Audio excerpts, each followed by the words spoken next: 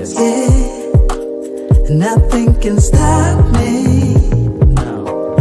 'Cause I'm addicted to what you and I realize. Lead the way, I follow. No need to say where we are heading now, babe. I follow to the edge of it all. So tell you good night, 'cause I'll find no matter what. Yeah, susceptible now before the moment flies, before it flies. So tell you good night, 'cause I'll find no matter what. Susceptible now before the moment flies.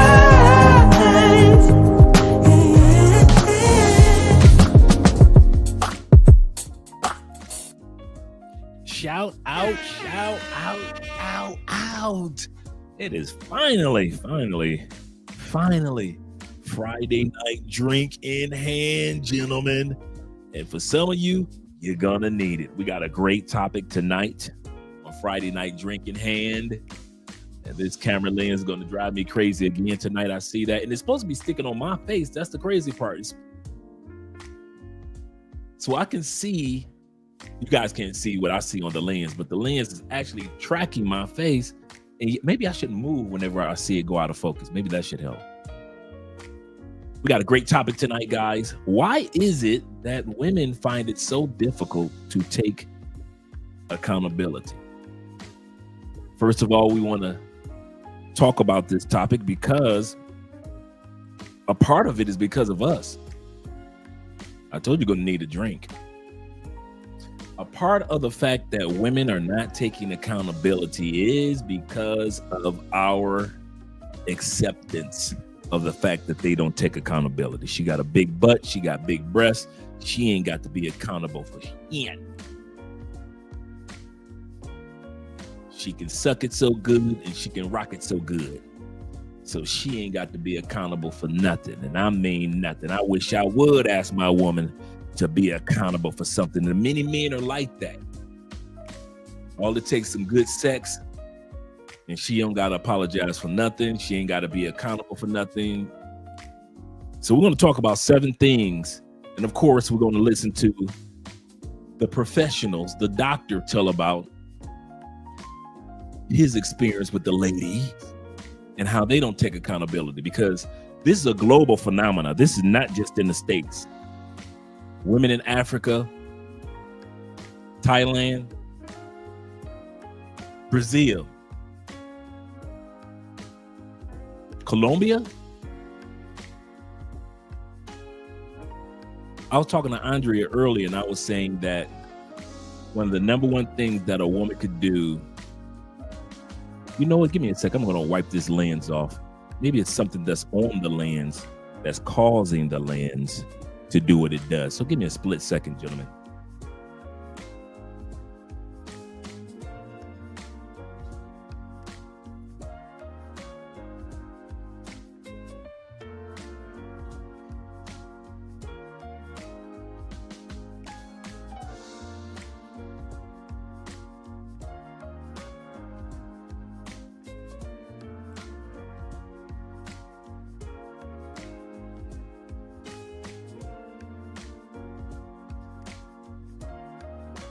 Okay, let's see if that helps out, because it could be trying to focus in on something that's sitting on the lens.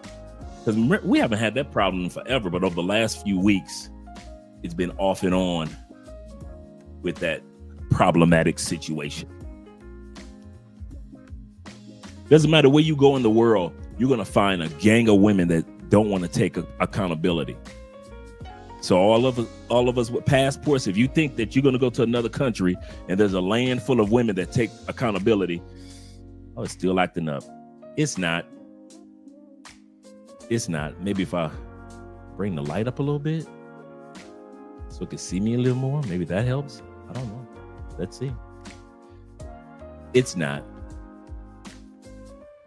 No matter what country you go to, having your passport, that is not going to allow or force women to take accountability, to be responsible, to say I'm sorry, to say it was my fault, to say, you know what, let me work on that. That's not a common trait in a lot of women. And I was just mentioning to Andrea, one of the things that stands out about her is Andrea has had to learn to take accountability in this relationship. Andrea told me in the past, she says, I was not the apologetic woman that you see standing before you today. Yeah, she told me, yes, it's Friday night drinking hand. Do not have your boy drinking alone. You guys got the crown. Thank you for the crown. One of you brothers brought down the apple crown. Appreciate you. There are too many situations out there where, yeah, you don't get the apologetic woman. And so over time, Andrea has said, you know what? This is my husband. This is the man I love, who I want to keep in my life. Let me go ahead, and if I'm wrong, let me apologize. And so Andrea is quick on the trigger to apologize. But even she admits that she wasn't always like that. So don't think that you're going to come to Colombia. Let me change this lens to manual, so we don't have to go through this dance with this lens, because I don't know what's going on. But I want to turn it on manual. Hold on for a second.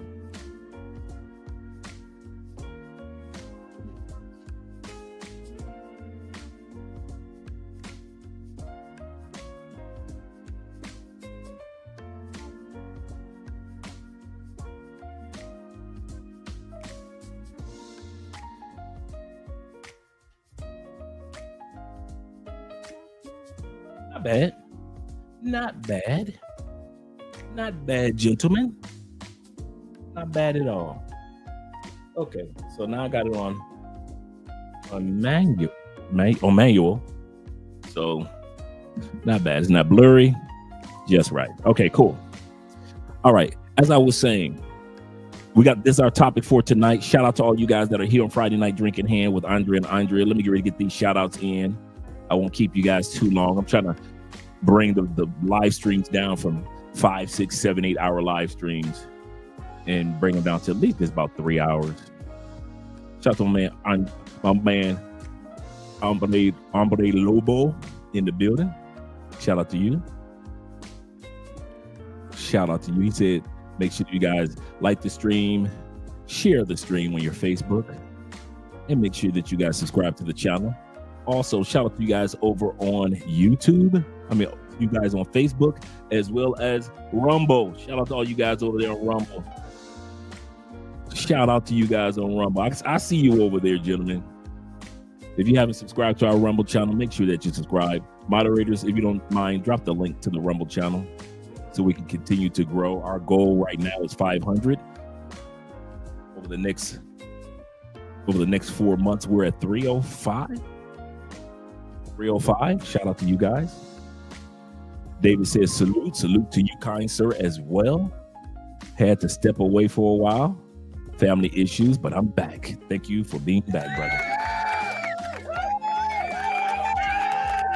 Shout out to Black Empowerment here in the building. Shout out to you, brother.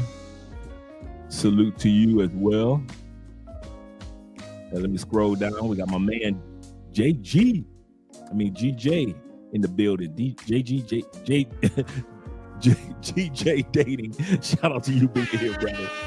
That could be a tongue twister. My man Michael in the building. And over there on Rumble, we got my man No Limits in the building. Shout out to you over there. No Limits. Yes, sir. And Ozzy's in the building, representing on YouTube as well. My man T-Mac always in the building, always showing love. Speaking of showing some love, shout out to you guys that have been giving Cash App and PayPal to the channel, but also to you guys that have been sending Bitcoin to Cash App. Some of you guys have been sending over some Bitcoin. Appreciate you, because we know that Bitcoin this week and over the past couple of days has cracked that $100,000 mark. For every coin is $100,000. And we all know that once Bitcoin hit 100,000, we know that it's on its way to 200,000 a lot faster. So shout out to Bitcoin. So get your Ethereum and XRP up, guys. We got a live stream coming up in regards to this particular topic and how well cryptocurrency is doing. Salute to my man Jay Anderson in the building, the great. Salute to the grown man chat and my favorite YouTuber Andre and Andrea. God bless you all. God bless you too, and God bless all of us, brother. Amen. Amen. So shout out to all you guys that support the channel. Lupe in the building. He said, drinking agua, just drinking some water tonight. Got to be at work at 7 a.m. Eastern. So I understand completely, brother. He said those Venezuelans will walk on fire before they take accountability. Bruh, you are not lying. That's why I said what I said. A lot of guys think they're going to come to other countries and be like, yes, they've got submissive women. Yes. Traditional women, yes, and accountability women. Nope. Do not think that you're gonna be coming to these other countries and these women gonna be different from women in the United States. Not in that area, they won't. You can find you one, like I found Andrea, but even she was willing to admit, like, listen, before you, Andre, I wasn't taking accountability like that. I'm completely different with you, but before, Andrea was the same way. So he said, when a woman submits to her man is held accountable, it is natural. Absolutely correct. Absolutely correct. How many women take accountability are independent women? Very few, if any. He said, my girl always apologizes even when she doesn't want to. That's how Andre is. The same way. The exact same way. She may grit her teeth sometimes when she apologizes, but she knows that she's wrong, because part of it is knowing that if I'm wrong, I'll apologize too. And another thing that I do not that I've shown Andrea that I'm not a part of is moving the goalpost. I'll tell you what I mean. You know how some women don't take accountability by trying to tell you what you did wrong? Babe, I thought you was gonna wash the dishes. Well, I thought you was gonna take the trash out. You see how some women do that? And then I'm gonna take it out this morning. And now you're talking about trash, but the real topic was about her washing dishes. And you fell for the okie doke, and now you sitting up there arguing, trying to prove your point that you're not as bad as her. All you had to say was, you're correct, but it's not about me. I'm gonna say this again. Whenever you see a woman move the goalpost, just tell her, you know what? You might be right about that. But this topic is not about me. We're talking about you and these dishes over here. So if we're talking about trash, let's talk about that the next time that topic comes up. But right now, you need to take care of them dishes. That's how you do that. Don't ever let a woman move the goalpost, because they will. They will use shame, guilt, insults, and the need to be right to move the goalpost to remind you of what you did wrong, so they don't have to take accountability for what they just did wrong. They'll bring up something that you did 4 years ago, and that ain't got a dang thing to do with what you talking about right now, and her not washing dishes, or her taking the credit card out of your wallet, or her not putting gas in the car, or letting you know that the car needed gas so you can put gas in the car. Ain't got nothing to do with anything, but she'll bring it up from 4 years ago. Don't let women get away with that. Me and Andre had a couple of those moments. Never again. Why? Because I make Andre stick to the topic at hand. If it's about me, cool. But if it's all about her, I will not let her move that goalpost. It is about you, Mrs. And so when it's my turn, I never bring up something else that has nothing to do with us. So don't let women move the goalpost on you. We got the purple juice on ice. Shout out to you guys. Shout out to you guys. Just let me know what you're drinking. I don't care if it's your favorite elixir. I don't care if it's warm pet milk. I don't care if it's powdered milk, fresh squeezed from the cow milk. I don't care. Just let me know that I'm not drinking alone. Friday night rumble, young men rumble. Yes, sir. Yes, sir. Shout out to all you guys in here. We got 33 people in the building. Click that like button. Make sure that you do, such as my man Tevin King of the King family has said, subscribe to the Rumble. Guys, support us over on Rumble. Make sure you support us. We need at least 5 more guys to get us at 310. Just 5 guys tonight to get us to 310. Rum and Coke on deck. Shout out to you, the classic Rum and Coke. Shout out to you, Shelton. Shout out to you. And my man Ozzy in the building over there on Rumble as well. Appreciate you guys. Every one of you guys that are watching from Rumble, as well as my man Tevin being over there on Rumble, just showing support, as well as the Facebook gang. Let's get ready. We're going to be watching videos about women not taking accountability. But we're going to talk right now when it comes to travel. These are signs of that a woman is not going to take accountability. I don't care what country you're in. When it comes to travel, I'm going to mention 7 things real quick. Shout out to my man Super Bad, Super Chad in the building. Salute to you, kind sir, as well. There are 7 reasons why women don't take accountability. Be ready, guys. First reason, she don't respect you, bruh. Number 1 reason why I don't let Andrea move the goalpost when it's time to take accountability, you're going to respect what we're talking about. You're not going to say, well, you didn't take the trash out. No, you're going to respect the topic at hand. The topic at hand is you not washing dishes. We're going to stick on this topic. One of the ways your woman going to learn respect from you is that you don't allow her to move the goalpost and you don't move the goalpost. I'm going to say this again. One of the ways you're going to find if your woman going to be on your team, there's some tests. And one of the tests that'll come along in the relationship of any couple. Are we going to stick to the topic at hand, or are we going to BS around, jumping around the topics? I don't allow that jumping around. I kid you not. If I'm wrong, we're going to stick on talking about Andre. I ain't going to talk about 50 things that Andrea did wrong or right. We're going to stick to Andre. But when it's Andrea, we're going to stick to Andrea's topic at hand as well. I don't play that veering around. A lot of you guys allow women to get away with stuff by jumping from subject to subject to subject. By the time she get done, she on layer 7 and you still on level 1. Because you're trying to prove a point on all the things that she keeps bringing up. Damn what she talking about. The topic at hand is whatever she did or didn't do in this very moment.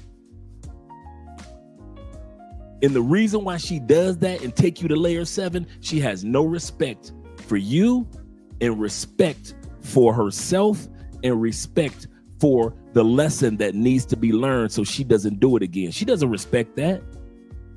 Whether her mama taught her not to, whether her dad taught her that, I don't know. Either way, she doesn't respect what you guys are talking about, the subject matter, you or even herself, when she jumps around when it comes to not taking accountability. Number 2 is she doesn't see the bigger picture. A lot of women don't know, and we're going to see this on the video that the doctor's going to talk about. The psychiatrist is going to talk about this. Or maybe he's a sociologist too.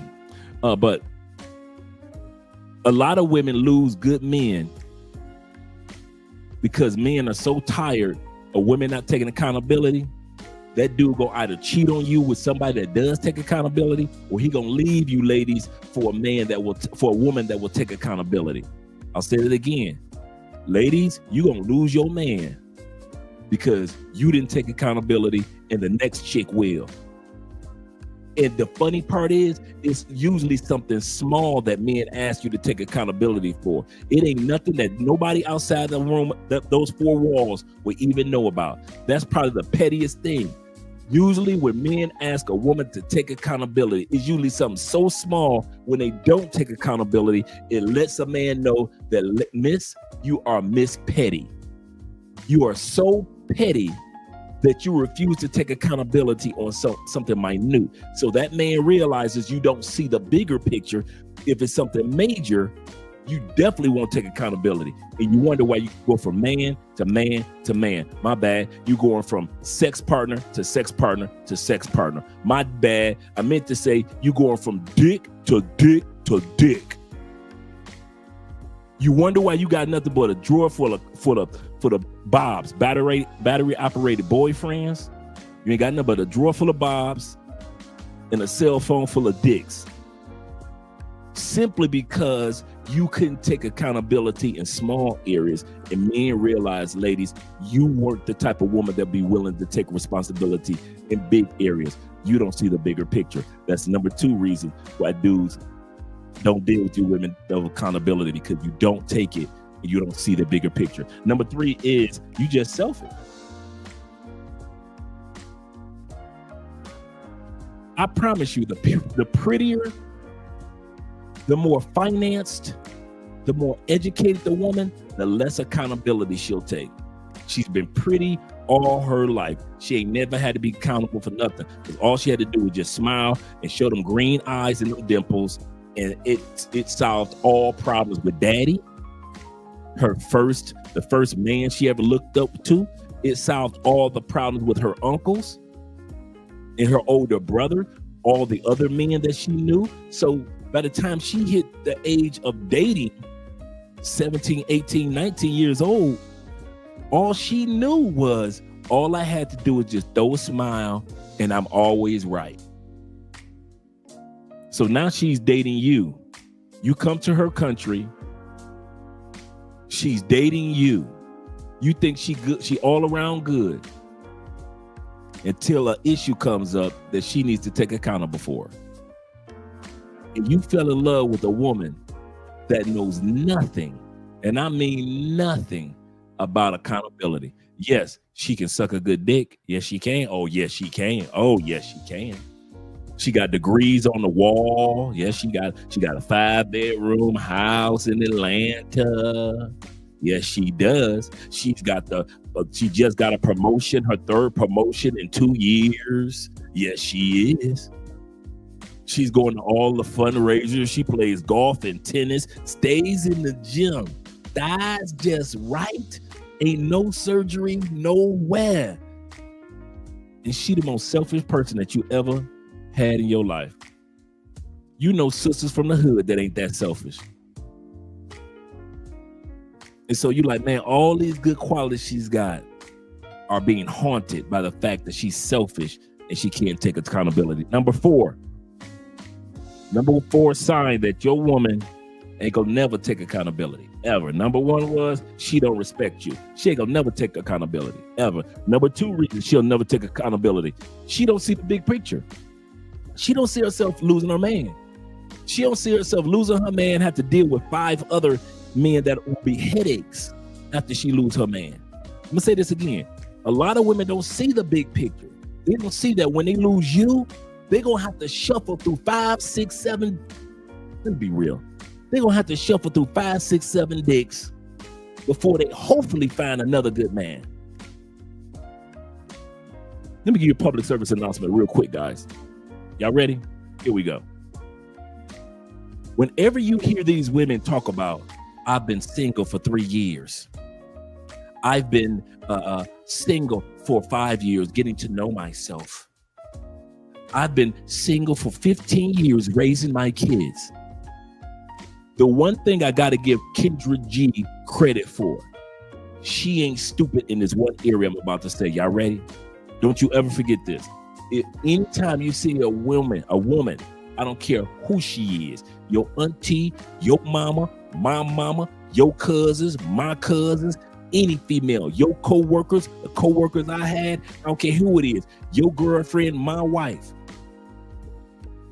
Any woman that says, I have been single for a certain amount of time, Kendra G, I give her credit for this one question that she always asks. When was the last time you've been single for how many years? 3 years? Okay, cool. When was the last time you fucked? Huh?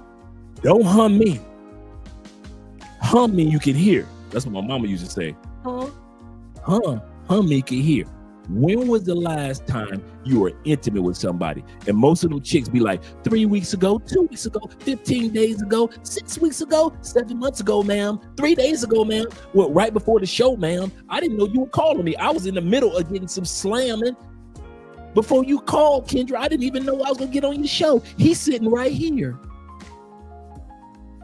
Don't you ever think that just because women say, I'm single, I've been single for 5 years, that they ain't been smashing for 5 years. Don't you ever get stupid enough to believe that.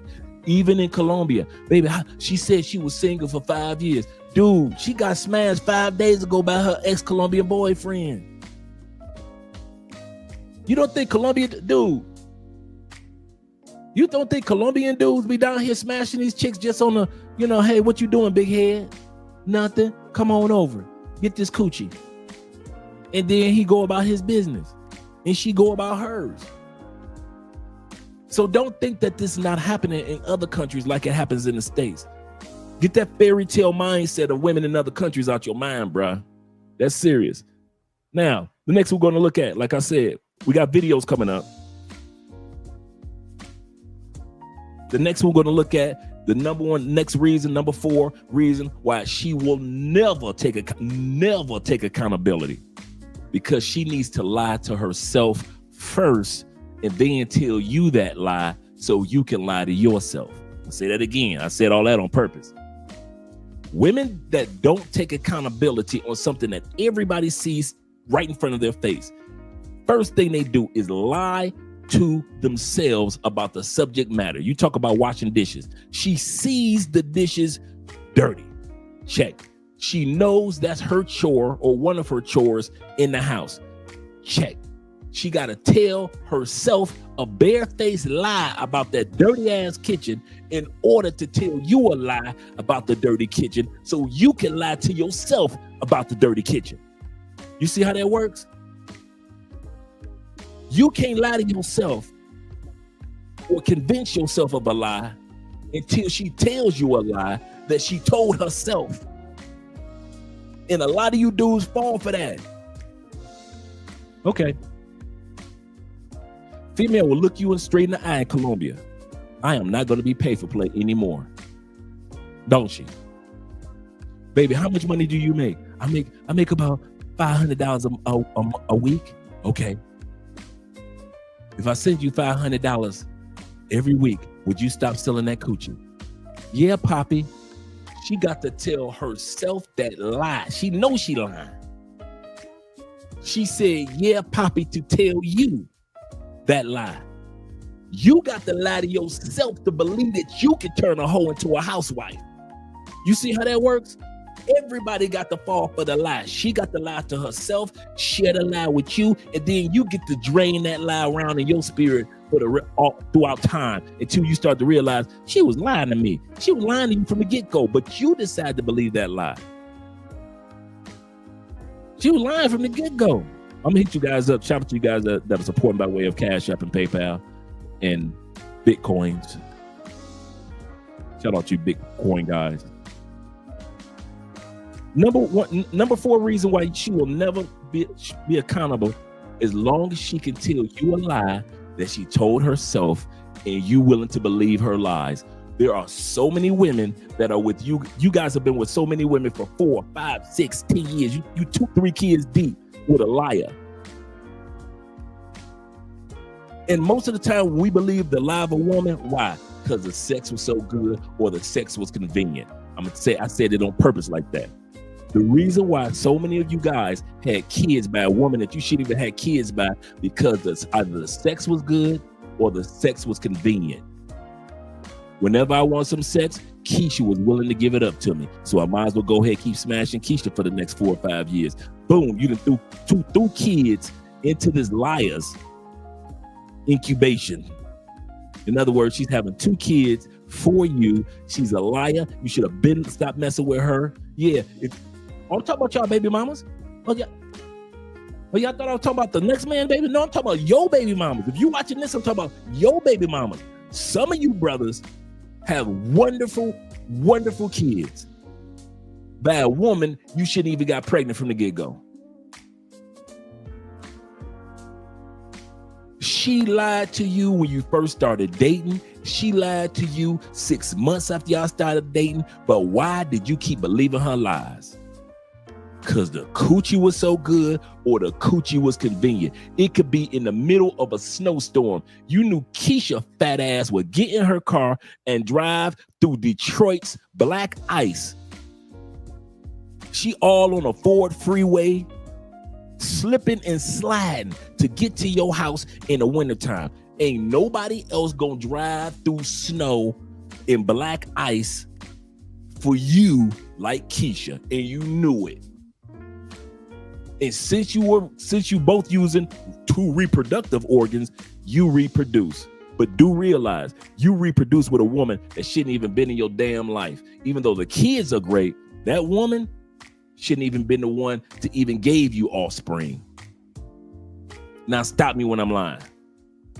Stop me when I'm lying. Some of you dudes have been with some of the, oh, she ain't no liar. Some of you dudes be in the middle of child support court. You looking over at her, she telling bare-faced lies to the judge, to the attorneys. And you like, this month, how many of you guys been in child support court or in divorce court, and you looking over at her like this? And you want to cuss out, but the judge is letting you know, if you say one word, you're going to get locked up, son. But your baby mama wasn't a liar. She ain't never lied to nobody. All right. I'm not black, I'm O'Shea. Okay. Stone me if you must, but point out where I lie. Stone me if you must, but point out where I lie. Liars never take accountability. She will never, ever take accountability. Ever. Have you ever heard, okay, all those NFL players that got used and tricked into getting a female pregnant, have any of those women ever come back and apologized? It took accountability. What about the NBA players that got these knucklehead women pregnant? Have any of those women come back and said, you know what? I was just using him because I'm poor and I'm broke and I come from a poor family, but I got my looks. And so I slept with him because I knew he had money and I knew I could live off the child support for the rest of my life. I wasn't trying to hurt his feelings. Have any of those women ever said that? Have you ever heard of any of those women that use NFL players, NBA players? And I'm not saying that these dudes are innocent. What I'm saying is a liar, especially these women, will never, ever come back in time. Your baby mama is not going to come back in the future and say, I shouldn't have said that to the judge. I apologize. Have you ever heard your baby mama apologize for all the shit that she put you through when it came to raising them kids to 18 years old? Ever? Ever. Oh, so your baby mama ain't never apologized? Never. She ain't never apologized how she acted in court. She ain't never apologized how she acted when it came to them kids and it was your time to get the kids and she came in with some type of excuse, or it was her time to get the kids and she came in with some type of excuse. She never apologized for being jealous of your new girlfriend or your new wife. She never, because she ain't. Why? Because she got to lie to herself to act a damn fool the way that she been acting. Liars will not hold themselves accountable. Number 5 reasons why a woman will never hold herself accountable. Because you ain't going nowhere. You ain't going nowhere. Man, some of you dudes watching this live stream right now, we got 51 watching this live stream. Some of you watching this live stream with your headphones in and everything, you laying right next to your fat girl who used to be fine. I said it. You laying right next to your fat girl who used to be fine. And you wouldn't dare open up your mouth and hold her accountable to her health and her weight. That's another reason why women in the United States, 70% of them are overweight, because half of y'all do not hold them accountable. I bet you if y'all start leaving them big bitches alone, I bet you they get their ass in the gym. I bet that. I bet you if them big chicks couldn't get no dick and get no money from y'all, I bet you they get to running their happy ass in the gym like them white girls, like them Spanish girls, like them Asian girls. I see Spanish girls, white girls, Asian girls, East Indian girls in the gym. Every blue moon, you will see maybe like 5 or 6 sisters. Tell me I'm lying. And I've been in gyms around the world and I see the same thing. White women, Latin women, Asian women in the gym, and sprinkle a couple sisters in there. My gym here, my other gym I got 2 gym memberships. My other gym on the other side of the city. Every gym I've been to around the mother world, all I ever see is maybe 5 or 6 sisters here and there, and everybody else is white, light, or of their culture. You go to Brazil, it's the traditional looking Brazilian, but it ain't that many Afro fucking Brazilians in the gym. It's some, but not as many as them damn white ones. And they ain't as many as them Asian ones. And they in Brazil. Why? Because you ain't going nowhere. You was with her when she was fine, and now you with her 3 kids deep, and she fat as fuck. You ain't going nowhere. Whether you ain't going nowhere because you don't want to pay child support, whether you ain't going nowhere because you don't want to pay alimony, whether you ain't gonna say nothing because you don't want to start no arguments, whether she ain't gonna do it because you know she lazy as fuck, whatever your excuse is, number 1 reason, the number 5 reason why women are never gonna, your woman is never gonna take accountability in any country, because your ass ain't going nowhere. As soon as men start saying, you know what? Listen, it's a slew of you big bitches. All I need is one big bitch that want to go to the gym. I'm gonna say that again. So many of you dudes are with fat girls or attracted to fat girls because that's all you got 70% fat in the United States. Come on, y'all ain't. See, y'all, when I say it, it sounds like I'm hating because I'm living in another country. These are just stats. Y'all bitches is big, dog. I don't know why y'all keep thinking y'all going to the grocery store tomorrow and it's gonna be all fine chicks in there like it's Colombia. It ain't. I don't know why y'all think y'all gonna go to Target or church or maybe to the mosque, maybe to the temple, but you ain't going to church and not see no big chicks off in there. You crazy as hell. Ain't no church, black church, white church, don't matter. You can go to Joel Osteen Church or you can go to Creflo Dollar Church. It's gonna be some big ass women in there. No, when y'all trying to act like I'm just saying something about America, he just hating on American women. I'm giving you the stats. When these cameras go off, guess what? Your bitch is gonna still be big. You still gonna be around a bunch of big girls. I don't know why y'all keep trying to pretend like you all of a sudden, if you go to Walmart at 1:30 in the morning, then the fat women ain't there, they sleeping. So all the sexy women come out at 1:30 in the morning. No. There is not a time that you can go to any department store in the United States, except for maybe a department store with nutritious supplements like GNC. You ain't gonna see no big chicks in GNC. But other than that, y'all might as well come to a conclusion. America is a fat ass country. I don't know why we try to pretend it was fat when I was there, and it was a bunch of fat motherfuckers while y'all still there. I don't know why y'all. You can sit back and talk about it's inflation, but them motherfuckers still inflating, ain't they? I'm gonna say that again. Y'all talk about y'all women in the United States. It's inflation. It's food expensive. Yeah, but the women still inflating, ain't they? They inflating like a hot air balloon. Shit. Yes, inflation, all right. Inflating women, 70%. 70%. That means that you got a snowball's chance in hell to find you a woman that's gonna be sexy throughout most of her life. You got a snowball's chance in hell to find you an attractive woman in the United States that's gonna be sexy throughout her motherfucking at least into her mid-60s. And then you go to all these other countries and you see women in their 50s and 60s, they in the gym, they look the same. You're like, damn, man, I smashed grandma. I ain't even gonna lie. I mean, I beat the brakes off of great grandma. Old TT, she can get it. You don't be saying that in the States. Women like that look good in their 50s and 60s, they end up on the cover of magazines because there's so few of them. They end up getting interviewed on TV. They all on Steve Harvey. Girl, how'd you do it? How'd you manage not to be like the rest of these big bitches? Tell us how you did it. What's your secret? You're 63 years old and you're sexy as hell. How'd you do it? And they interview them and they end up coming out with books and workout programs on how to be an older woman and still be sexy.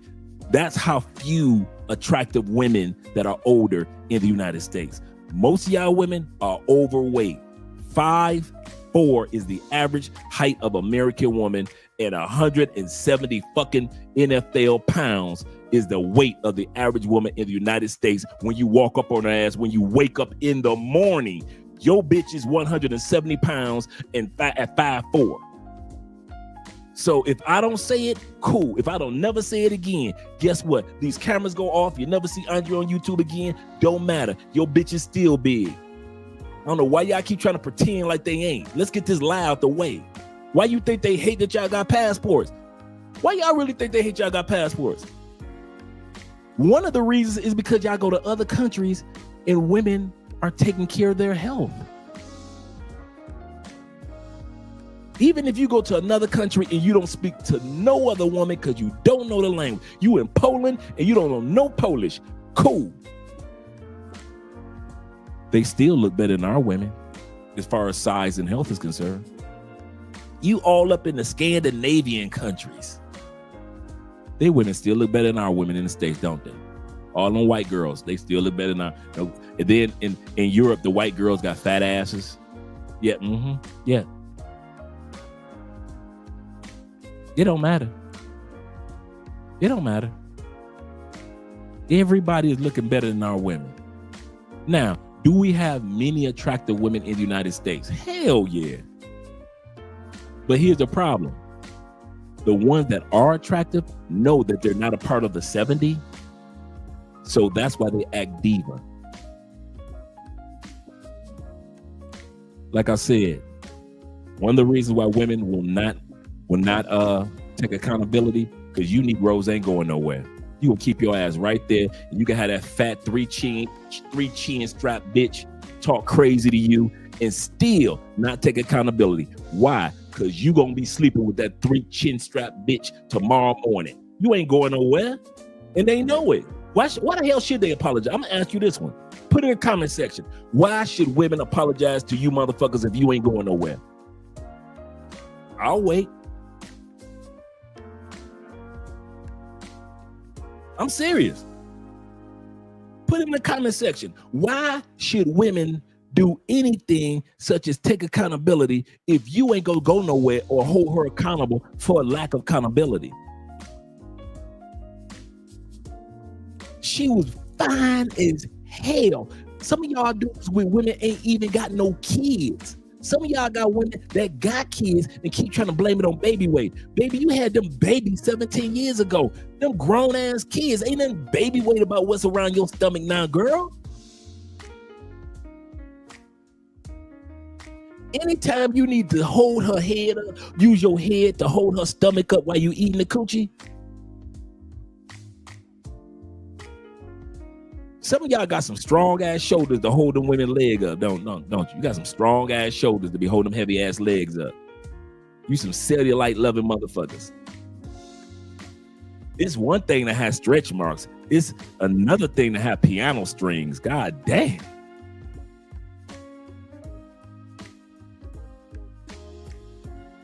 Some of the women, they got stretch marks. They got fiber optics. Like, God, that girl, please. But y'all love it. And I ain't hating. If you wonder if I'm hating on you, I'm not. Love your big girl. But don't expect her to take accountability. My point is, don't expect her to take accountability because your ass ain't going nowhere. You are not going nowhere. So why should she take accountability? I ain't mad at the ladies. I'm going to tell you this for real. Ladies, these dudes ain't going nowhere. Fuck them. You ain't got to take accountability for nothing. For nothing. Not one thing. Don't you apologize for shit. I don't care if you smashed his car into the living room. Say it wasn't my fault. Wasn't me. Oh, you'll get another one. That's why we insured. Ladies, I mean this. Don't you apologize to these motherfuckers for shit because they ain't going nowhere. Why should you apologize to these dudes if they ain't gonna go nowhere? They ain't gonna hold you accountable. Be like, listen, since you don't like to apologize, let me get rid of head and look for a woman that will work with me and be accountable. These dudes ain't gonna look for the woman that's accountable. They gonna stay with your fat ass. Ladies, don't go to no gym. Damn, going to a gym. What for? What for? Going to a gym means that you're accountable for your health, which is your wealth. Your diet. You're accountable for your diet. You're accountable for eating healthy. Girl, you ain't got to do all that shit for these dudes. These dudes ain't going nowhere. Ladies, I might as well start doing a live stream for the ladies, because the truth is, you niggas ain't going nowhere ever. You gonna let that bitch, you crying because she hit what? She's 5'1" and she hit 130. You ain't going nowhere if she was 215. That's why she keep on eating the way she does. That's why Hostess gonna stay in business. Every time you think Hostess gonna go out of business, they make a bounce back somehow. She gonna keep on eating them hamburgers the way she does. She gonna keep on making hog maws, chitlins, pig feet, all that unnecessary gross stuff that kills black people on a regular basis. Why? Because your black ass ain't going nowhere. Shit, the fuck she would have to waste her time apologizing to you, and you ain't gonna go nowhere if she don't. Man, let it have been me. Let Andrea not have been a woman of accountability. There's a long conversation we'd have to have. I tell Andrea this: it's so easy to be seen as a quality woman today because there's very few quality women. I want to say this again. It is so easy to be seen as a quality woman in this world, no matter where you go, because there aren't that many quality women. I tell Andrea this: every time that you apologize or you hold yourself accountable, it's as if you put on angel's wings. That's how special you look to me. Like you really came down from the heavens and was so different from the rest of these knucklehead ass women out here that don't realize that a man will see you with glory if you just apologize.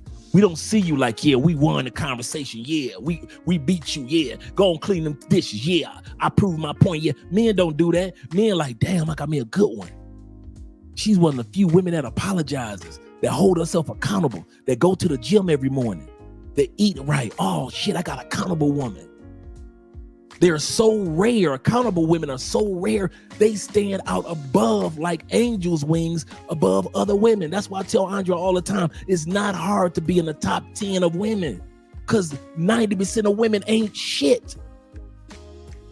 And this not me hating on women. I'm saying that women are not stepping up their game. The competition is so low for women. And I mean globally. I'm talking globally. All you passport brothers, I'm talking globally. The quality of women, good women, are so few around the world that it only takes like a woman doing 1, 2, or maybe 3 things to hit the top tier of women in the world. In the fucking world.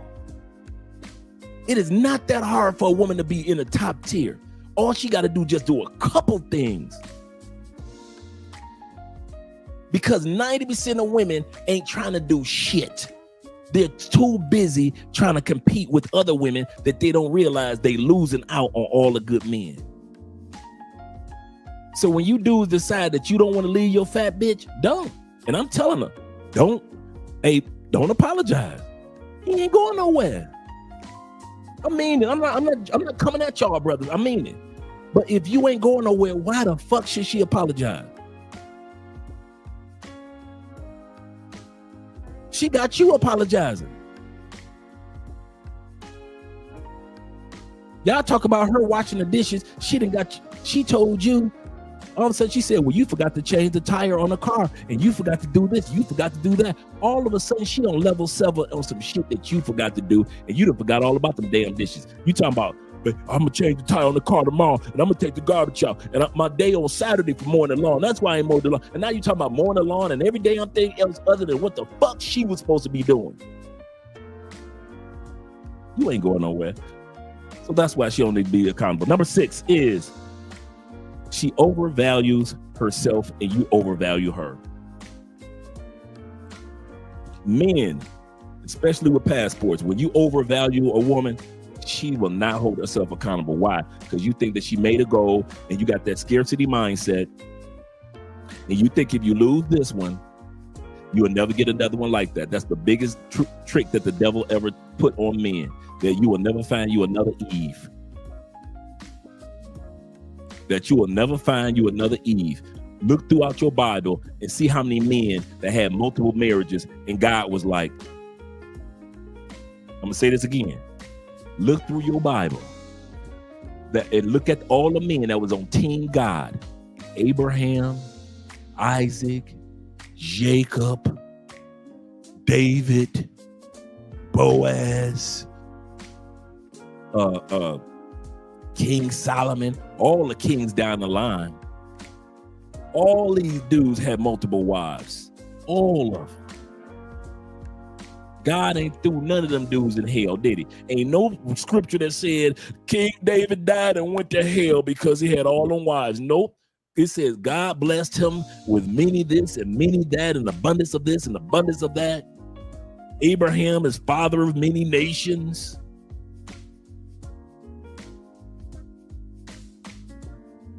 There is not a time. What's my point? There is not a time in God's plan in a man's life where he says that if you lose this one, you ain't gonna have another one.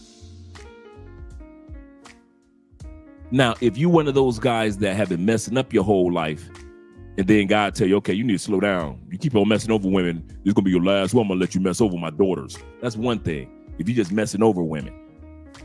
But if you using the scarcity mindset as if you'll never get another woman like this, that's not God. God has never put a man in a position where he can't find another one like that one. I know some Rihannas in the hood. I know some females that are Trina twins in the hood. Rihanna. Okay. Do you know how many Rihanna twins I smashed in my lifetime? You know how many Trinas I have smashed in my lifetime?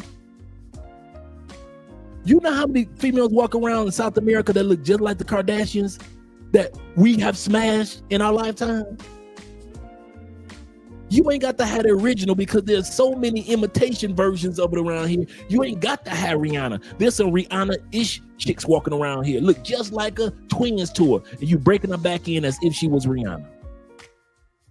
How many Beyonce's out of... Dude, how many Kelly Rowlands out of smashed?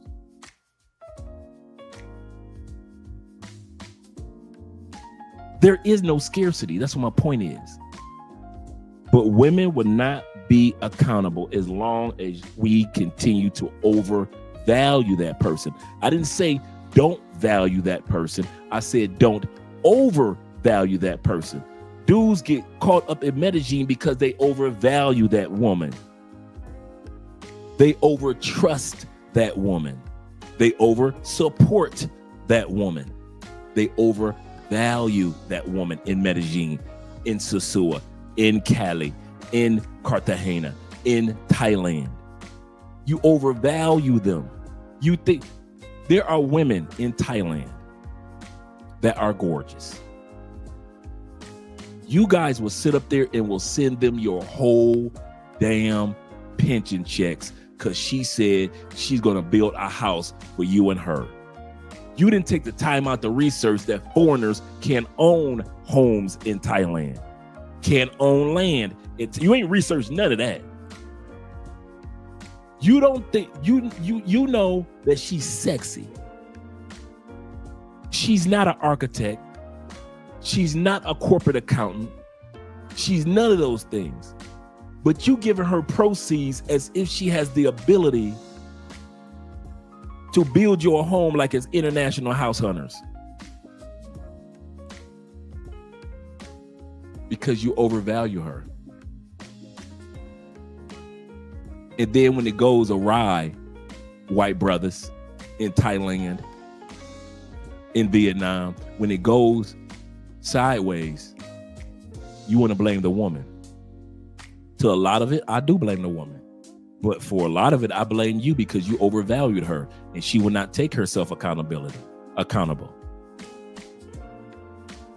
I've heard too many stories in Thailand where men sent money for homes to be built. The woman tricked them and then said, you can't come here. By law, you can't come into this home. This is my home. And unless I sign it over to you, you cannot walk into this domicile ever. But it was my money. And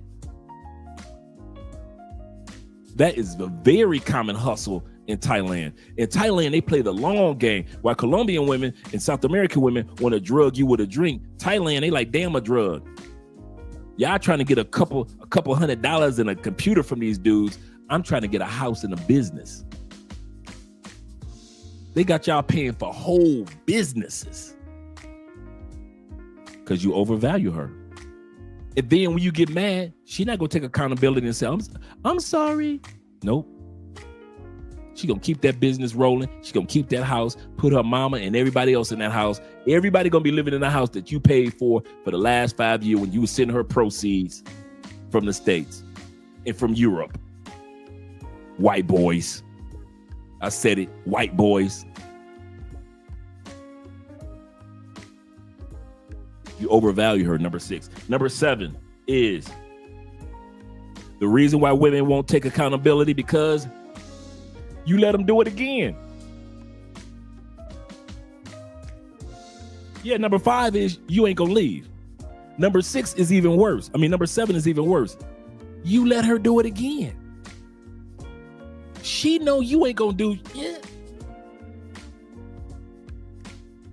All she gotta do is just suck your dick real good. Look, come on. Am I lying? All she gotta do is give you some fire head and your bitch ass gonna let her do it again. Stop me when I'm lying. You gonna keep opening up your wallet. All she gotta do is suck your dick. She ain't gotta be accountable for nothing.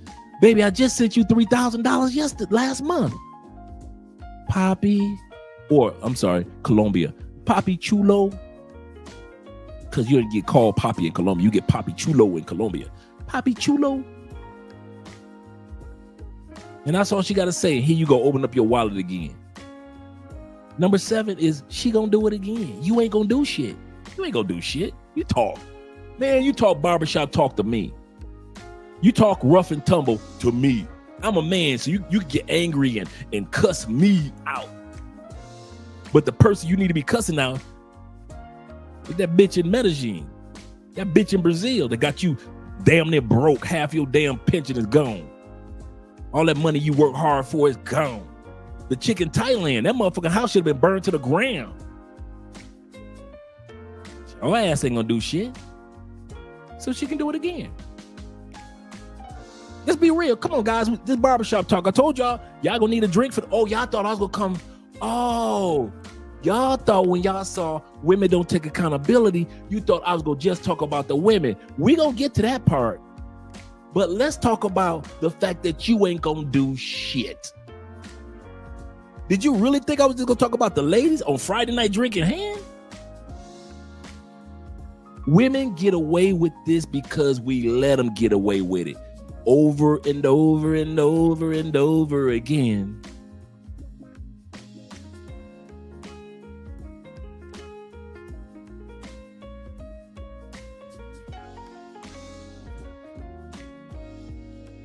Men, we talk about, Kevin Samuels talked about women living this Disney World lifestyle or mindset, thinking that, it's going to be all Disney's. He's going to come and put the glass slipper on my foot and we're going to live happily ever after.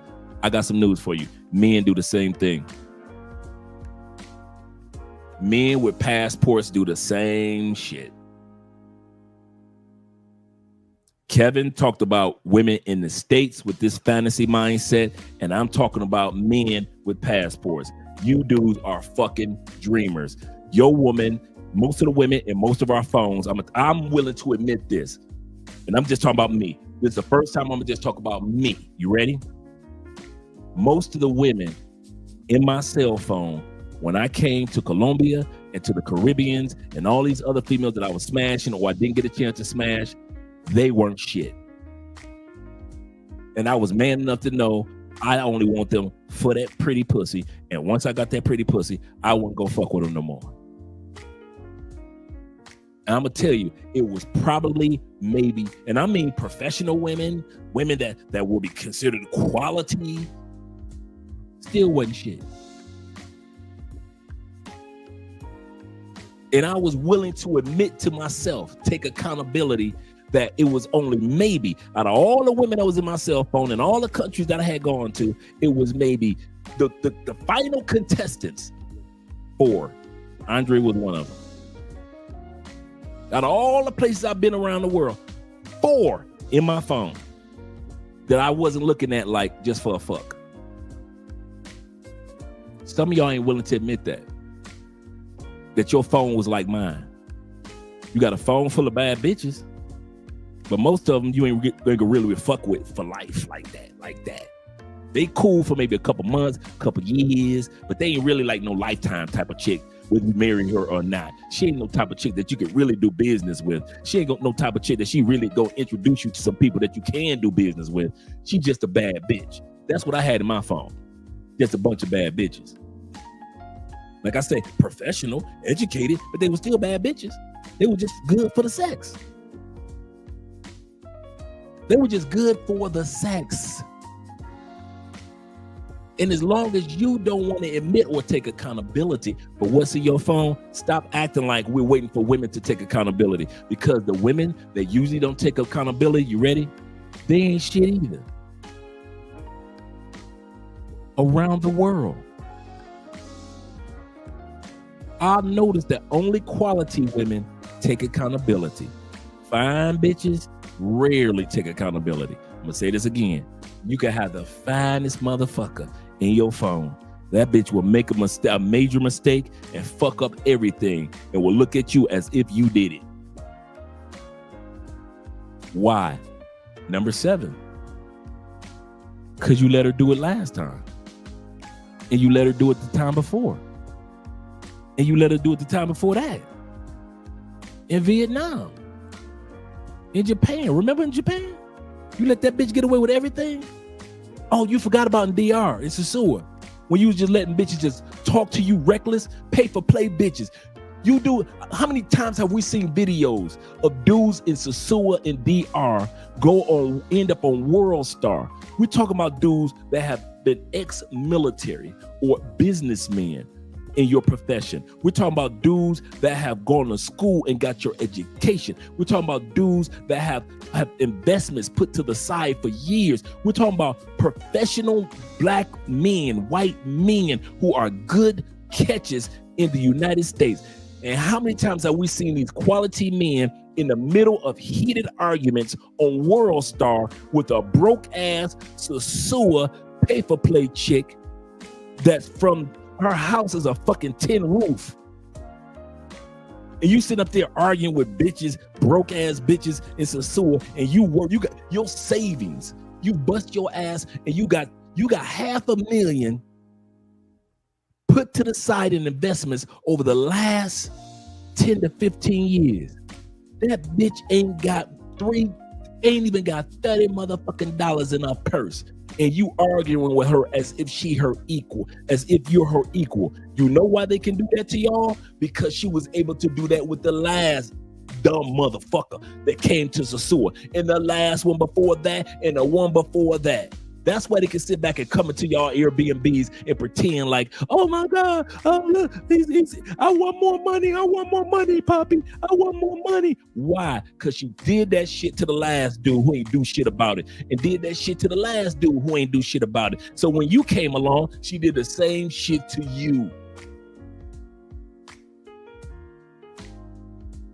Number 7. You ain't gonna do shit. My bad. Y'all ain't gonna do shit as a collective.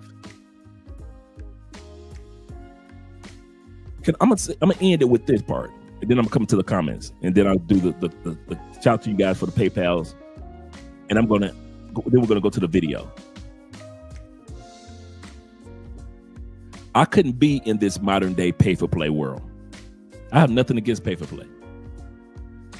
I would have to be 1,000% brothels. Price is already set. You meet the girls, you get to choose.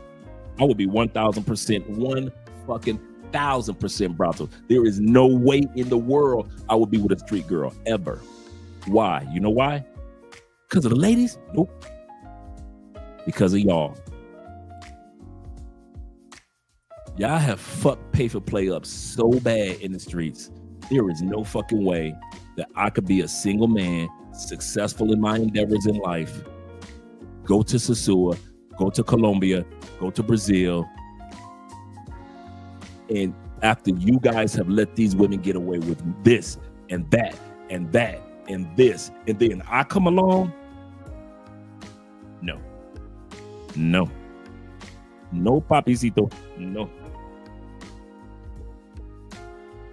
No, papi. No. No. There is no fucking way I will be at the clock tower in Cartagena after you dudes. You have fucked it up, white boys, brothers, Latin dudes. I'm in Cartagena. I'm looking for brothels. I'm looking for spots where the prices, the security is already there. The women must by law get their bodies tested. I can choose. And if I get done with this one, I can just walk downstairs or walk into the room and say, now I want her and her. I ain't got to go looking for nobody. And I ain't got to go through no haggling or no arguments. You don't hear no story of a dude talking about I was in a brothel and I got into an argument with a chick and it's on World Star. When was the last time you saw that argument? When was the last time you saw somebody a brother had to pull his cell phone out in a brothel and say, look at this chick going crazy. She acting wild. She yelling. When was this last time you saw that in a brothel? In DR, in Thailand, in Singapore, in Malaysia, in Bali, in Tanzania, in Mozambique, in Germany. Come on, when last time you saw that video? In Brazil. Of a dude in a brothel, and he had to pull his cell phone out to show proof that this chick in the brothel was tripping, yelling at the top of her lungs, trying to change the price, trying to hustle him, giving him half a sex. She's sitting up there just acting a fool. When was the last time you saw that shit happen in a brothel? Oh, never? I ain't seen that shit, never.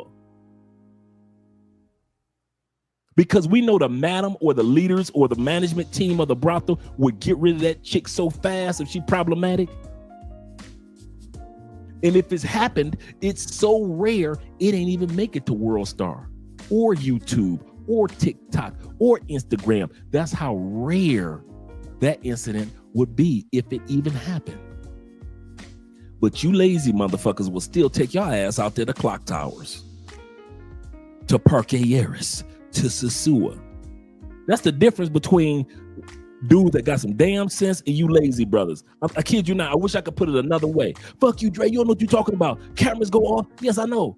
Fuck Andre when these cameras go off. I got you. I understand. I got you. I'm gonna fuck these bitches anyway. I know you're gonna be fucking them street bitches tonight. They gonna be tomorrow night. Y'all going to the clock tower. Y'all gonna be in Cartagena fucking them street bitches tonight. I got you. I never sit back and I try to pretend like you guys that everybody gonna understand what I'm saying. I already know there's a slew of dudes. We got 50, 65 people here. I already know it's going to be at least 25 of y'all on fuck Andre mode. Fuck Andre. I got you. You know how many times I wake up in the morning and have to tell that to myself? Andre, I don't feel like going to the gym. Fuck you. We going to the gym. I don't feel like eating healthy. Fuck what you talking about. We eating healthy. How many times I had to get up in the morning and tell Andre, fuck what you talking about? So you ain't saying shit to me that I ain't already told myself, all right? So here we go. Dudes, y'all need to stop sticking with street women or app women, Tinder, and start taking your lazy ass to a fucking brothel. I don't give a fuck how drunk I would be. I'd be like, damn, I'm fucked up. Let me go and get in this motherfucking Uber. Let me go hit me an Uber or a safe taxi. I heard there's a brothel like 8 blocks from here. You gotta take my ass over there. You ain't never heard a motherfucker say they wake up in a brothel and his shit was missing. When last time you saw a brothel doing a brothel and his cell phone was missing, computer missing? Oh, y'all can support the brother. Come on, can y'all support the brother on Cash App and PayPal?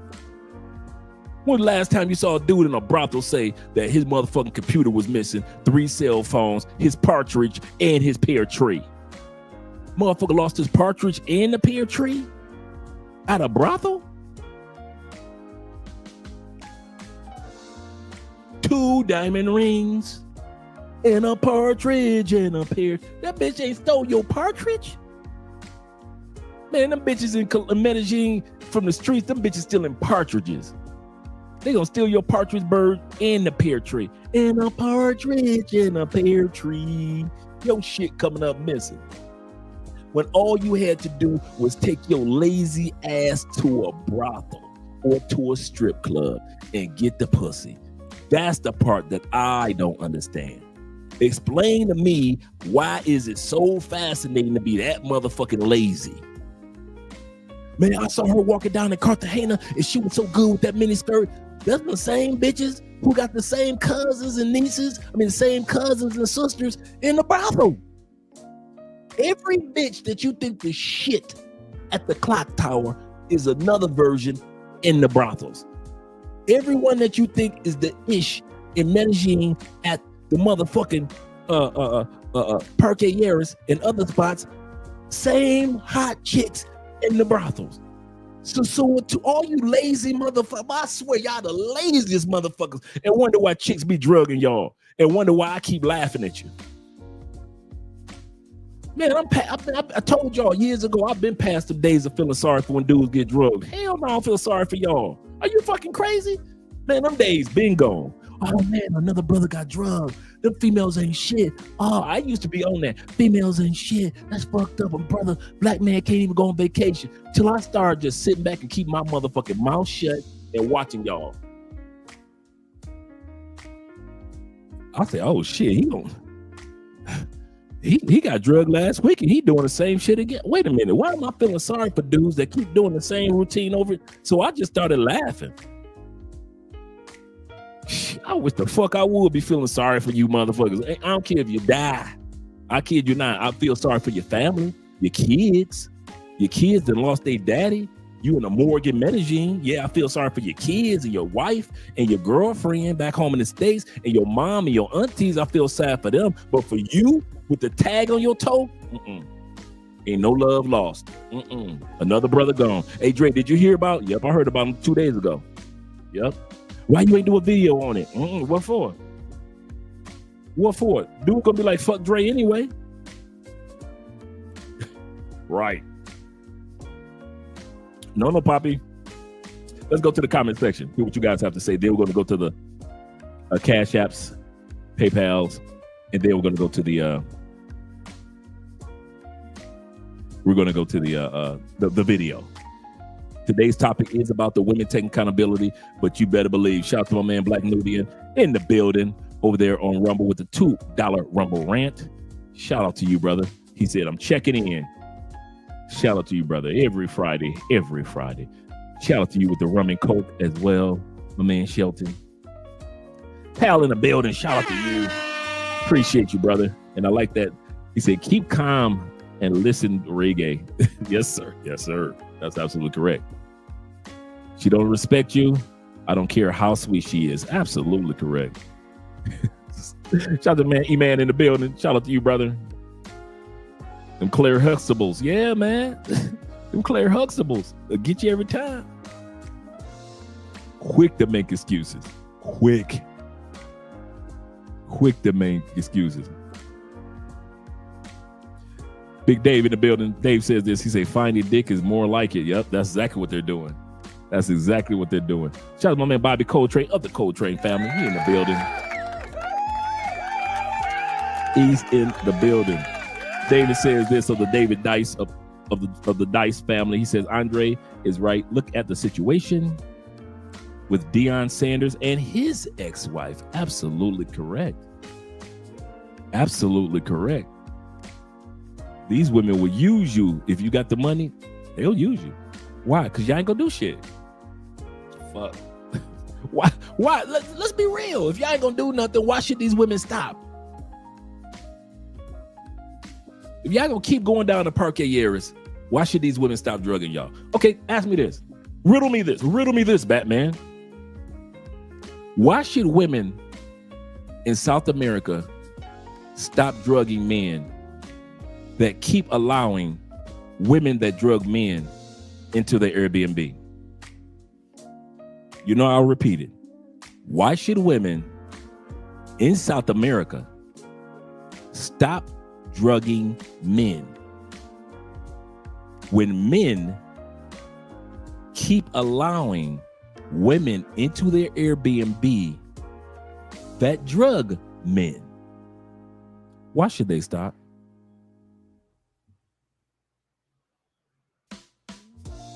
You don't have a big dick, you don't have a big wallet, fat dude, and you got a lot of nerve, and women should approach you.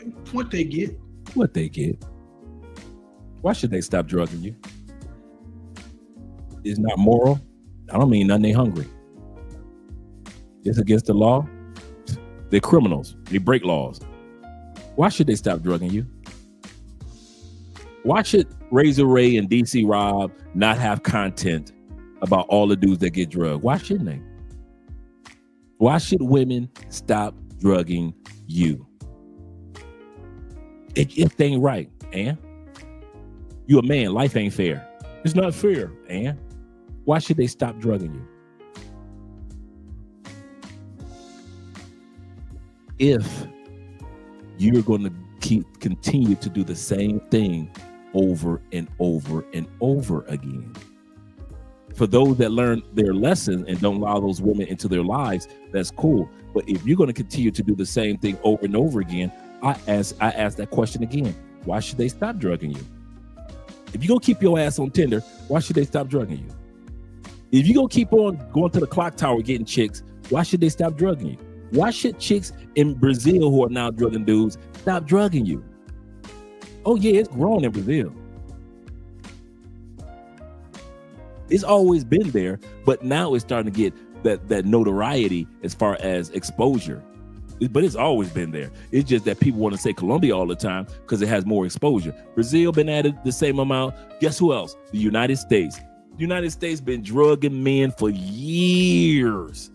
It is very common to look at news headlines about men that got drugged in the United States on a date.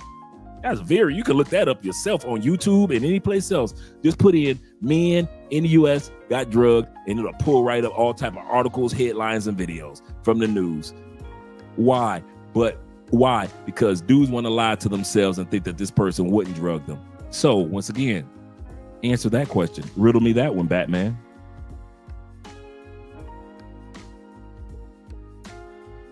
Yep.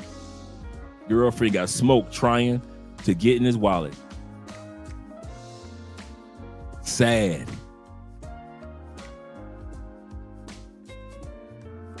He said, David, finally, he said, David Finale. Exactly. He said, I've never seen Dion's move so fast since the 90s. Shout out to man Eject in the building. The eject button. I like that. I like that one. I like that name. Jealousy is my name, brethren. Jealousy is my name. I like that name. The eject button. Damn. Ah, that's a good name. Oh, that's a good name. He said they will get caught with dick in them and tell you to your face with the same seriousness that she didn't cheat. Wasn't me. 48, no kids, never married. Keep my peace. Avoid these average black women. Absolutely correct. You know what amazes me? I'm gonna tell you something that you guys don't know. Statistically, I've done over in the last year maybe 216, 220 consultations with you guys. That's a lot of consultations. Usually they're for 2-3 hours. Do you know there's only been 8 fathers? The statistics show that most men's, 58% of men don't have kids. I could easily say that just doing consultations with you guys from across the country,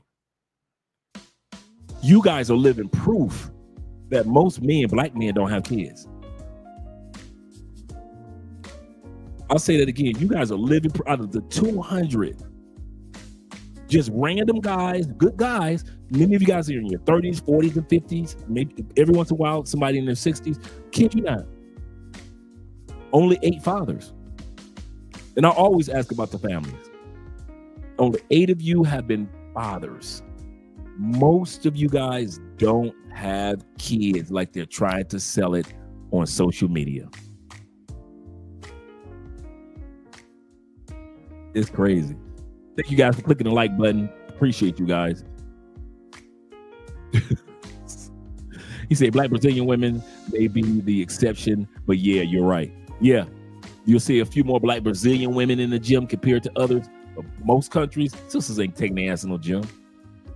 Even here in Colombia, they think, okay, I'm fine right now, but I'm like, okay, so you ain't got to take care of your fineness. So you go to the gym in Colombia, you find a few sisters in there, but it ain't that as many as you would think it is. He said Kansas City is about like 95% back. Damn. Not them linemen. KC in the building. Stand up.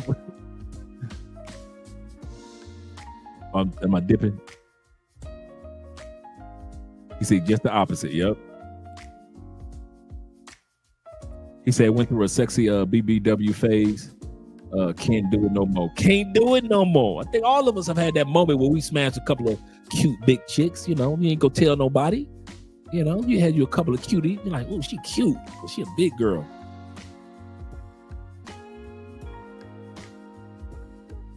Ain't nobody looking. Let me go and get my condom and beat this big girl up. I'm gonna get this condom, beat this big girl up. I'm drunk anyway. Ain't nobody looking. What don't show, they ain't gonna know. Let me leave her house early. Oh dang, she get firehead. I might have to come back. She pretty and she get firehead, but she big. Oh, what do I do? Have you ever smashed a pretty big girl you like you was in a dilemma? Like she do give good sex and she is funny and she can cook, but I can't take her out I'm like a vampire with her. I can't take her out in the daylight. We treat big girls like vampires. You can't take them out in the daylight. You're like, oh, she can cook and she funny and she like anime too. And she get firehead and she won't give up that anal and she gets some really strong orgasms too where she's shaking. Not just her legs, but her whole body shaking. But she a big girl. Ain't taking Republic. Not in the daytime. Have you ever been in that? I know I've been in that situation. I ain't gonna pretend. I treat them all. Big girls get treated like vampires. They will never come out in the daytime. Some of you dudes are bolder than me. You treat big girls like they like, hey, you like the rest of the women. You be holding big girls' hands in the mall. Skinny dudes famous for that. If you super skinny, you love you some big girls, man. I don't know where y'all get that from, but hey, it is what it is. Love who you like. You like it, I love it. But I'm one of them dudes. I treated big girls like vampires. They would not come out in the daytime. Hell no. Hell no. As soon as the sun come up, they had to get their big ass back in that coffin. Wish I would be seen with a big girl in public. What? I will walk right past you. They says this. He said, yeah. He said, they Edith large here. Yes, he said, I can go to Walmart right now. He said, and one of them riding in a car. That's true. That's facts. That's facts. That is facts. Straight drain battery. Y'all stupid. Y'all stupid enough. Boy, y'all need some help, brothers. Y'all need some help for real. Straight draining the battery. He said, big women breathing all hard. Don't you love me? Don't you love me? Come here. Do it to me one more time. What you mean we can't go out in the daytime? What you mean I can't? You've been coming over here for 3 years every winter. What you mean we can't hang out after February 13th? You ain't never around for Valentine's Day. You always around for tax season. But you ain't never around for Valentine's Day. You know you got issues. when your woman can arm wrestle. For real. We gonna arm wrestle over this Subway sandwich. You ain't gonna get the whole sandwich. We gonna arm wrestle over this Subway. Damn, girl, you strong. I'm just hungry. For real. He said, I'm getting ready to go back to Cali, Colombia. Are you coming back, Dave? Oh, man, Dave. Hey, Dave, we got to go back to our spot and get some more of that fish that we ate that day, man. That was good. That was good. Me and Dave sat back. We had a good conversation. We just was chilling. That was a good day, Dave. That was a good day. He said, everyone looks better than American women. It's to the point that you don't even have to speak on it. That is so true. That is so true. Dave said this. He said, even the attractive ones in the States, it's the mentality that's the damage. So even if she's fine, she's got a mindset that's so tore up that you like, man, I just smashed her, but I ain't dealing with her because, yeah. Ella said, Dre, you need to do stand up. I've been hearing that for years, man. I've been hearing that for years. He said, but Andre, I ain't black. I'm OJ. I'm not black, I'm OJ. Okay. Okay, I let dudes be talking crazy. Oh, man. You just don't understand, Dre. She beautiful. I've never had a Colombiana like that. She's a paisa. All right. Whatever. My oldest son has a 3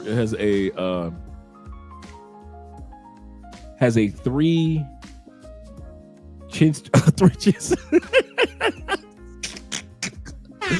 You got a 3 chin strapper. She got 3 chins. Now the NFL, you got 1 strap. Your girl need 3 straps. 3 straps for 3 chins. 3 chins deep. He has 2 kids by her. Damn. And it's stuck. A big fat hyena. Damn, I be feeling sorry for, dude, I ain't gonna even lie. I be feeling sorry for you dudes that stuck with big girls. Like you love your kids so you can be there for your kids.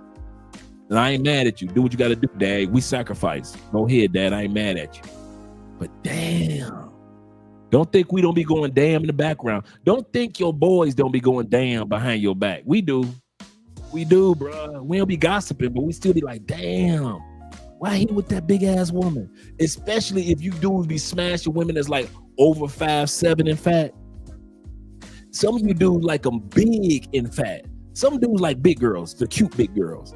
Some dudes like big girls, like 5'9", 6'1". She all of 280, 242. Some of you dudes like them big, like tall, big, as well as size big. Like she look like Schoolhouse Rock. 369, 12, 15, 18, 21, 24, 27, 30. She coming in like Schoolhouse Rock. A man and a woman had a little baby. Yes, they did. It was 3 in the family. That big bitch was a magic number. His arms flopping. Damn. Oh, man. 3 chins. Yeah, she got the 3 chin strap popping on. Sugar high. She diabetic, Betty. She about 2 years from getting a leg cut off. Gout about to kick in. Damn. But y'all love them. Y'all love them big motherfuckers. Y'all love them. Yeah, King David took his boy's wife. Yes, he did. He took... I don't know why this is not working real quick.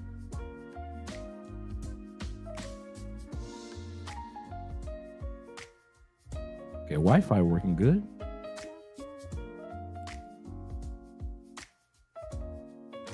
Let's go back here. Okay, now everything is working. Okay, cool. Yeah, King David took another man's wife. Yeah, Colombian women have endless fine. That's why all you dudes that treat Colombian women like they scarce, get the fuck out of it. Brazilian, just South America, Peru. Dude, Bolivia, you dudes are sleeping on Bolivian women. Man, they got, see, we see Bolivia and we see the mountain women. They're like the indigenous Bolivia. Dude, they got some fine ass Bolivian women. Do not get Bolivia fucked up. I kid you not, dog.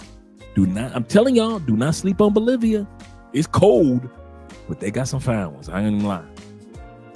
Yeah, y'all be treating these women like it's like, oh my God, she's the only fine one. Psh, y'all crazy. You better get rid of her. You're going to see another fine one in 14 seconds. I got over that real fast in Colombia. Real fast. Like, oh my God, she fine. She fine too. She fine. Wait a minute.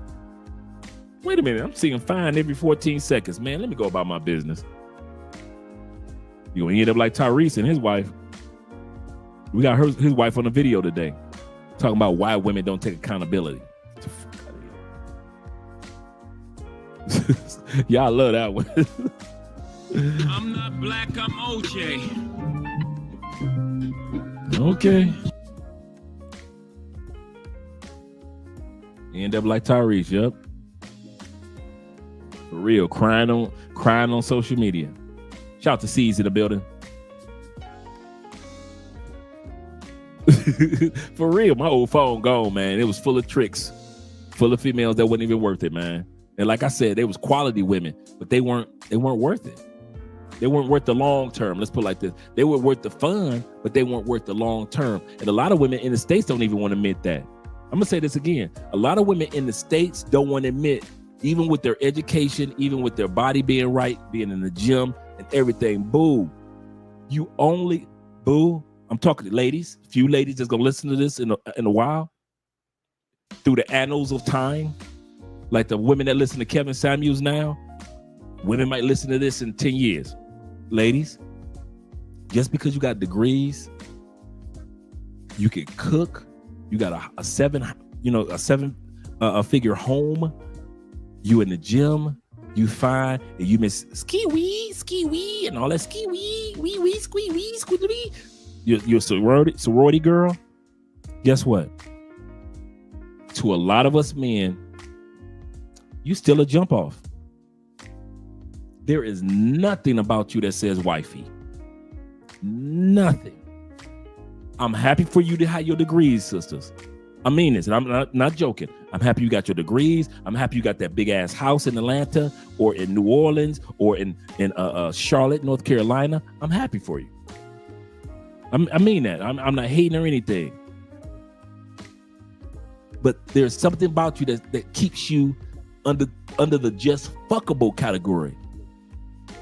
I don't know what it is that you need to change, but you just fuckable. You're not the one to keep. You're not the one to boo.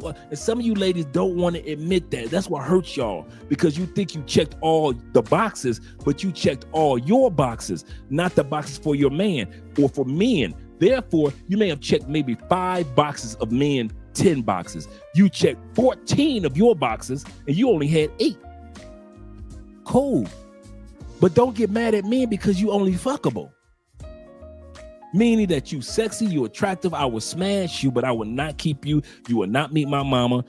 Or if I have kept you, you only good to fuck for like 3 years, maybe 5, 3 days, maybe 5, 3 months, maybe. See, some of you dudes, y'all dirty.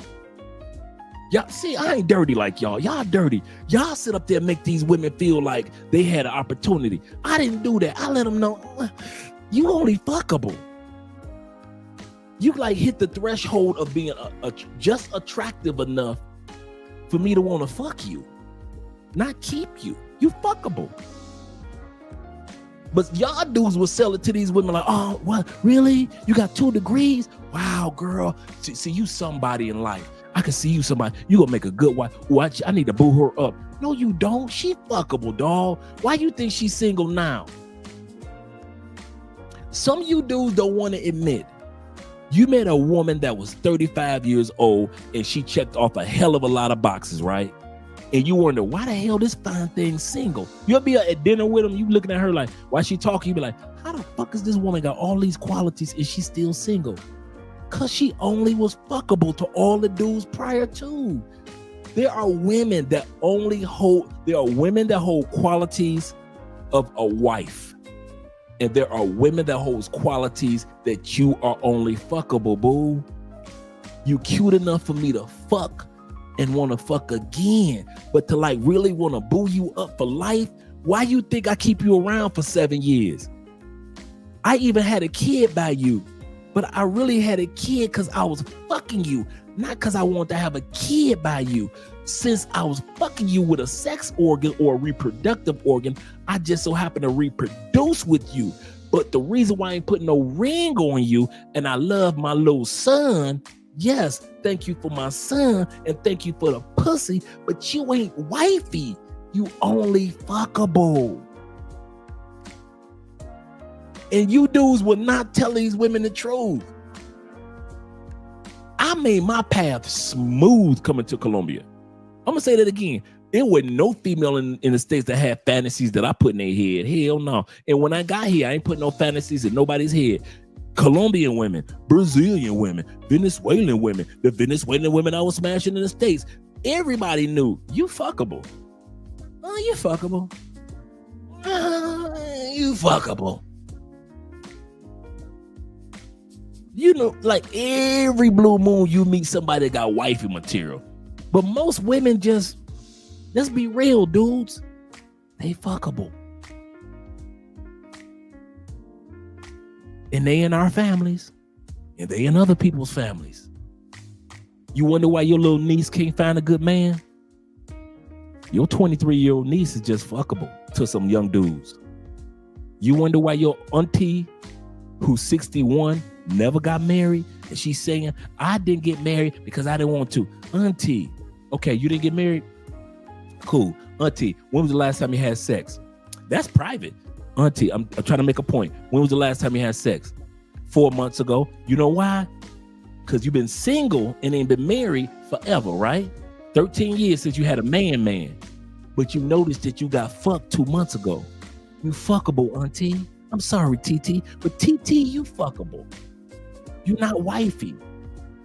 You gonna die fuckable. There are women that's going to die just to be able to give good fucks. And many of them are in our families. And many of them are our co-workers. And many of them go to our churches, our mosques, our temples. Not every woman is wifey or a long-term girlfriend. Like I said, everybody got to get married, but even if you find that one or two, or maybe even three, that you say, I can see myself with this person for a lifetime.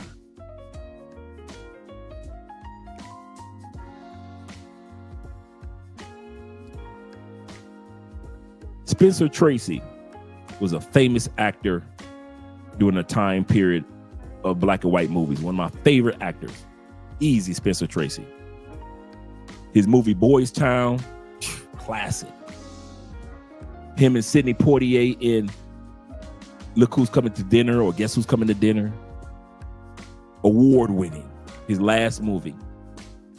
His wife in that movie was Katharine Hepburn. Katharine Hepburn was a famous actress forever and a day from her young age all the way through. They were in a relationship forever, ever, to the day he died. That was his love. But because he was Catholic, he never divorced his original wife. Even though everybody knew Spencer Tracy and Katharine Hepburn as that couple, most people just kind of kept it on hush and stayed out their business of the fact that Spencer Tracy was actually still technically married to his first wife. And being Catholic, he didn't divorce her. And she didn't divorce him. But that one person, even though he didn't marry, stuck with him from a young age all the way to the day that he died, Katharine Hepburn. Some of you dudes have a Katharine Hepburn. I'm not saying that a side chick. I'm saying that some of you guys may meet a woman that is a good woman for you for all of your life, even though you never marry her. Even though you never put a ring on it, she may be the one for you to the end of your days. She just that good of a person. Now, if you decide to marry her, cool. Like I did, cool. But if you don't, there's still a quality woman that's out there for you. Or a couple quality women for you, but not most. That's what my point is. Not most women are quality women. That's what makes quality quality. Women will sell it to you like all women are quality in their special way. No, all women ain't freaking quality. All women are not freaking quality. Women say that shit because they ain't got to date men. I mean, date women. A few women date women, but ain't enough to let the truth be told. Not all women are quality women. What's my point? Some women are fine as can be. Give the fire sex. Fire. She just fuckable. If I scroll down in these comments, a lot of you guys, I can't even see what you guys are putting in the comments yet. I bet you a lot of you guys are agreeing that you have met many good women. They were just fuckable. They weren't the ones to keep. They weren't the ones to have babies by. It was just fuckable. She ain't a bad person, but she's not a wifey person. She's not a bad person, but she's not a girlfriend person. She don't make wifey material. She ain't girlfriend material, but I am gonna fuck her. She fuckable. Let me hit these comments and see if I'm correct, if I stand correct. Shout out to my man Top Gun in the building, my brother. Brother Morpheus unleashed tonight.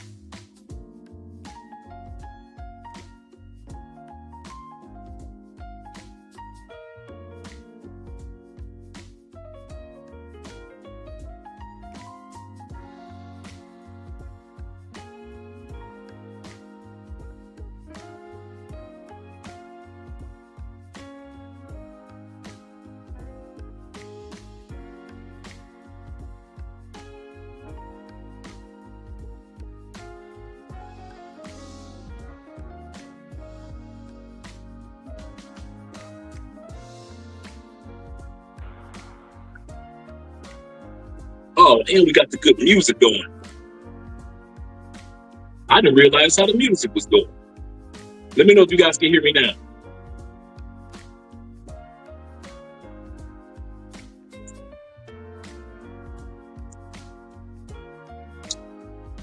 He said, but the music is fine. Okay, you guys can hear me now? All right. So as I was saying, this, you guys have been seeing us for 5 years. This has never happened to us. So now, today is the day. Somebody was yelling outside because they were so mad. Shout out to Mondo in the building. My man E Breezy in the building. Once again, we're talking about the topic of, let me see if I could turn the music down a little bit. Though it sounds so smooth. Okay. So I hope the music is just right. If I need to turn it down, let me know, guys. If the music is fine, you guys can hear me good. Yeah. Shout out to you guys. Thanks, guys, for the support.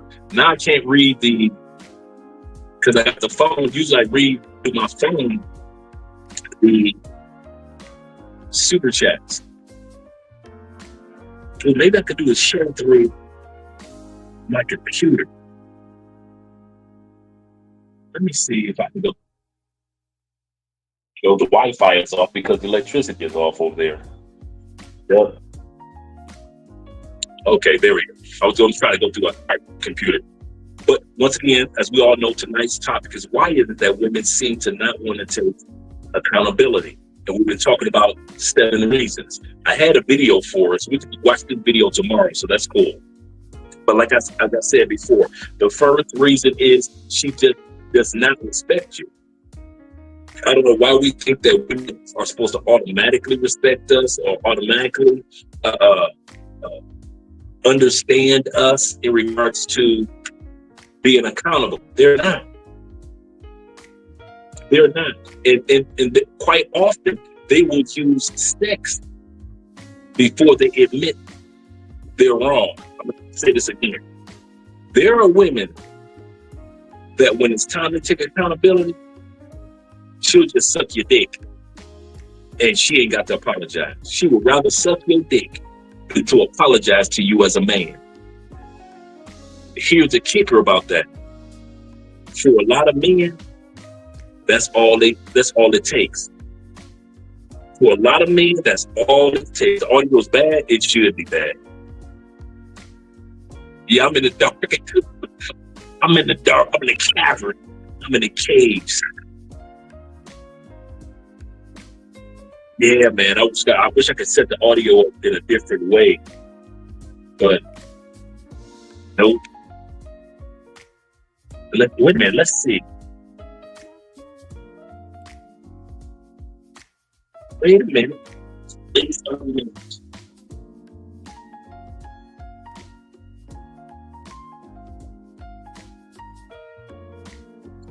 I might be able to improve the audio.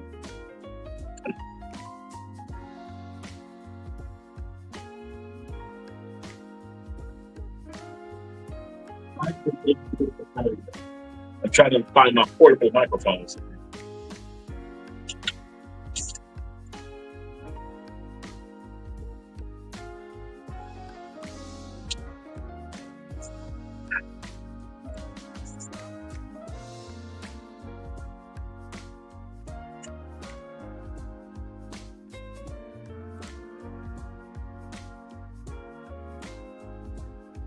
Thank you, Jim, for your patience.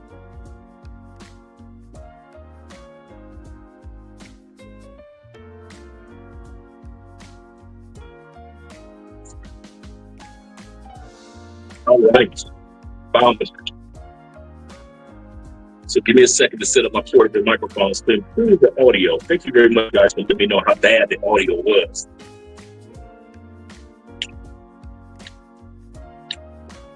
Yeah. So let me do this. Second, Jim. Set.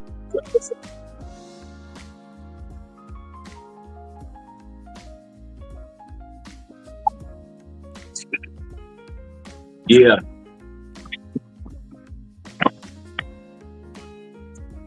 Getting everything set up, guys.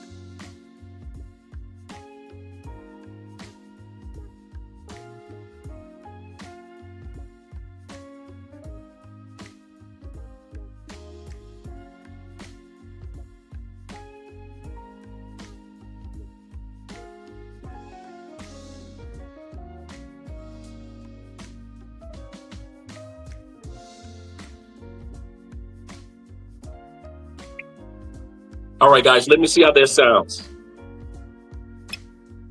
Let me know if that's a lot better.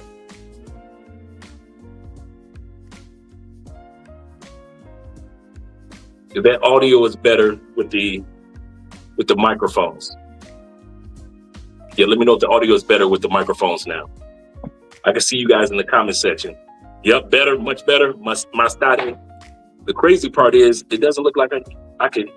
Much better? Okay, cool. All right. All right, cool. Shout out to you guys for being patient. I appreciate you guys being here with us during this moment of madness. Let me straighten this up. There we go. All right. As we were saying, as I was saying, that one of the reasons why women feel like they can get away with not being held accountable is because they feel that all they need to do is give us sex. And as long as they give us sex, that's all it takes. That's all it takes, just giving us a little bit of sex and we'll fold. And for many of us, that's true. All you gotta get is some fire head, you fold it like a sandwich, like a New York style pizza. You fold it. Thanks for letting me know that the microphone sounds better. Shout out to all you guys that gave by way of Cash App. Let me see if I can get to the Cash App.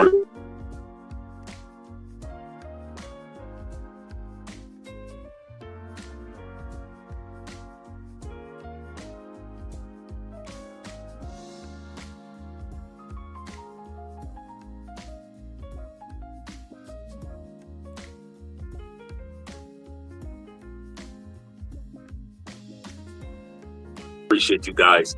Thank you very much. Now, so if guys start to realize that a woman is kind of like using you and using sex as the tool so they don't have to be accountable for shit, they will do it. So if you think that the woman that you with in other countries aren't using sex to keep from being accountable, to keep from being responsible, to keep from lying to you, they will rather fuck you than tell you the truth. So now all of a sudden you start to realize, like, wait a minute, I thought that this female was down for me. No, she ain't really down for you, bruh. That's why she not taking accountability. Number two, once again, the bigger picture. A lot of times women just don't see that they gonna lose you because she not being accountable.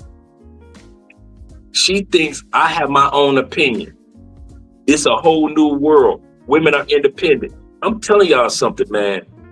Women are taking this women's lib and women independent and being equal, and they taking it on a whole nother level, a whole nother journey that men never did. It's almost like, I'm gonna tell you something for real. It seems like a lot of women are on payback mode. I want to pay men back for all the things that men did throughout the centuries. They're not trying to work with you. They're trying to get payback. They don't see the bigger picture. So when I say, dog, do yourself a favor, get your passport. There are other women out there that ain't gonna play you like that. For a lot of dudes, it's far-fetched. And I'm gonna tell you something in all sincerity. If somebody would have told me while I was in the United States that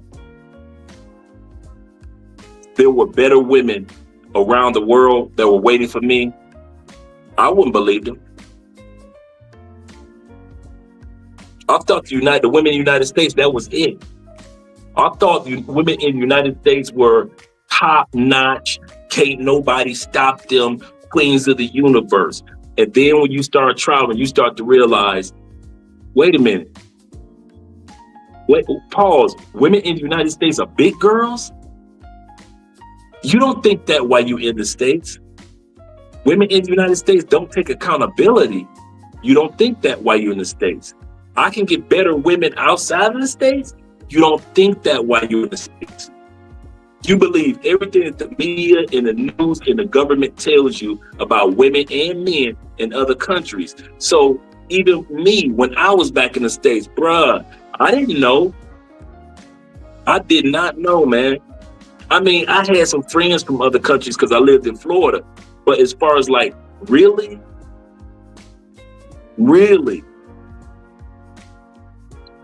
Realizing that there are quality women in other countries, that wasn't me. Or women that saw the bigger picture.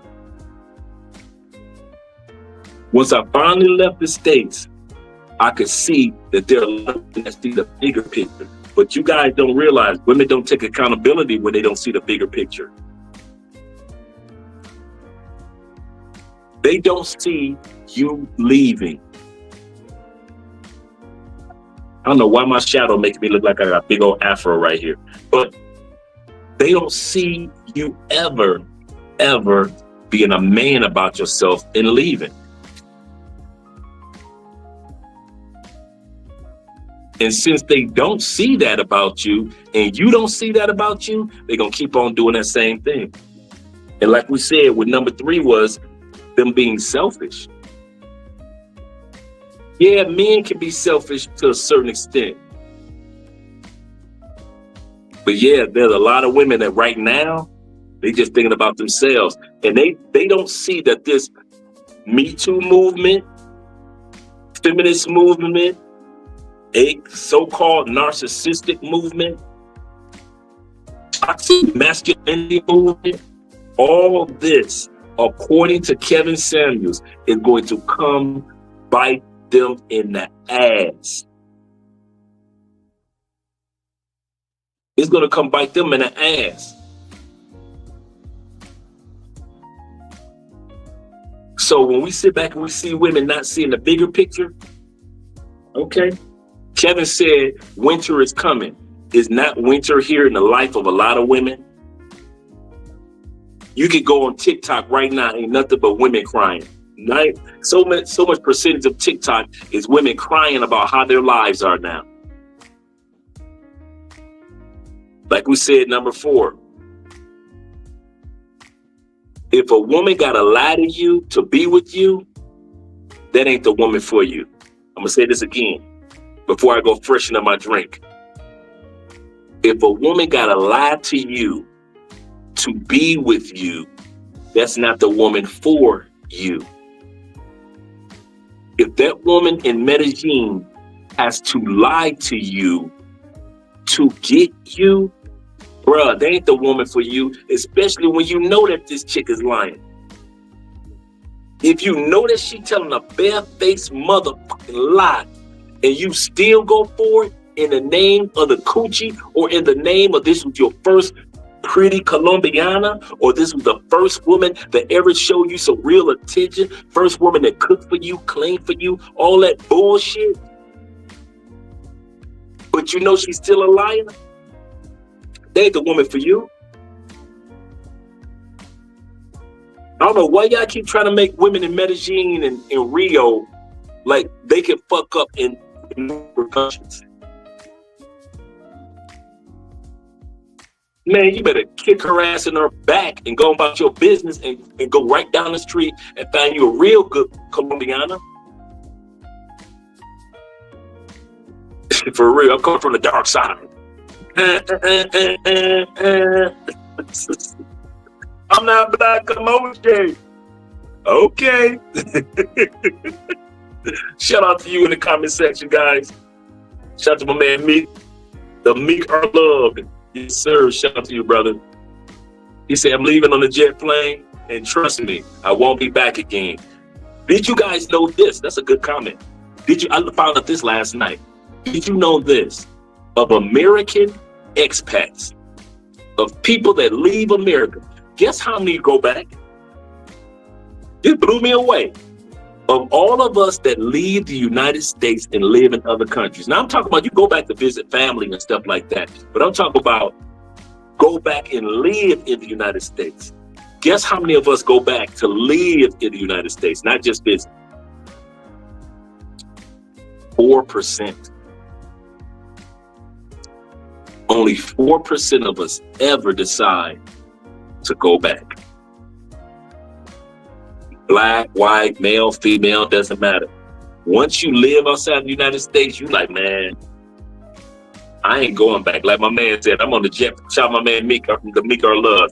I'm on a jet plane, and trust me, I won't be back again. We go back to visit family, friends. We go back for business, make that money. But to live, no, papi. No, papi, chulo. We ain't going back to live. Only 4%. That means when it comes to looking for women of accountability, you want somebody that can see the big picture and somebody that's not going to look you in your face and lie. Dudes, one thing that we got to get past, we officially finally made it out the plantation. We're finally outside the matrix. Guys, please don't make the mistake of thinking because you're outside the matrix that you can let that matrix behavior from women be tolerated. Don't tolerate mess that you tolerated back in the States. If you tolerated lying women for coochie, don't do that in other countries. I'm gonna say that again. If you tolerated, and shout out to you guys for the support. If you tolerated women in the United States that you knew she was a liar, a scammer, but she had fire coochie, or she was really pretty, don't do that in South America. You don't have to. You do not have to deal with a lying woman for some coochie.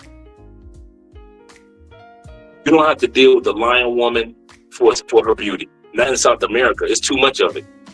Man, I was in the gym right before this live stream, right? I kid y'all not, bruh.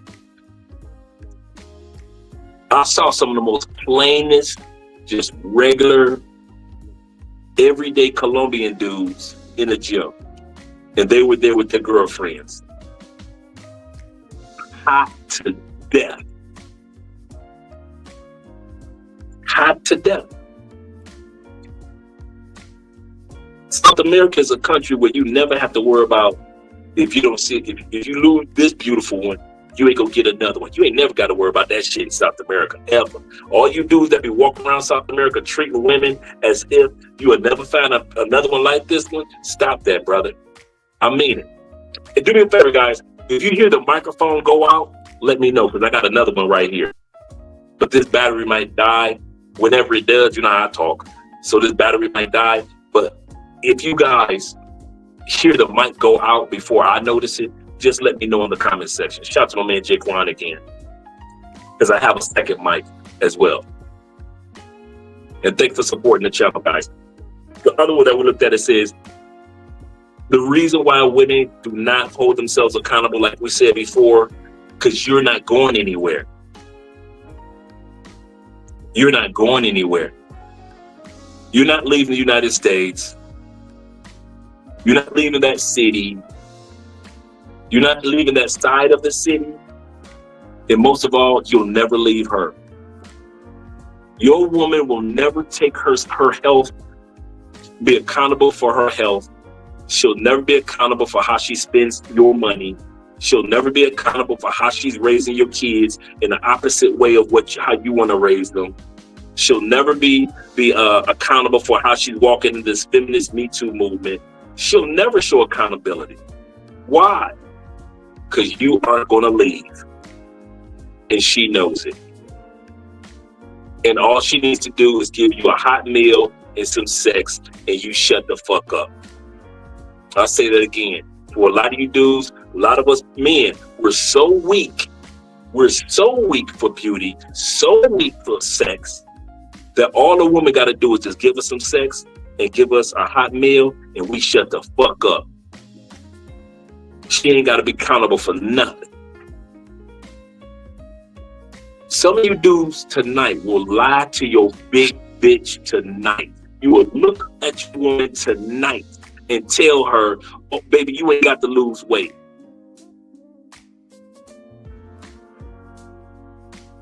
One of the most unhealthy things that a woman could do is carry around unhealthy weight. Our bones as men are set to carry heavy weight. In other words, 200 pounds, 180 pounds. Our bones are set to carry 210, 225, 230, 240.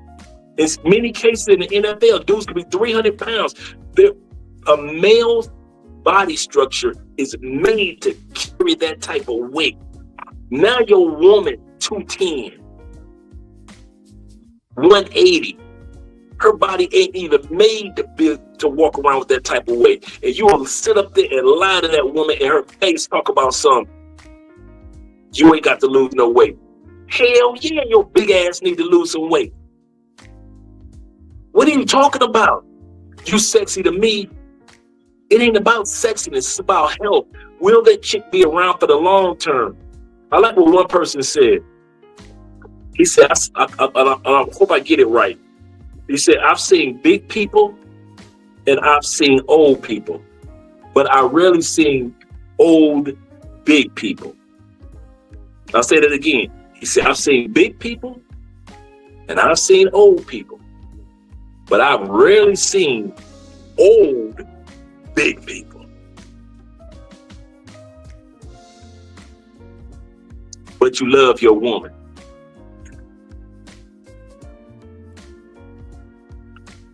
You'll let her drink a shot of everything but water. In other words, what I'm saying over the last 5 minutes is you're not allowing her to hold herself accountable about her. So she's not going to hold herself accountable about anything else. Why should she? Why should she? If you're not going to leave her, if you're not going to correct her, if you're not going to be the leader of the house and direct her in those areas, why should she make her life better? Why should she make things better? Why should she stop spending the way that she do? Why should she stop spending like that? Why should she go to the gym? You accept it.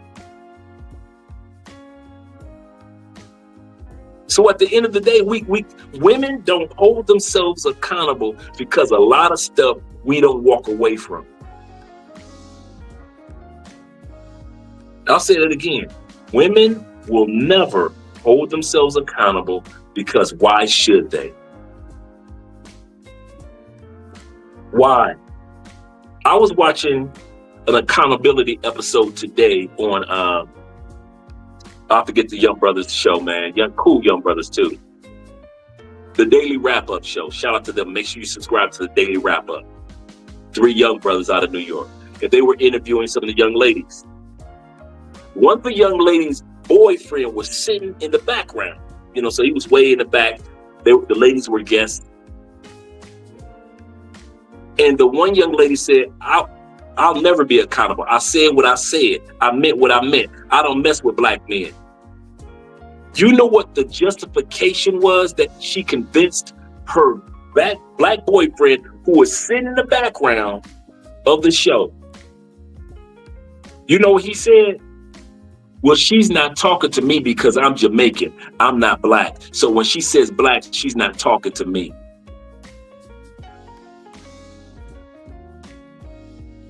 Remember I said you have to lie to yourself? Remember, I actually said she has to lie to herself, share the lie with you so you can lie to yourself.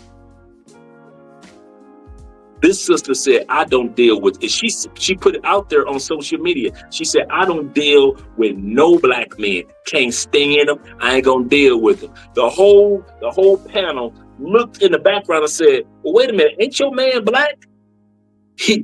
What is he? She said, no, he's Jamaican.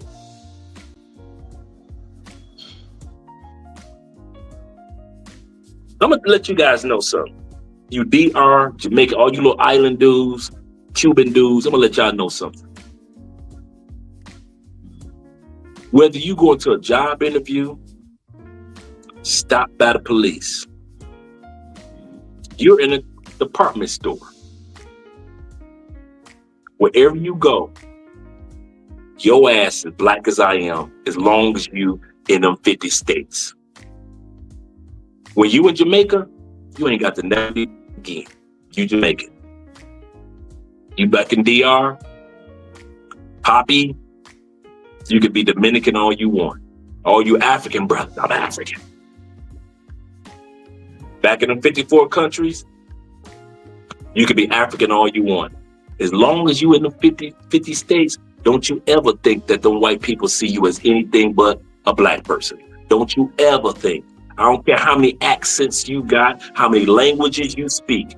You are black to the white courts, to the white employer, to the white judges, to the white government. Your ass is black. So you can run your happy ass around the United States and say what you want to say. But when they pull your ass over and lock your ass up and they ask you, what are you on here on this application? When your ass get ready to get locked down, they gonna ask you, are you black, white, or Latinx? Your ass ain't gonna have a choice but to put black. You can put Latinx to be a smart ass, but you still going to jail with them brothers. So it's cool when you in your home country not to claim black American. Got you. But when your ass in America, oh, we got the lights back on. Oh, shit. We got the lights back on. Should we keep the live stream where it is? As long as your black ass, they black.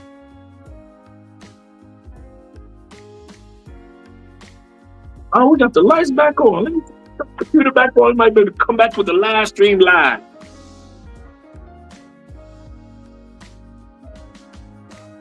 And we get a chance to enjoy the video. Shout out to you guys. Let me turn this computer back on. There we go. Okay. So while this is going through all of that, shout out to all you guys, all 50 guys that stayed with me during the blackout. Your ass is black, for real. I don't know why these dudes keep trying to convince everybody. You know what? It's funny how they try to convince other black people that they ain't black, but they don't never talk like that to white people. I'm black white person. I mean, I'm African white person. You know what that white person thinking? Your ass black. I'm Dominican white man. Your ass black. Go on, take your ass to Indiana in them cornfields. You Dominican? Go on, take your ass to them small towns that's still sundown towns. Since you Dominican, take your black ass over there to them small towns of Texas. Oh, you black? You oh no, you ain't black. You Cuban? Go on, take your Cuban ass. Oh, you Afro-Colombian? Go on, take your.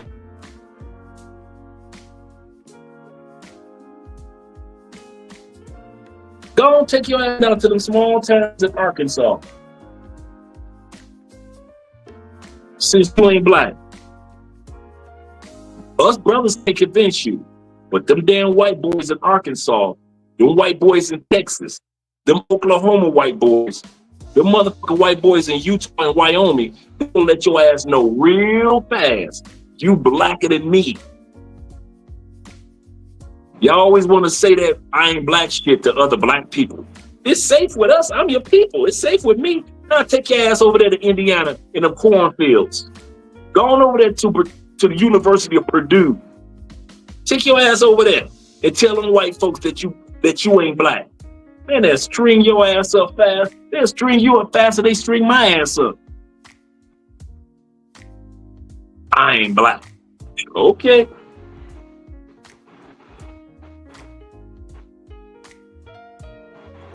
Let me turn this one off.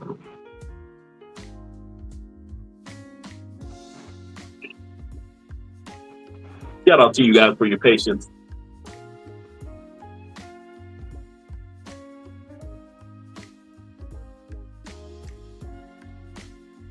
Okay, so we got to be patient with this coming back on. So yeah, women feel like they ain't got to worry about it because you ain't gonna never leave, and you ain't. A lot of brothers ain't gonna never leave. Get the fuck out of here.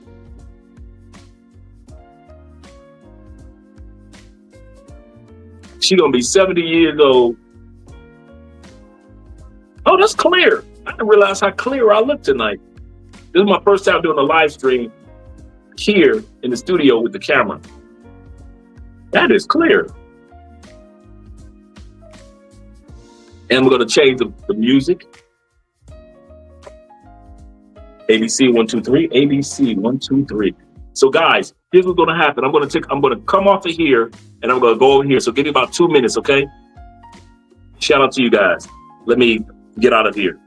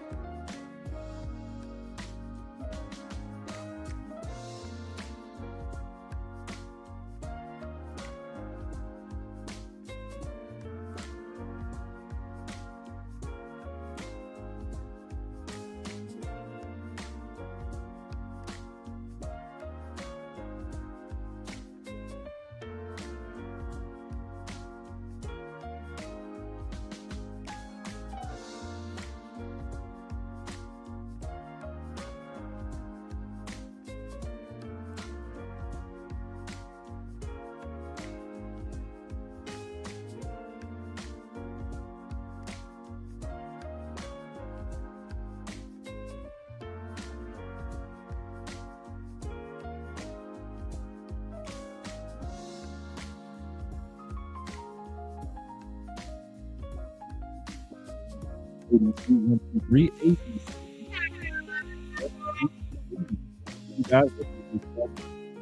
guys for being here. We got 40 people in the building. Thank you guys for being patient with your boy and this situation with the, let me add the extra camera. Bada bing, bada boom. Then I'm going to bring to the video. Shout out to you guys. My man JG in the building. Once again, he says, first of all, there are two types of Jamaicans. The ones that are from the country of Jamaica, owned by the British, and the other man is the culinary Jamaican, who follow the footsteps of Marcus. All that is true. Man, I just finished watching, man, listen.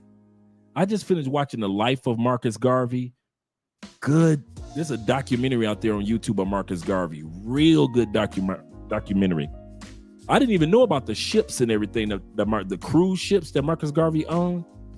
One of the few black men in the history of the United States to ever own cruise ships. Marcus made a lot of mistakes, but Marcus did a lot of good things. He said Andre is taking 5-minute break, getting the camera set up. Shout out to you, Tevin. Hope you guys can see me now. Let me know if you guys can see. Let me know if I can see me.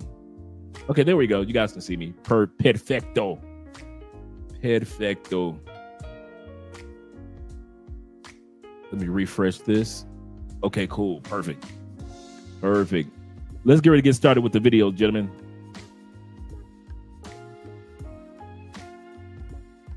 I'm going to turn the music down too. The average black family passes on, listen to this, $0 to the next generation. Yep, I said 0. That means when somebody dies, the family gets nothing. No wonder we cry so much at funerals. We're grieving twice, grieving over losing a loved one and grieving that they didn't leave us anything. You see, other ethnic groups leave wills, but we leave bills. Well, what does Proverbs 13:22 say? A good person leaves an inheritance to his children's children. That means our money should impact at least 3 generations. It should impact ours, our children's, and our grandchildren's. So we have to start building generational wealth. Hi.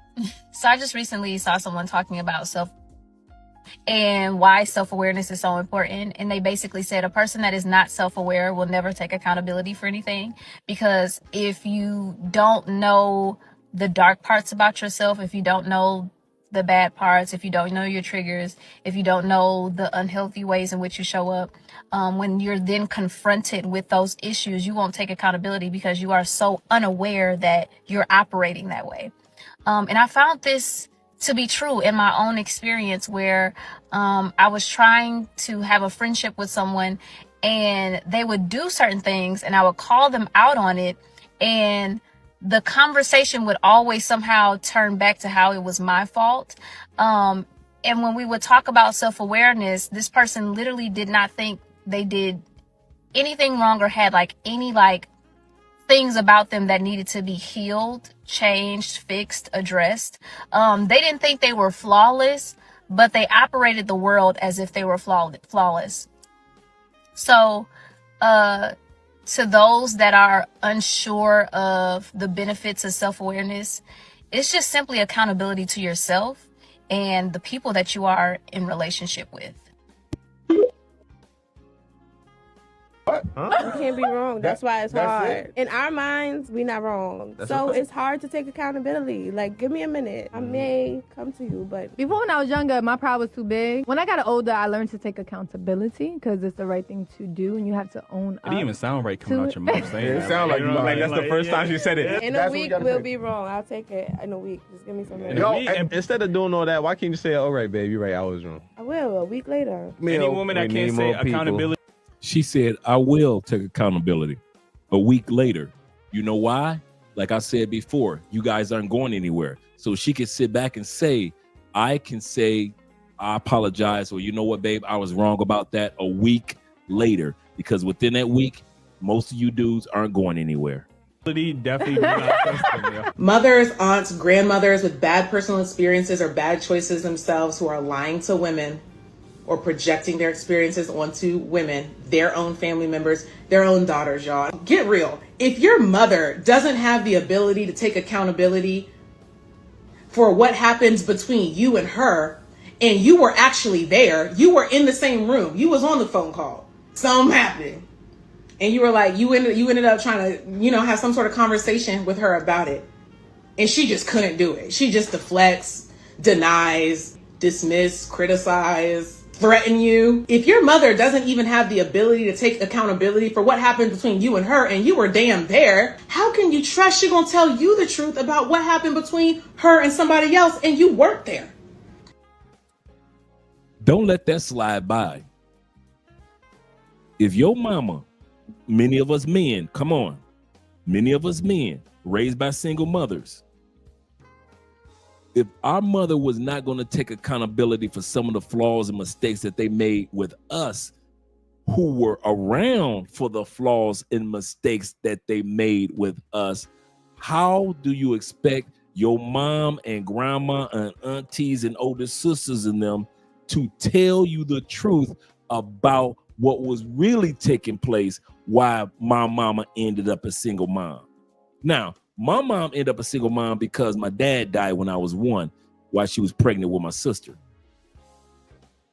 So I understand that. But this dude, I didn't find, check it out. Check it out. This is what accountability is. I didn't find out that this dude that died at 1, I thought because the only picture that they had of my father was a military photo, that was it. Right? Military. Let me see if I can pull that photo up. The only photo they had of my dad was a military photo. So I'm thinking that, well, that's how my father died as a kid. I'm thinking my father died in the military. He died in the military. No. Mr. Military died because he got killed by his mistress. He got deleted by the side chick. He was cheating on my mom. They were married. My mom was 17. He was 30. During that time period in the country, in Alabama, Tennessee, it was cool to get married that young. So I'm thinking Mr. Military, upstanding citizen. I'm thinking Mr. Military all out there doing the right thing. Mr. Military out there doing everything but the right thing.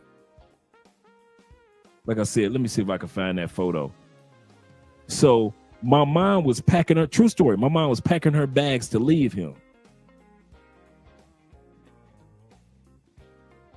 He said, hold on for a minute, I'll be back.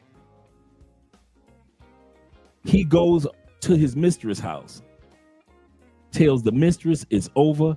I don't want to be with you anymore. Some of you have heard me tell this story about my dad. Mistress says, you are not going to leave me. You are my man. I don't care if you married with somebody else. Now think about it. My dad liked them young like I like them young, right? But my dad was wilding with it. He started beating on her like he used to beat on my mom, right? Check it. So what ends up happening is they're in the kitchen fighting. And she reached for the butcher knife straight to the temple. I don't hear this story about my dad till I'm like 47, 48 years old. Nobody took into account to tell me the truth until I asked for it one day. My mom wouldn't take accountability for how my dad died and tell me the truth. That man didn't die in the military. That man died out there in them damn streets trying to smash side chicks. And since he was out there in them streets acting a damn fool, he got caught up like a damn fool. I ain't the only one that got stories of the last generation, meaning your mom, your aunties, grandmamas, your uncles and all of them, where nobody took accountability to treat you right, raise you right, direct you right. Half of my fucking man, if y'all want the truth, half of my manhood I had to learn after 40. Because I had to unlearn all the bullshit that my mom didn't take into accountability of the fact that she didn't know what the fuck she was doing when it came to raise a boy. Most of my true manhood, of the man that you see today, the responsible man, the focused man, financial, all that, everything that has to do with real manhood came after 40, because I was raised by a single mom that didn't know shit about what it would be like to be a man. She's a woman. She didn't know. I had deacons in the church. Yes, I did. I had my uncles. Yes, I did. But then I got one uncle younger than me, Jeffrey, Ghostface. So he out here with the rest of us. He a little kid, so he can't be an uncle. He a little kid. I can't go to my dad's side while my dad dead. And all his family's still in the South. So I would see them in the South. So the only male, true male figure I had was my great grandfather on my dad's side. And whenever I went down to Tennessee, I would just be up under him and just grasp all that old man knowledge. And I would be like 9, 10, 11, 12. But other than that, my mama didn't know what the hell she was doing. And for a lot of y'all don't want to admit this. You ready? I'm about to hit you upside the head too. Your mama ain't know what the fuck she was doing either.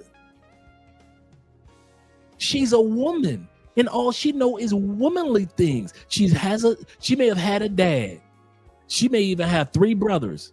But to be a man and to raise a man, she doesn't know shit about that. My mother didn't. My mother knew how to raise a male, but she didn't know how to make a man. It took me years of being around men. And now at this time period, I'm learning even another level of manhood from all the men around the world now. Soon as I thought I had manhood locked down, I started using a passport, and it started showing me it's another level to manhood that I don't even know yet.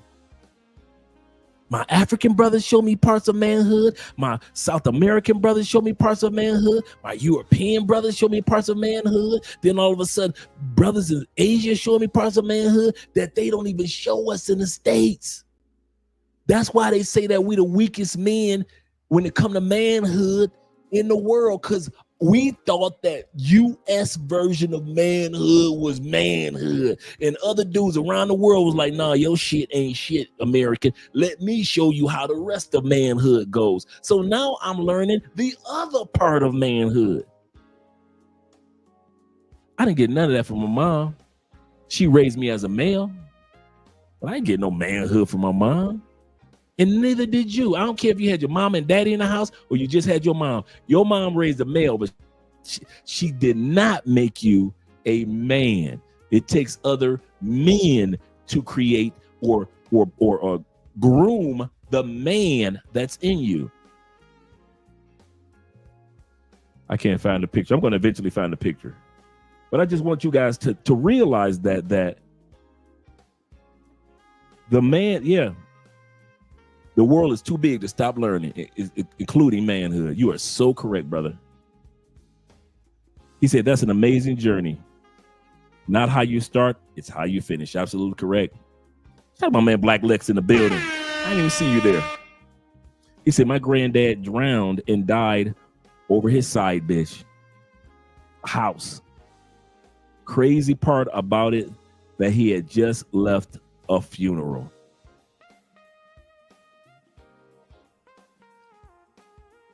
When I finally heard the whole story about my dad, my mom sold it to me like he was just the amazing dude. War and peace, just out there just defending America and the world. And he died at the hands of a person. I mean, she didn't tell me that, but she let my imagination wander like that. And she never told me, I'm going to sit you down, I'm going to be accountable, and I'm going to tell you, your daddy wasn't shit.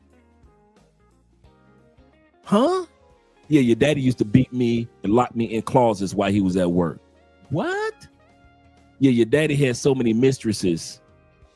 And he used to cheat on me and beat on me so bad. Your daddy wasn't shit, Andre. What? That's why I keep you away from most of your daddy's side of the family. What the hell? Yeah, and he died by a butcher knife to his head. She could have told me that when I was 25. I'd have been mature enough to understand that. She could have told me that at 33 when I came out the feds. I'd have still been mature enough to hear that. She could have told me that at 43. I'd have been mature enough to sit back and say, oh, wow, damn, that's fucked up. I wouldn't have judged her, nothing.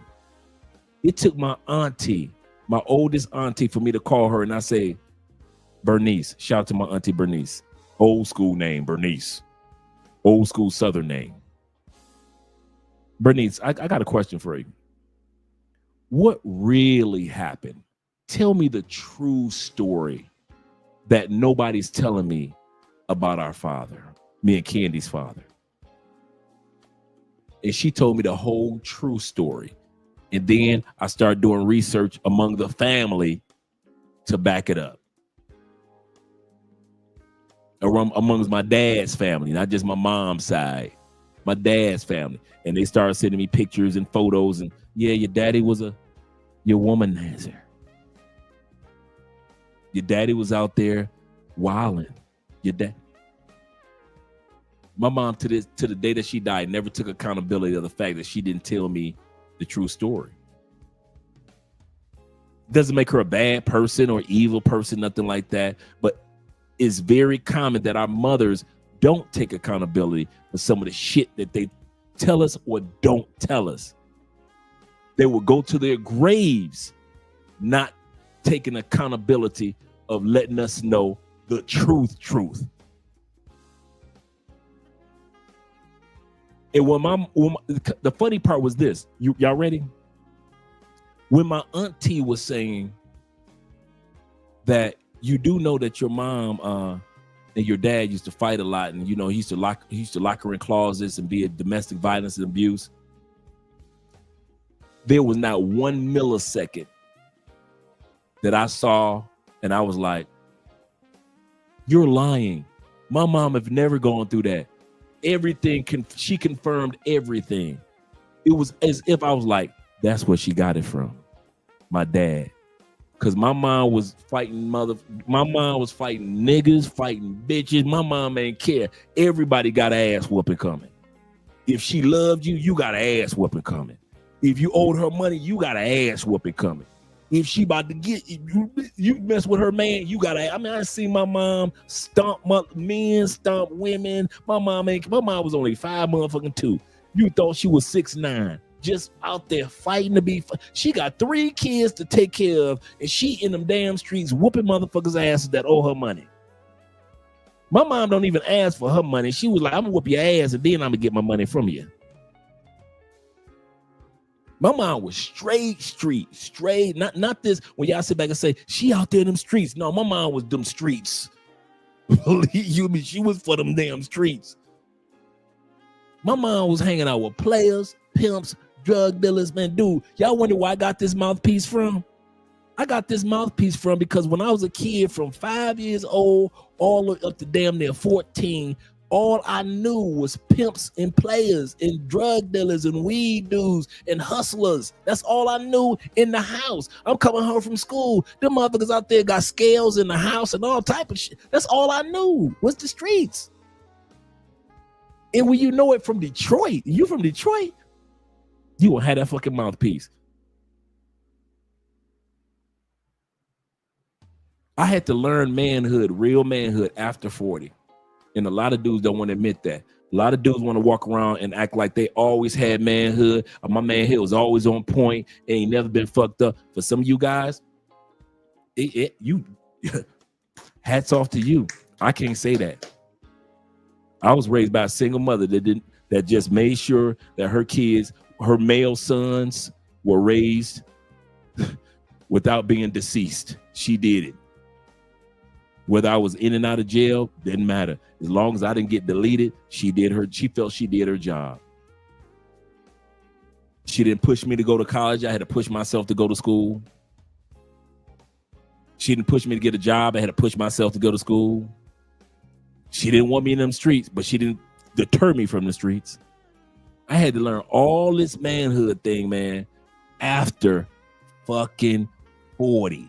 And I was already married at 37. Think about it. You ain't even walking in your manhood and you done fell in love and you 37 years old and you think you know manhood. And then you finally discover you don't know shit about being a man.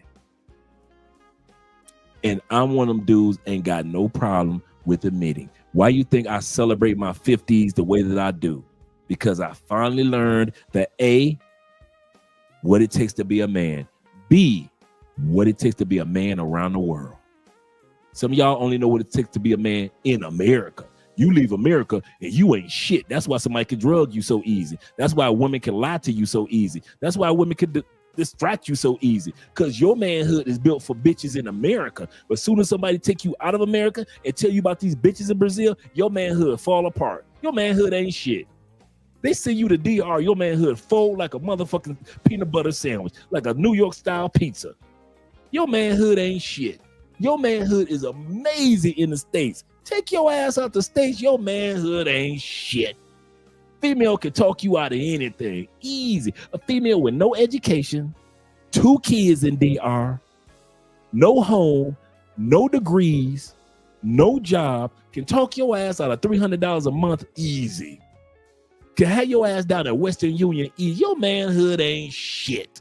And why I can say that? Because I discovered that even though I had manhood finally in the States, my manhood wasn't shit compared to all the manhood around the world. I still had a lifetime of learning to do. And I'm still learning what it's like to be a man. And I'm going to die my whole life learning manhood from different levels of manhood around the world and not just lean on my American version of what it is to be a man. Because in America, they don't tell you, as long as you got your strap, boy, as long as you can aim, you a man. Okay. And the rest of the world tell you, I don't even need to be strapping. I'm more of a man than what you are.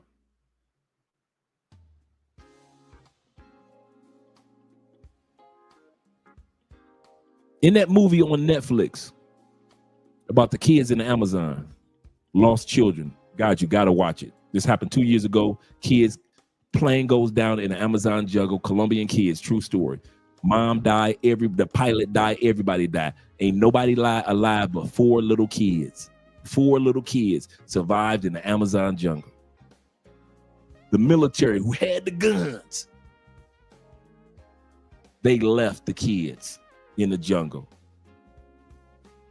6, I think it was 5 or 6 indigenous men, no gun, no knives, nothing. In the middle of the Amazon jungle, volunteers found the kids. So just because you got that click-clack, like the Colombian military had, or just like men in the States had, that don't necessarily mean that you got that manhood. Because that's what America teaches you. I got that manhood. I'll prove it. Can you take that American manhood into the Amazon jungle like them dudes did? Show you how the hell your manhood works. Take your manhood to, that's why your manhood, you Russian dude, all you white dudes, Russia, Poland, UK, all you motherfucking white boys from, you take that UK manhood, you take that shit to Thailand, your bitch ass end up broke. Your manhood ain't shit. Your UK manhood ain't shit. Manhood is a global experience of learning from different men from different walks of life. If you only learn your version of manhood and you use a passport, you're fucked. You UK dudes, and I mean this, keep your ass in the UK because that shit worked there. You Poland dudes, keep your ass in Poland because that manhood worked there. You Canadian dudes, that manhood that you got, keep your ass in Canada because that manhood you got in Canada, it works there. Soon as you leave Canada, your manhood ain't shit. It's too much more of being a man that we learn from each other as men around the world for you to sit back and think that your Canadian manhood gonna be good enough to live in motherfucking Mozambique. Same thing for us American dudes. If you think that ratty ass version of manhood that we got in America works in Africa, go on take your ass to some of those spots in Africa. Go on take your ass to Ethiopia. Go on to motherfucking Morocco with that raggedy ass American version of manhood. Your ass will leave broke if you leave. Your ass will leave in a coffin. Half you dudes, manly men in the United States. If you so motherfucking manly, why you always getting drugged in other countries, Mr. Manly Man? Why you always getting robbed and kidnapped and shit in other countries? If your manhood is that great, none of us hold a patent on manhood. Manhood is a global learning experience from all of us men to learn different things about each other. That's the beauty of the passport, for us to learn different shit from each other, to sit back and say, now I think I got it. As soon as we think we got it, it's still more shit to learn. That's what I love about being a man. You never think that you know everything like a lot of women do. Women, back to the accountability, think they know every motherfucking thing. You can't tell them shit. A real man knows this one thing and one thing only. There's a lot more to learn. No matter how much I know, there's still a lot more to learn.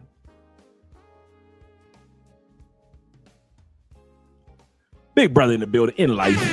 He says this. We're about to go back to the video, and I'm gonna shut up so we can watch the video. He said, we grew up so fast in the streets, learning how to survive in our environment, only to learn that we didn't learn much at all. That was to get out. True, that was me. He said, get out the process of discover. The discovery begins once we set our minds free. Yes, The Lost Children on Netflix just came out a couple weeks ago, guys. You gotta watch it. True story in Colombia. They use true video footage that they made, so it's not actors, it's the actual dudes that are in the documentary. Man, it's good. Yeah, it's a good one. 2023, absolutely correct. Thank you very much, brother. Thank you very much. Go talk, call for in the building. Shout out to you. Appreciate it, T-Mac. Yes, sir. Yes, sir. He said that was a sensitive movie. Man, you sitting up there watching the movie as a man, you like, I ain't gonna cry. I'm sitting up there next to Andre. I say, if I blink, I'm done. It was one of them. It's so sensitive when you see them when they finally get the kids, and you say, if I blink, because your eyes glazed over like Krispy Kreme donuts, right? So you know if you blink, there's gonna be a tear coming down. Because them kids, you were so happy for them kids, man. That's a sensitive one, bro. I ain't gonna lie. I ain't one of them sensitive type dudes. I guess I kind of am sometimes, but for the most part, yeah, that was a good one. We're always learning as men. Anytime you think you know everything as men, you've seen everything as a man, that's when you're fucked up as a man. He said, I was married at 21 because I listened to my mom. It was before I learned that my mother and stepfather were not that smart. Little did I know, mom and the stepdad didn't know what they were talking about in regards to my woman. Shout out to you. Shout out to my man, Andre. He says this. He says, same here, Andre. Learned almost about myself almost 40. And the reason why I share that story, guys, and Andre Lobo shares his story, and T-Mac and other guys share their stories. All you guys that are under 40, I want you to hear me. It's not too late to continue on with life. Some of you guys are financially struggling in the States and you're under 40. You're thinking like, damn, it's going to be like this for the rest of my life. No, it won't. Some of you guys under 40 are thinking like, man, these women tripping. They ain't going to be tripping like that the rest of your life, brother. Your choice, the way that you move is going to change. I promise you. All you guys under 40 that think that you got that this is it. Life is just gonna be fucked. It is what it is. You're gonna be, victim blaming the white man. No, you're gonna get to a point where there is no the white man no more. And I'm not saying because they don't mess with men over 40. I'm saying that you don't do that victim shit no more. You'll get to a point in life where you're like, man, I'm so tired of this 9 to 5. You'll get to that point in life where all of a sudden you start creating things, or you go into a new trade, or you say, you know what, I'm going to a new field. Don't give up. If I could give any advice to men under 40 that just still trying to find who you are, dude, I'm living proof. I was the same way. Dude, I might as well have been 22 when it came to my knowledge about my life and manhood. Remember, I was married.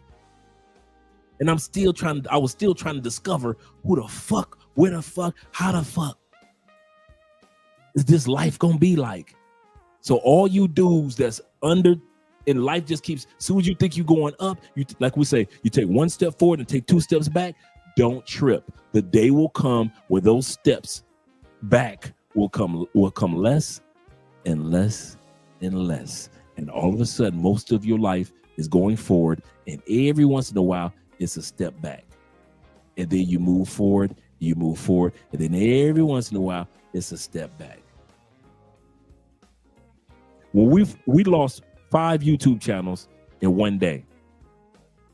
Did you guys see me panic or lose my mind or go crazy? Andre under 40 would have responded completely different. Andre over 40 realizes that this is all a part of the journey of ricocheting your life to the next level. Did I stop doing YouTube? I'm quit. Fuck this. The Andre at 25 would have just gave up and threw everything out the window. Andre at 19 or 15 would have been crying and boo-hooing. The white man coming against me. At 35, the white man. They don't do this to the white man. But when you're over 40, you realize that life is a pulse.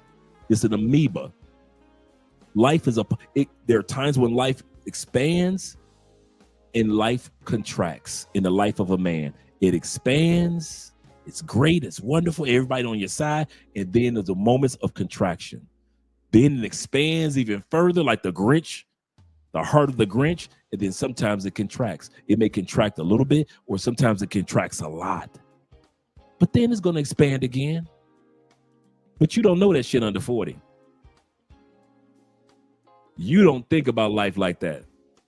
You do not look at life like it's about to expand again when you under 40. You think like, oh shit, I ain't gonna never get a break. I might as well delete myself. It's just not fair. My kids, Some of y'all got kids under 40 and your kid is 12 and your baby mama's still tripping. Don't worry. That kid will be 21 one day and you get a chance to sit down with that kid and tell that kid the real story. And if you don't, the aunties will, the cousins will. Remember I said I learned the stories, the real stories about my mom and dad. The real stories. So don't give up. All you dudes under 40, I'm telling you, that the one thing that keeps you calm as an older man, you already have experienced so much contraction and expansion of life, the pulse of life, that you already realize that's what it is. You could talk to Elon Musk. Elon Musk has had years where he's made billions, and he has had days where he's lost billions. And then he's had days where he's built billions. We see crypto. Crypto contracts, then it expands. Contracts, then expands. Contracts, then it expands. Crypto at 100,000 plus, and we all remember less than 6-7 months ago, crypto was 22,000. Remember that? Oh, y'all forgot. Remember crypto, Bitcoin was 22, 21. Remember it got down to like 21.9. Now look at crypto. Crypto telling everybody, kiss my ass. I'm out of here. 100,000, baby.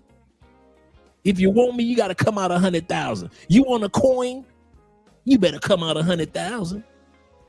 Look at crypto bragging his ass off when all governments and people talked about crypto so bad and people talked about that it was just a scam and another hustlers out there. Crypto right now through contraction and expansion, laughing in every motherfucking government's face. Laughing its ass off.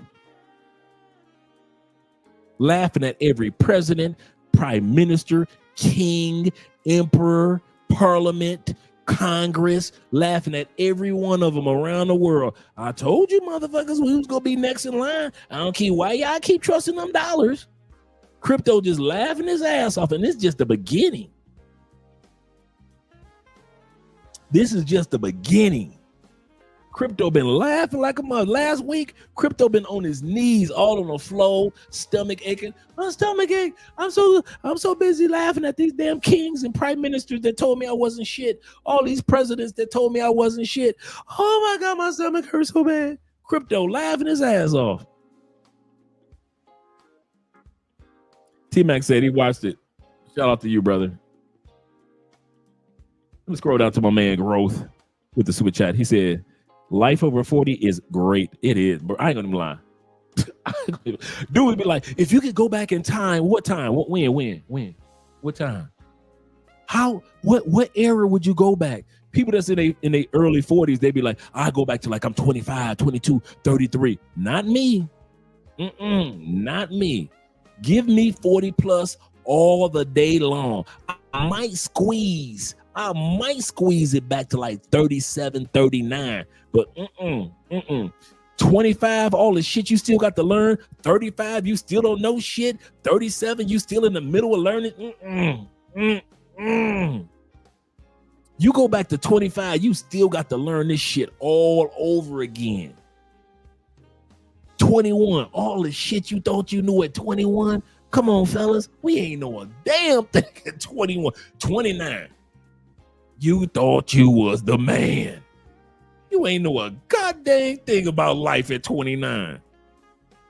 39, you really thinking like, nah, I'm on top of the Shaolin Temple. You ain't at the top of the Shaolin. You are not a guru at 39. None of us were. Even if you were successful in business or your career or successful in your relationships, doesn't matter. It is so much more to learn from that moment of 40 plus. It's like life said, okay, you made it to 40. Most people throughout human history, I'll say this again, most people throughout human history don't make it to 40. The average human being wasn't even making it to 40. The average person was living like 35, 25. That's just historical. So we outliving everybody else for the last 6,000, 7,000 years. Man, you make it to 40, shit. You know how much life got? Now it's like life give you the cheat code to the rest of life. You make the 40, life start give you cheat codes like, that ain't the answer. Don't circle that one. Circle that one. Not that one right there. Circle that one there. Okay. Oh, don't write that down. Write this down. It's like life start give you the cheat code. You like, shit. This is starting to get a little, now I understand. I'm telling y'all, man. He said, he correct. He said, y'all young guys have a tool that us older men didn't have. Passport bros. Preach. He said, men content, period, is a big plus. Absolutely. Male content or men's content, period, is a big help. Use it wisely, because we didn't have this. We didn't have YouTube and content creators and other platforms. He said it's deeper than women. He said listen to common sense channels like Dre's. Shout out to you, brother, and yours. Shout out to I am in the building. I am FF in the building. T-Mac says, black men tend to undervalue ourselves because we use the U.S. as our ref. This is true. That's so true. He said, have been to over 40 countries. It took me one trip to Brazil. Shout out to our brothers out there that traveled to Brazil, our Charles Tyler-ish brothers, to change my perception about how much we are valued. That is so correct. If you only see, and I mean this, guys, and these gentlemen were correct.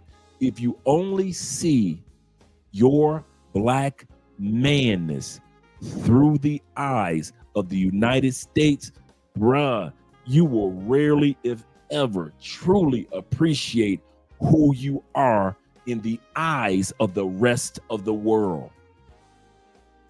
I promise you, how the rest of the world see. That's why when I sit back and I be laughing, hey T-Mac, that's why I laugh a lot of times when guys be like, yeah, could you, we'll be interviewing somebody, right? Or you guys will be interviewing somebody, and they'll be like, could you ask her, do Japanese women like black guys? Or y'all be like, could you ask her, do Ethiopian women like American black guys? Or you guys will be like, Andre, ask Paola, do Colombian women like black guys?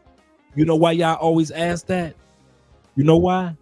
Because America has beat your self-confidence down so bad that you really don't know how the rest of the world really appreciates and see the beauty of a man, whether you be black or white, but you're coming from America. You really don't realize how much leverage you have as a man, no matter what race, color, creed, coming from the States. You really don't. If more black men really knew that you had to put up with that shit in Cartagena, fuck a pay for play. I'm a fucking black man from America. I'm the shit. I don't need to pay no bitches. I fucks bitches. If you only knew that. If you only knew that you could open up businesses in other countries. If you only knew that, yes, you could master these languages. If you only knew that you could network and make friends with people around the world. If you only knew that. That's why y'all always ask that. And I know that's such one of the most, whenever I see black men ask that, it's one of the most low self-esteem things I ever see black passport bros ask. Do the women in do the women in Poland like black men? Do the women in you will sit back and all you got to do is freaking Google black people living in Sweden. Do women in Sweden like black men? Women around the world love black men. I don't know where y'all get that myth from. Oh, my bad. I know you got it from the United States. Told you that you ain't shit, so you thought that you ain't shit around the world. And that's sad. Happy Friday, brother. Happy Friday. We're going to get back to the video, but I want to get to you guys' comments as well. He said the president of El Salvador. That was one of my jams back in the day, El Salvador. El Salvador is flexing because, and he's young, man. The president of El Salvador, young. He got elected in when he was like 37 because he made it legal tender about crypto. Yes, he is flexing. He was one of the first countries to sit back and say, cryptocurrency, Bitcoin, yes, sir, it is legal money here. He got criticized by it. I remember that. Everybody but Bitcoin boosted his economy. Think about your president invested in Bitcoin back in the day. And everybody laughing at your president saying he's stupid. He invested in Bitcoin. That's dumb. Now look at him. Now look at their economy.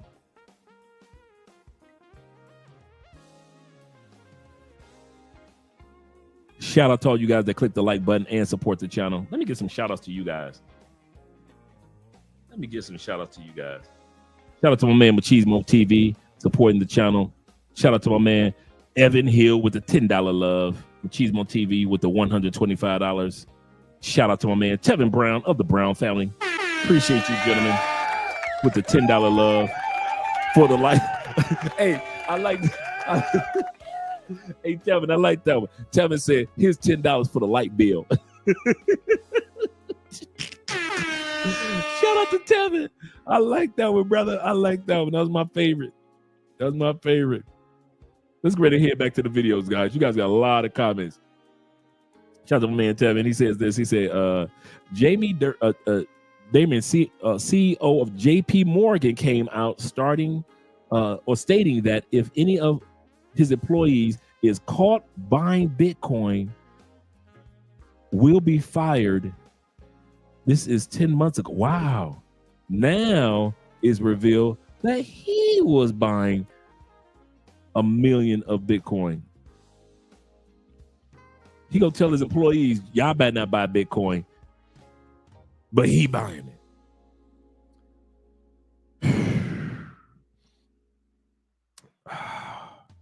Gotta love it. Is Europe a continent? This is debate in my house. Ooh, wait a minute. Yeah, Europe is a continent. I don't know why people would say, Eamon, why Europe? Why they wouldn't consider Europe without being a continent? Listen, we got 7 continents. I know you guys have Googled it. All 7 continents. Asia, Africa, North America, South America, Antarctica, Europe, and Australia. Asia, Africa, North America, South America. Oh, not Antarctica, but Arctics. And Europe and Asia. I thought it must be 8, 7. I don't know why they don't consider Antarctica a continent, but the Arctic is up north.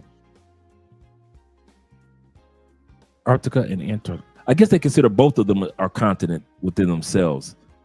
Arctic and Antarctica are continent within themselves. I guess that's it. But yes, only 7. And consider Europe. I don't know why people wouldn't consider Europe a continent, but so be it. Let's get back to the video. I'm going to shut up. And we're just going to enjoy this video. And she got stories and all kinds of stuff about other people, your own father.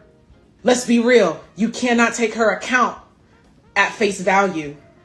Because, this is big thing going on social media now where women ain't accountable. Women don't like accountability. Yeah. You hear that all the time. All the time. Women, and let's be honest, can we blame women for walking in the conditions that we have all created through the patriarchy? No, we sure did. If you have a son, your son falls down. It's get up, don't cry. Yep.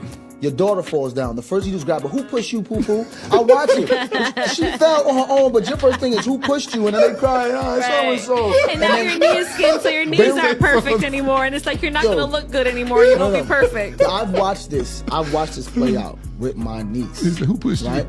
My niece fell. My father, right, who raised 2 boys and my sister, right? Yeah. My niece falls on her own. He goes, oh, poo-poo, who pushed you? She just points at my brother. And he goes, oh, Uncle Brian pushed you? Yeah, he's playing Uncle Brian. So now she's laughing, right? But what you're teaching her is to blame somebody. And we do this. Yeah. And it's like, sis, walk straight. Right. It was you. And then when she becomes an adult and she's doing the same behavior that we've coached her to. Yeah. And then we're just like, why don't you have accountability? Because the men in her life told her she didn't have to be accountable. Teach. They were going to take care of everything for her. And that's when I started to just do history and be like, you know what? I'm not blaming women. Women don't want.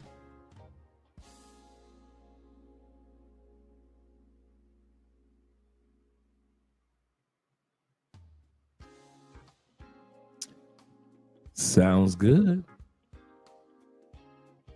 Except for one thing. We all got to grow up and realize that what we learned as kids, we can't remain kids.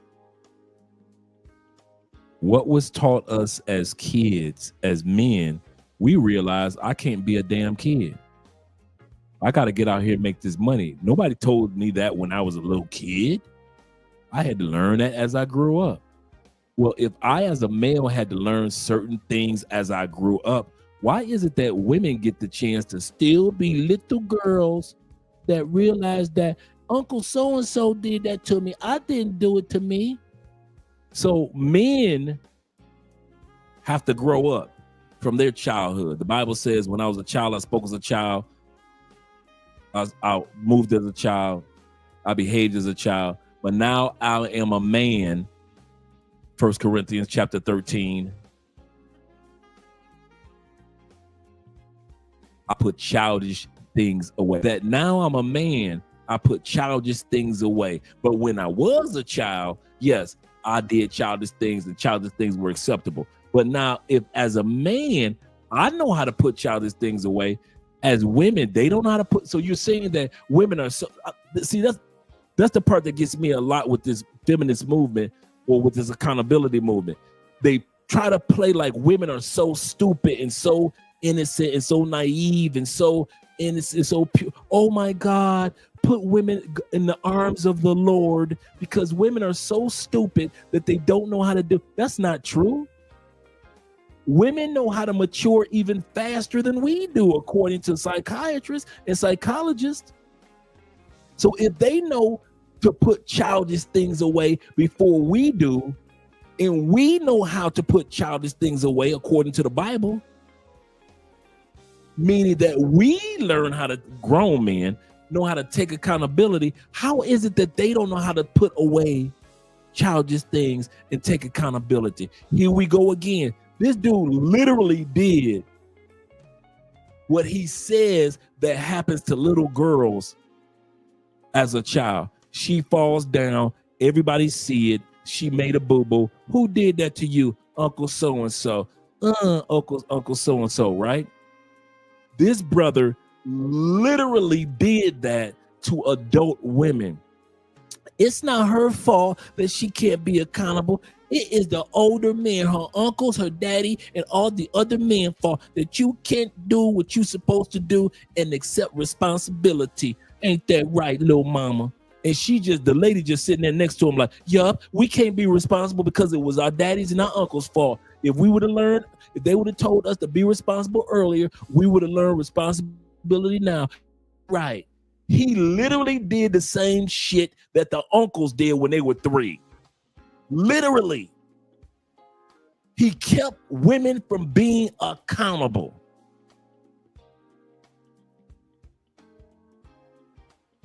My niece did the same thing. My sister asked, who did it? And she pointed at me. So it's a learned behavior. In the United States.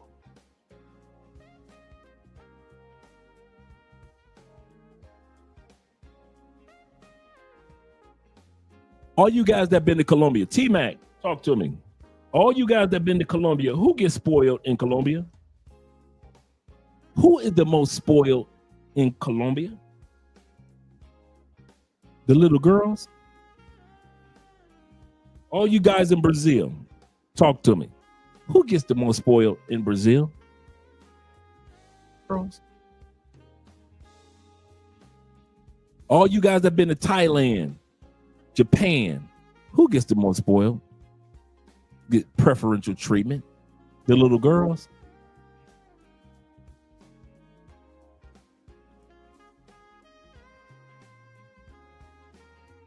We're talking to a man that's been to several countries on several continents.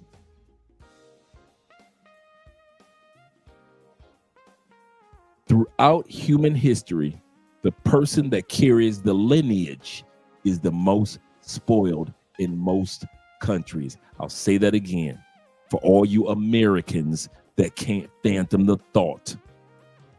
Most countries throughout our 6, 7 year, thousands of years of human history, modern human history,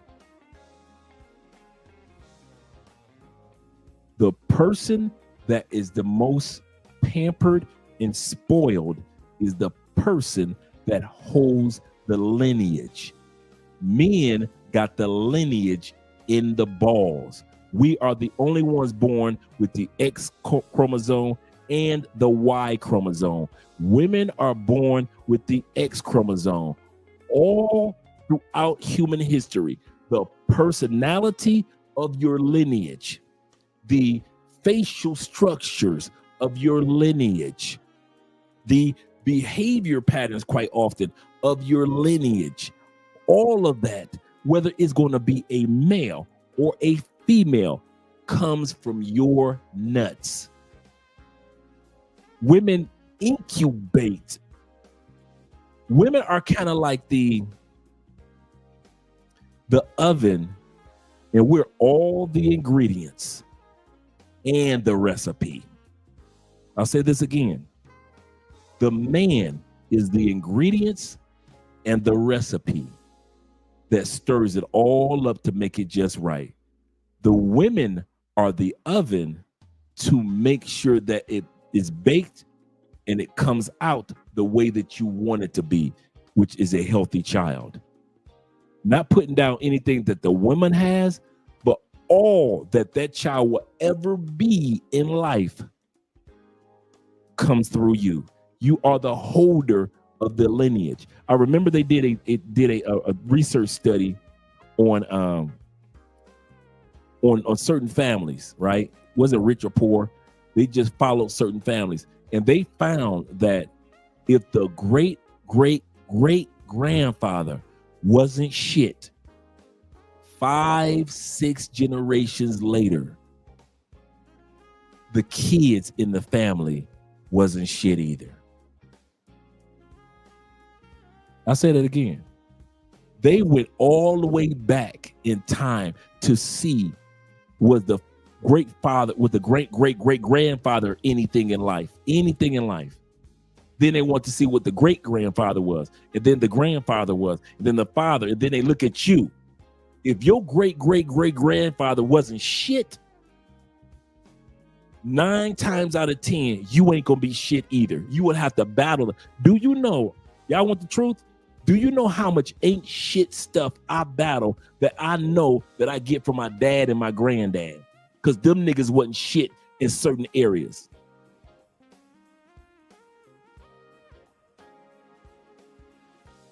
My dad beat on women. His dad beat on women. I bet you his dad before him beat on women.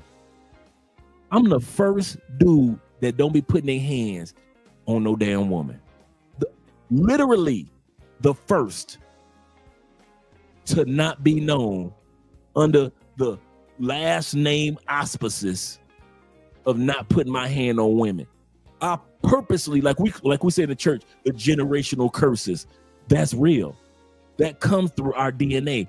All the personality that a child will have does not come through his mama. You remind me of your mama. Bullshit. That child reminds you of you. Don't you ever think that just because the woman gave birth to the child, that the child's going to act like the mama.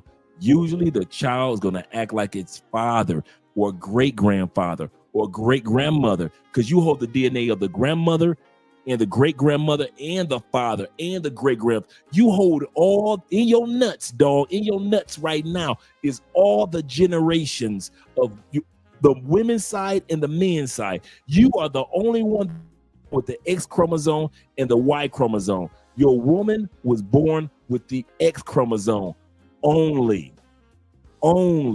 Do not take for granted. So the person that holds the lineage is the boy,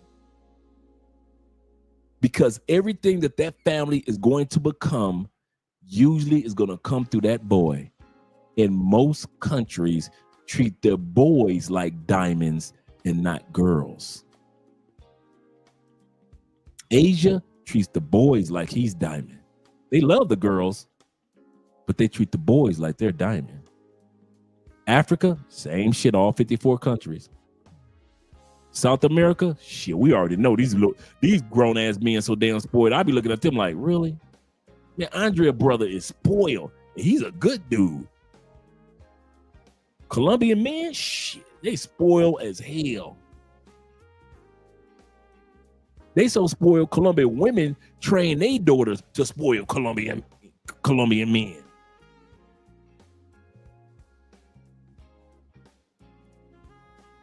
Only in the United States do we spoil little girls.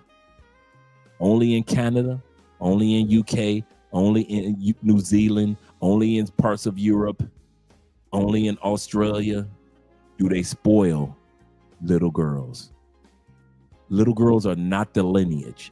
Most countries throughout human history has always pampered the boy.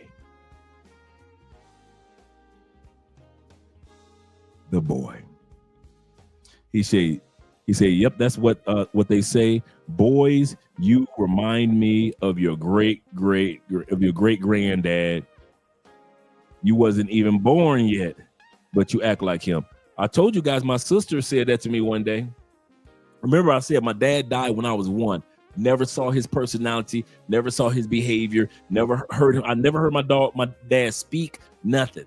Never heard nothing. I don't know nothing about this dude, right? I ain't mad at him, but I'm just saying I don't know anything about him, right? I got in a disagreement with all 3 of my sisters, right? I'm looking at these 3 women argue with each other. I'm looking at them arguing. To stop them from arguing, I said, you do know all 3 of you remind me of each other.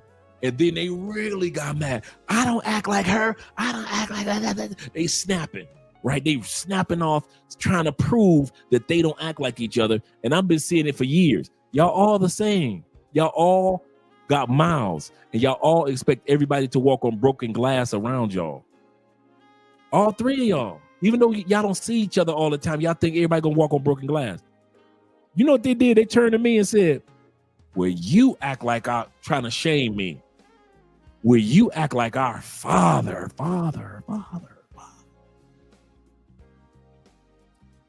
And then my older sister, who was around when our father was alive, started giving me a breakdown. You do this, you do that, you say this, you say that. He used to say this, he used to say that. Like when you guys hear me say gentlemen, or when I say, and you ladies,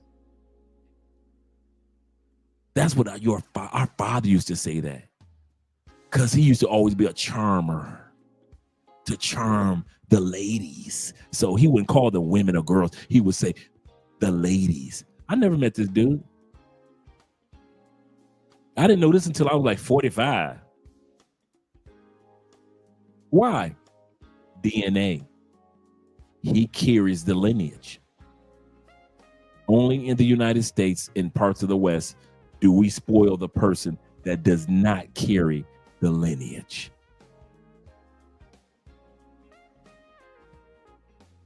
And that's why a lot of times these women don't feel they need to be accountable even when they're grown. He said, I think I read that one. Yep, you just like him. Shout out to my man Charles in the building. Of the Curry families. First of his name.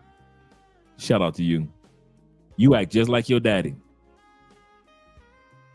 Yep. Facts. You act just like our father.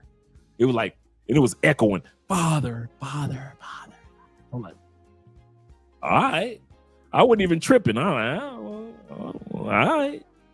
Let's get back to the video.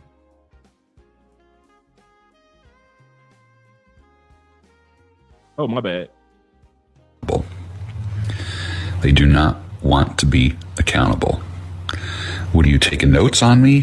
What, are you keeping track of what I do? I don't know. My thoughts are, if you're not doing anything wrong or questionable, then you should happily tell me where you were for the last 2 hours. I'm accountable. Honey, I'm on my way home, but I'm stopping at the store and grabbing a couple things, and I'll be a little bit late today. That kind of thing. If people are averse to accountability, that's a red flag. And when I start the series called The Minefield, navigating your way through the minefield, the red flags, encountering women from Red Flagistan, that's my little joke, you'll start seeing where you made mistakes in the past and how you can avoid them in the future.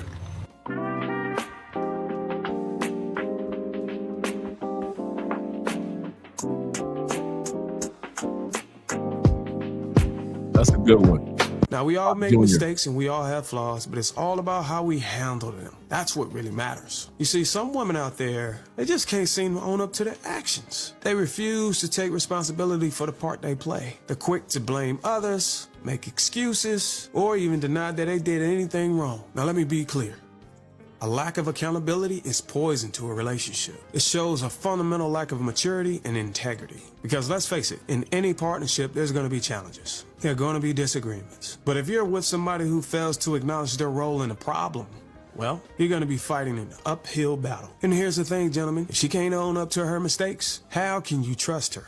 How can you build a solid foundation for a relationship and there's no accountability? You might as well build your house on quicksand. It's not gonna work. So my advice to you is this. So when you come across a woman who refuses to take responsibility for her actions, she can't admit when she's wrong, don't look past it. Don't ignore it, because I promise you, it's only a matter of time before that lack of accountability destroy your relationships. And you're gonna find yourself right back where you started. You want a woman who's willing to own her mistakes, learn from them, and grow as a person. So don't settle for anything else. Hold out for a woman who's mature enough to take responsibility for her actions. Because that's the kind of wife and mother to your children you need by your side. That bitch don't take no accountability. Stop trying to get closure from your goddamn wife, your girlfriend, your situation, or whatever the fuck you want to call it. A lot of you guys is getting divorced right now, you're getting separated right now, and you no longer in that relationship, and you so fucking stuck because you trying to find closure. But I guarantee you she blame everything on you. It's your fault why she cheated. It's your fault 100% why she left. It's your fault why she started to suck another man off.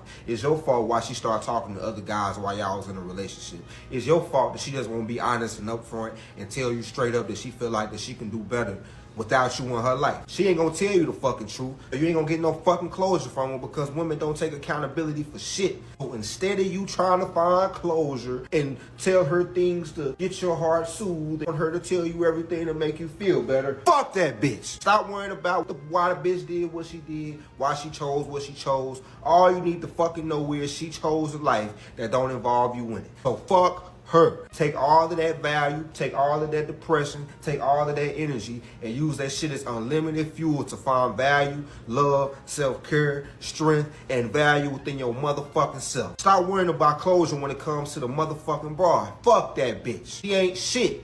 Let her the fuck go. You ain't getting no closure. It ain't no words she finna tell you that's gonna make you feel better. 99% of the time, she ain't gonna tell you the fucking truth.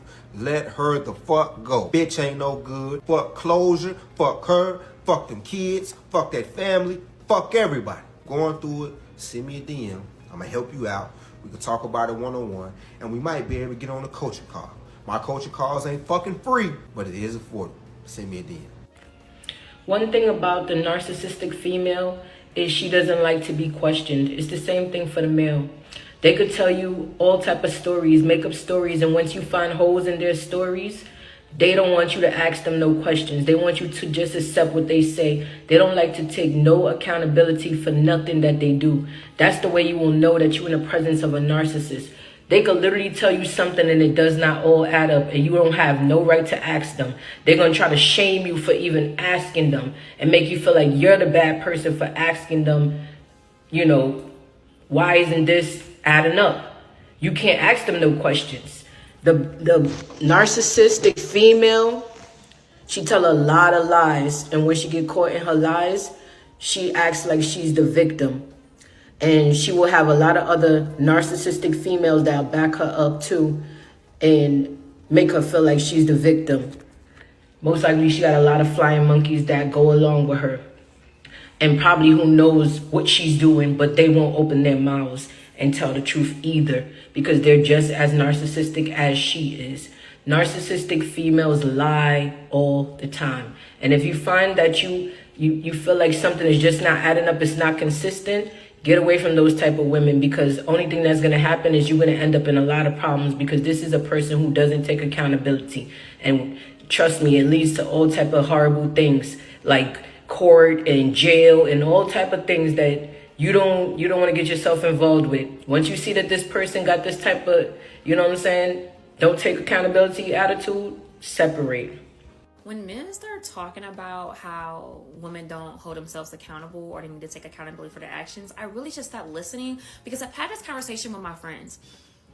They want... She said she had this conversation with her friends. She started off by saying, when men say,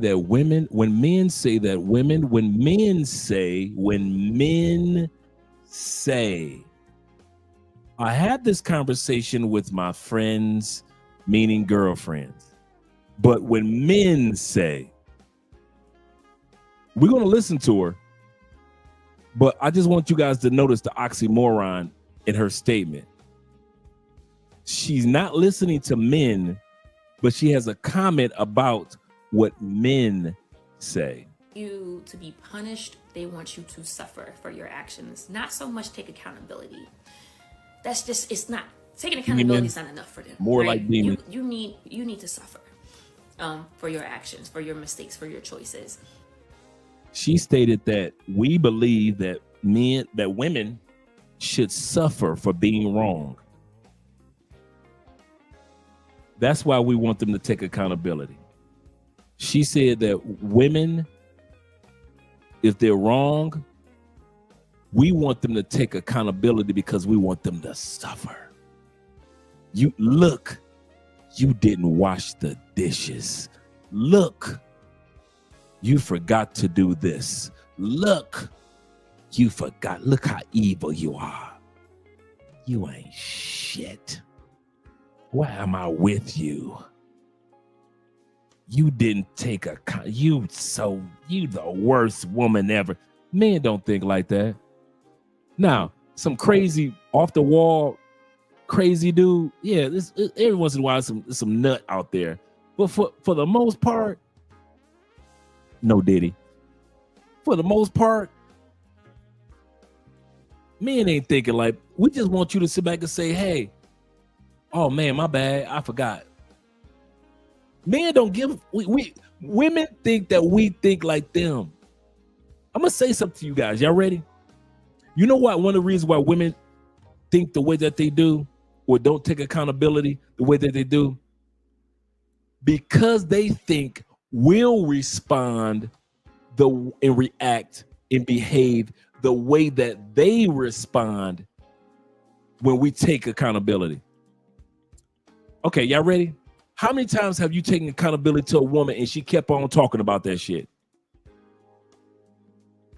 You be like, man, you know, some babe, you were out there, forget to take out the garbage. You damn right you forgot to take out the garbage. You forgot last week, and I don't know what the hell going on with you. I didn't marry you because I wanted a man to be a trash man, but goddamn, you don't know how to take out the trash. Your mama didn't teach you right. Your aunties didn't teach you right. Damn, and you sit up there like, I just said my bad.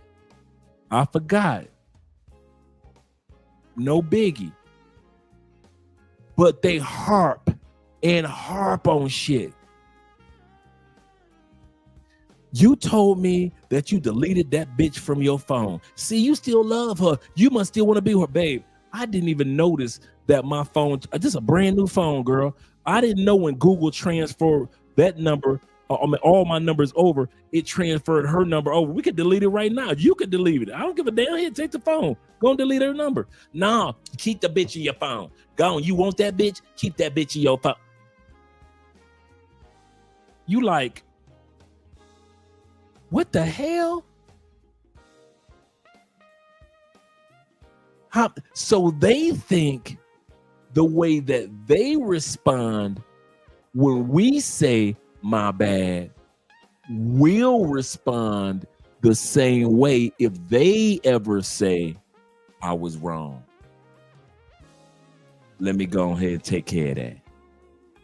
They think that men would be petty enough to harp because they are so petty and they harp on shit. Don't you ever let that slide by. That's why a lot of women don't take accountability. That's why they try to move the goalposts on y'all and talk about another topic or give you some sex or suck your dick or whatever to make you feel better. That's another thing that they do. They don't talk about the topic, but they talk about what would make you feel better, or they try to do something to make you feel better. Why? Because women are feelings wired. My wife, your girlfriend, his girlfriend, the next dude girlfriend, they're feelings wired. So they assume that we might be feelings wired. So I don't have to apologize. I just have to make my man feel better in this moment. I don't have to be accountable as long as I suck his dick and he feels better. It's some of you, I ain't gonna lie. I was about to lie to myself. I was about to say something like, some of you dudes that works on. No, most of you motherfuckers that work on. All the female got to do is cook you a meal she ain't never cooked before. She ain't got to address the issue. She can suck your dick like she ain't never sucked it before. She ain't got to address the issue. She can make your favorite drink and hand it to you because that's not what she normally does. And now she ain't got to address the issue. So we suck her out every fucking time. Most of us men, let's be real, most of us, all it takes is a good dick sucking. She suck your toes, nose, and elbows, and all of a sudden, everything that she did that was on some fuckery shit with your credit card, that don't mean nothing. She ain't got to be accountable for that. She ain't got to, in other words, she doesn't have to correct her behavior. All she had to do was make you feel good. That's another reason why women don't take accountability. Your ass ain't going nowhere, and she know all she got to do is do for you what she would want to happen for her. She would want you to make her feel better by saying, my bad, babe, I forgot to take the garbage out. Let me go take care of that now. And she'll vent and talk about it over and over again because it makes her feel better. You forgot last week and you forgot last month. Damn, what you been doing? You so busy. What bitch? If you ain't taking trash out here, what house you taking trash out in? And you hearing all this shit. Why you taking the trash out? Why? It makes them feel better to harp on that shit. So they think that you would harp on shit. That's another reason why they don't take accountability. Don't you ever forget that shit. Let's run this female back. We're gonna run her back a little bit. Like she said because you guys will use it against them, and I forgot how she said, like attack them or make them feel like they did something wrong. The actions, I really just stopped listening because I've had this conversation with my friends. With her friends. They want you to be punished. They want you to suffer. Men want you to be punished for taking accountability and to suffer for your actions, not so much take accountability. That's just, it's not, taking accountability is not enough for them, right? You need to suffer for your actions, for your mistakes, for your choices. Like, think about single mothers. Like, I'm a single mom, right? Like, you know, it's always like, well, you chose them. That's your fault. Deal with it. No man will ever want to be, take care of another man's seed. And it's like they get upset when they see a woman who is able to take ownership of her mistakes, right? Work on herself. When the last time you saw a baby mama take ownership of even my mama, even your mama? When the last time you saw a mother take ownership of the fact that she fucked the wrong man and was fucking with the wrong dude? It had kids by the wrong dude. Some of y'all love y'all daddies, don't y'all? Some of y'all got, this is funny how I always got stories to tell about how fucked up my dad was, but y'all never want to sit back and act like y'all dad was ever fucked up. Y'all make it seem like y'all dad was like in the military or mechanic / architect / motherfucking superhero, and at the same time he used to be Stan Lee and motherfucking Jack Kirby best friend, and your dad helped create Spider-Man. Some of y'all dads ain't shit like my dad wasn't shit. I don't know why y'all try to act like, some of you brothers try to act like y'all dad was always the shit. I don't have no problem with acting like my dad wasn't shit and I still turned out to be a good man. Some of y'all try to act like y'all dads and y'all mamas was always perfect and mom baked the cakes and motherfucking dad was like Ward Cleaver with a newspaper under his arm and a briefcase in his hand and he had the suits and shit and he walked in the house. Beaver, what's going on? It wasn't my fault, Dad. It was Wally. Like you was on Leave It to Beaver. Gee, Wally. Man, shit, y'all better act like y'all dads. Some of y'all dads, just not all, but some of y'all dads still had shit to learn about manhood. Like my father, sadly, didn't get a chance to finish his journey of learning manhood. Some of y'all dads are still on the journey of learning manhood, even if they're in their 70s. But my father didn't get a chance to finish his journey of learning manhood. and our mamas fucked them anyway. You see how I did that? My dad was in the middle of his journey of being a man and didn't know shit about manhood, and my mama fucked with him anyway.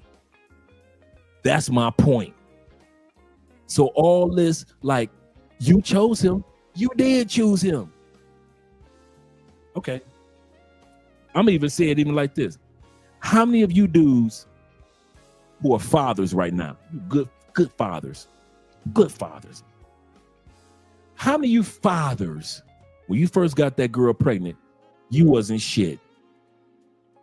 You had a bunch of women, you had a part-time job, you was in the middle of school, or you wasn't even in school yet, and you got that girl pregnant. Now fast forward now, you a good dad, you a great catch for any woman globally.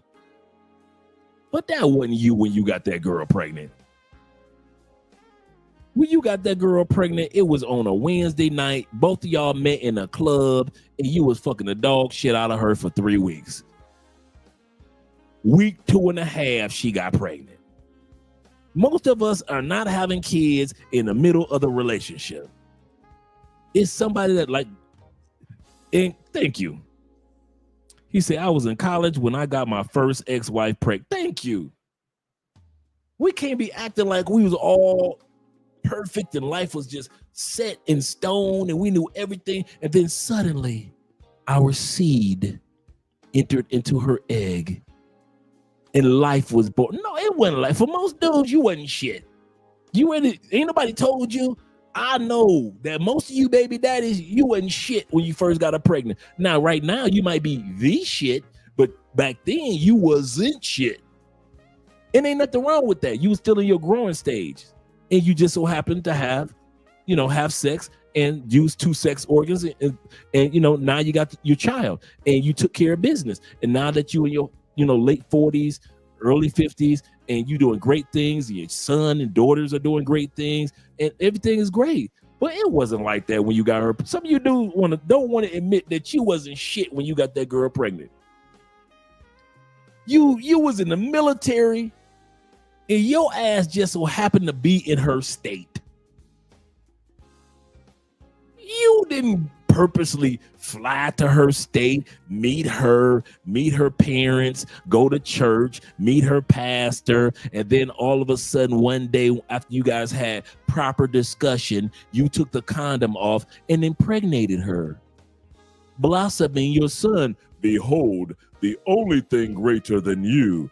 It wasn't like that. Ain't none of you Negroes walk around, behold, the only thing greater than you.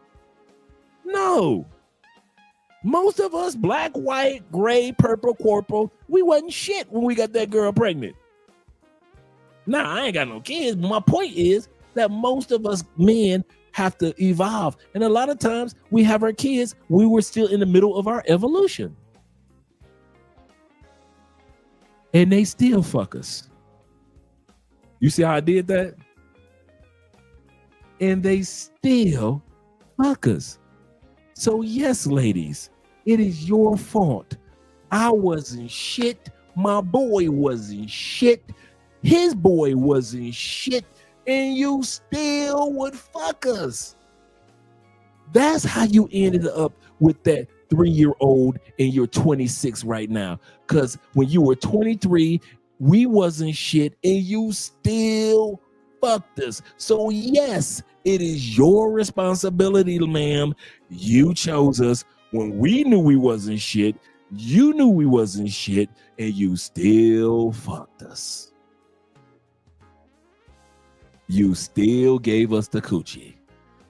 So all these single baby mamas that want to cry, I knew I wasn't shit, but you still suck my dick. You still let me come in your ass. You still play my dick with your toes. You still lick my earlobes, all that shit. You still did it when you knew I wasn't shit. Michelle Obama still married Barack when he was smoking weed.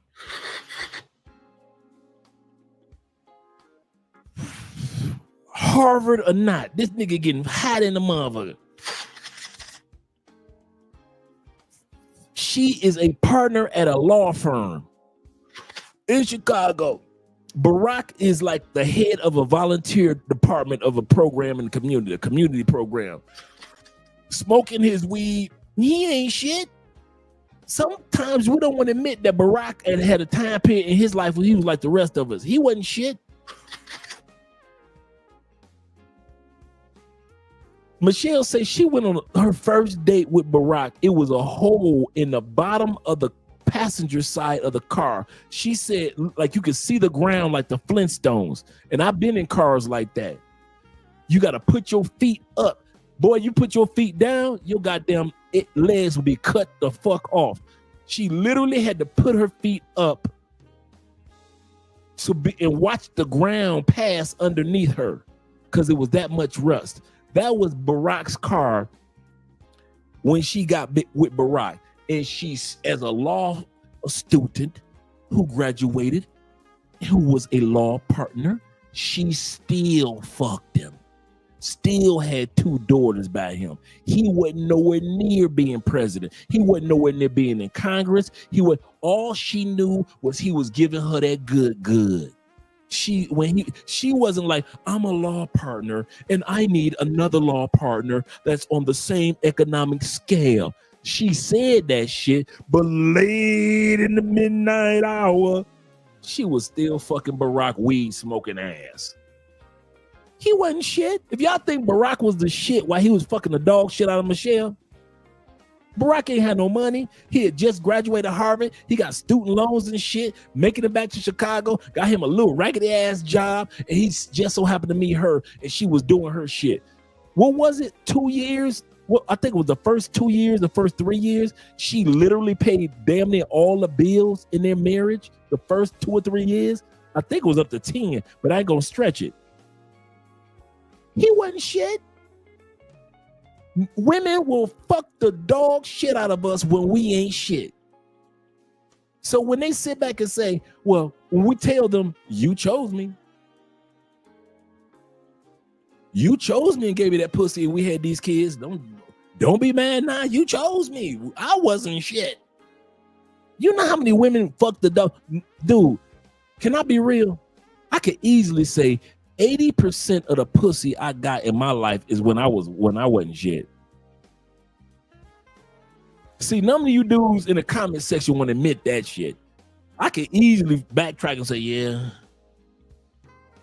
Even though when I had money, I'm like, yeah. Yeah, about most of y'all fucked me when I wasn't shit. Even when I had money, I wasn't the one to marry. I wasn't the one to let you. I was not the one to. I'm not the one to let bust on your back. You should not have let me bust on your back. If I was your father, you wouldn't been fucking me. If I was your father, I'd have trained you to fuck a different dude other than me. But since I'm not your father and I'm the dude fucking you, ain't shit.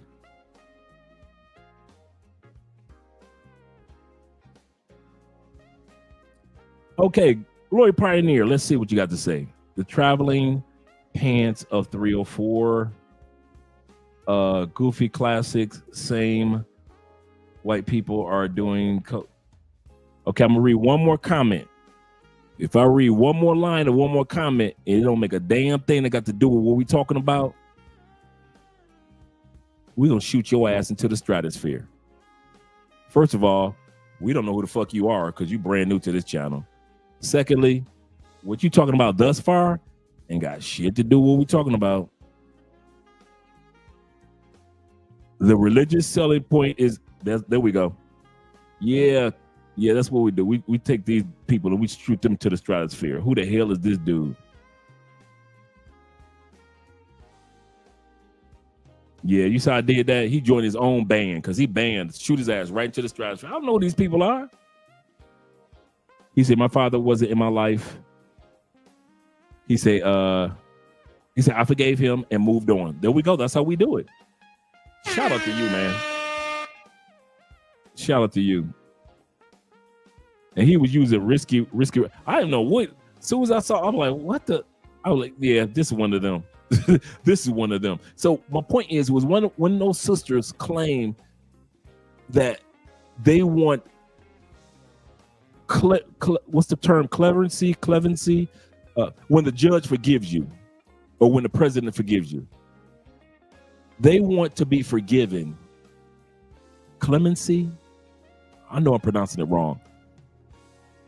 Because they chose the ain't shit man. Clemency. That's it. Thank you very much. And it just hit me. Thank you very much. Because they chose the ain't shit man. No, boo. Most of the men that you fucked, and most of us men that were fucking you, we knew we wasn't shit. You just didn't want to face the facts that we wasn't shit.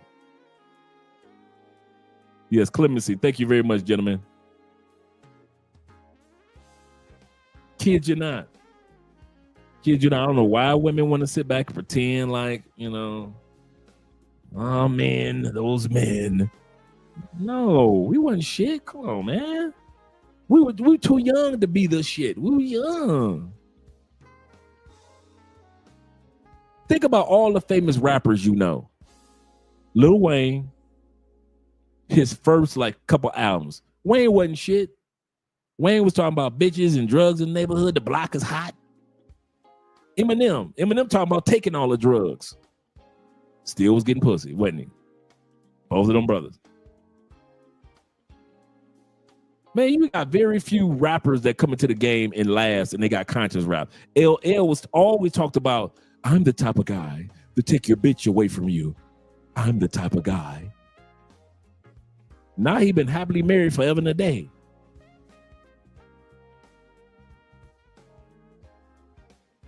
Dude, all of us, famous or unfamous, ladies don't realize we all go through an ain't shit phase, and y'all still fuck us. That's what makes you wrong, ladies. You still fuck us. Let's go back to the video. I'm gonna let it ride. Let's bring her back one more time. Cause men ain't shit.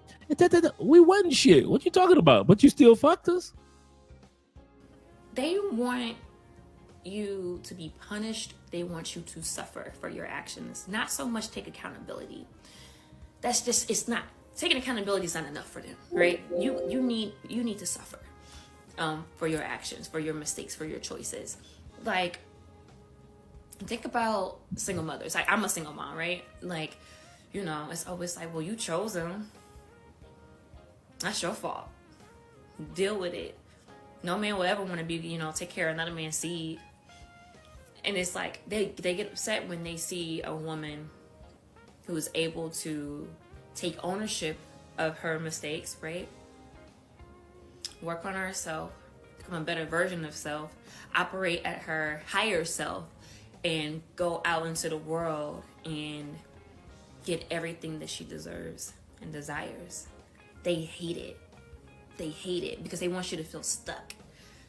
You made a mistake, you need to deal with it for eternity. Like you can't, think about with Sierra and Future. It's not the fact that they love Future, right?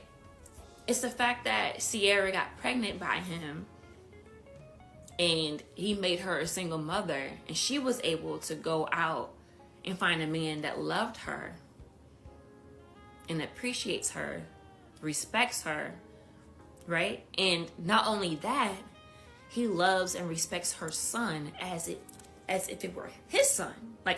That was his biological son, right? They hate it. They hate it. They hate what she represents. They hate what she represents. And it's just they really want you to suffer and they want you to be punished. And it's just again, that's why I just stopped listening. I literally just went out the other because what? I don't think women hold each other accountable the same way we do. Here's why. Another thing about this take is that women are known to be too apologetic, to say sorry when we shouldn't. Like that one picket sign where she was like, sorry, just fighting the patriarchy. Or saying sorry on your own podcast or in your own house. Girl, stop saying sorry. And while I have experienced women not be good at accountability, the notion that we're not as good at it as men begs the question of, are our values the same? are you expecting women to take accountability for things that we don't believe are wrong, or maybe they just aren't? Take accountability for what? I've said that on this app before. For what? 5 ways women lose a good man and how you can avoid it. Let's get into it, ladies. We got Tyrese's ex-wife, who wants $50,000 a month in child support. Want to tell you about accountability. Number 1, taking them for granted. A man been so good to you for so long, you no longer see the value in him and what he does for you.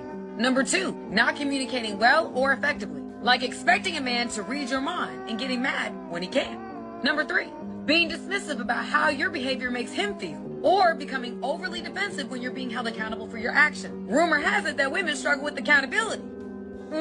Number 4, being self-consumed and unwilling to compromise. Being so hyper-focused on your laundry list of needs, desires, wants, that you neglect his needs in the process. Remember, a relationship is not just about you or one person getting their needs met. And number 5, allowing your unaddressed trauma, your insecurity, make it hard for that man to enjoy his life and pursue his purpose in peace, becoming insufferable.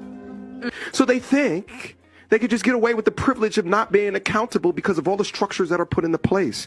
One thing you guys mentioned before earlier was about Maury. Think about the concept of Maury. This is why so many women today are incapable of understanding the word accountability when they look at the different structures within our society today. The concept of Maury is she can test 6 to 10 men, but she'll never get booed. Ever. She gets clapped. She can come out up on stage and never get booed, but they'll boo all 6 of the guys, even if they were never the father. You need to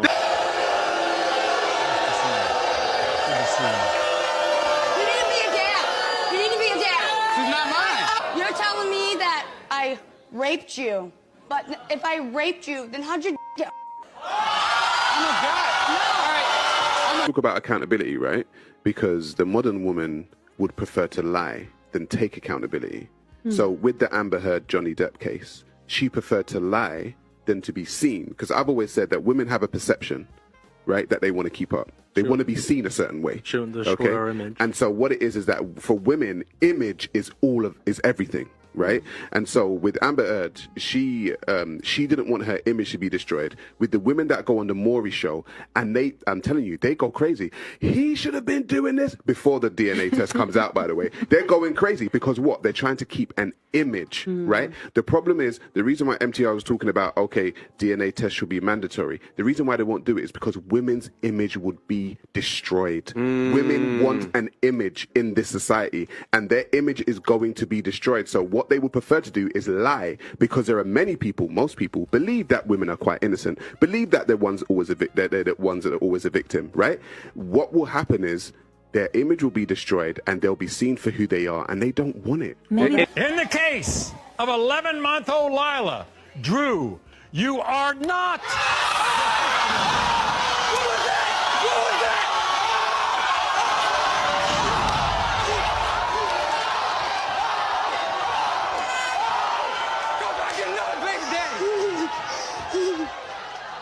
But you know what happens when they do get found out to be lying? They get consoled. No, they run off. Oh my God, I got they run off and scream. Don't worry. They run off and scream. I got so many stories about this. And everyone's like, oh, it's okay. So what it is that there's no accountability. Me and MTR know, right? If a guy does something and it's wrong and it goes tits up, there's an accountability there, right? There's accountability right there. Women get consoled. They get cuddled. They get told that it's okay. Don't worry about it. So then she does what? She goes and does it again. Yeah, because she never learned the lesson. There was no real consequence. Exactly. If I she's consoled by men and women. Men and women. Had to help you. Don't jump all over her, okay? Jump all over her. It's okay, Lila. I had to check that out, Corporal. Okay. That's crazy how some women don't want to take accountability for their actions. They're saying the reason they get half naked on social media is because men like that. You cannot control what somebody like or dislike, but what you can control are your actions. There's plenty of women that know men like seeing women half naked on social media, yet they do not get half naked on social media because they have more respect for themselves. These women are saying men should change and stop liking women half naked on social media, then we'll stop doing it. No, if you're not going to do it, you're just not going to do it, no matter what a man likes or dislike. Take some accountability, put the blame on yourself, because these are your actions that you're doing. It doesn't matter what a man like or dislike, because a man can like you, and if you don't like him, you're not giving him the time of day. You want to do it, and that's why you're doing it. I'm gonna check Easier that out. to play the Again. victim than to I own just up wrote to it your down. own mistakes. It's easier to point the finger and blame the world than to look in the mirror and say, hey, I effed up. I can do better. That's real empowerment. But to be real, all of this is just a symptom of a society that's too quick to play the sexist card whenever a woman's actions are questioned. It's a byproduct of a culture that has bred a lack of personal responsibility. Society is a huge co-conspirator in all of this. Don't get me wrong. It's created a safety net that shields women from accountability. For 40 years, she said society is to blame as well. Society, meaning all of us, are to blame as well. 40 years, going on 50. Before there was social media, there was mainstream media. Nobody, and I mean nobody, took time out to say that what Oprah, Donahue, Ricky Lake, Sally Jesse Raphael, Montel Jordan, I mean not Montel Jordan, but Montel Williams, as well as Maury and others, had to say about men was because it's society. Men are on the down low, but it's because of society. Men are out there cheating, but it's because of society. Black men are leaving black women in record numbers. It's because of society. They didn't say that about us for 40 years, did they? What did they say for 40 years? It is all your fault, men. It is all your fault. Oprah said it's your fault. Montel Jordan said it was, Montel Williams said it's your fault. Ricky Lake said it was your fault. Sally Jesse Raphael said it was your fault. Phil Donahue said it was your fault. Even when Minister Farrakhan, the honorable brother minister, went on there, still they did shows after he left blaming men. You had all these talk shows that came after, from Jerry Springer to Maury. It was men, and nobody said it was society's fault also. In other words, when they sit back and they say society, they mean that it's your fault also, men. Whenever you hear women say it's society, there's only two people in society, okay? If you don't blame women, who else you gonna blame? Society. That means it's all of our fault. There is no all. It's only men and women. Which one is it? So it's either men's fault on the subconscious way of saying society, or it's women's fault for not taking accountability. Let's blame it on society. It's not just women. It's all of our fault. It's men and women's faults that women don't take accountability. But when it comes to men, it's your fault. And we've been hearing this shit for almost 50 years. Color purple and everything else. Everything else. Back to the video, gentlemen. Any man who even slightly questions a woman's actions is quickly labeled as misogynistic. So what does this do? It perpetuates a cycle of unaccountability. Yep. It's a systematic issue. It's an epidemic. To all the men listening, demand accountability from these women. How do you do it? So when she does something that's out of line or out of pocket, I'm gonna need y'all to stop confusing Leave. drama with trauma. Before y'all twist what I'm about to say, this is not an attack, or this is not to undermine or invalidate anyone who's been through something traumatic. That's not at all. What I'm saying is, I hear stories, I hear women talk about what they've been through, especially when it comes to relationships, and they use the word, it was traumatic. What I'm hearing, it was a bunch of drama, right?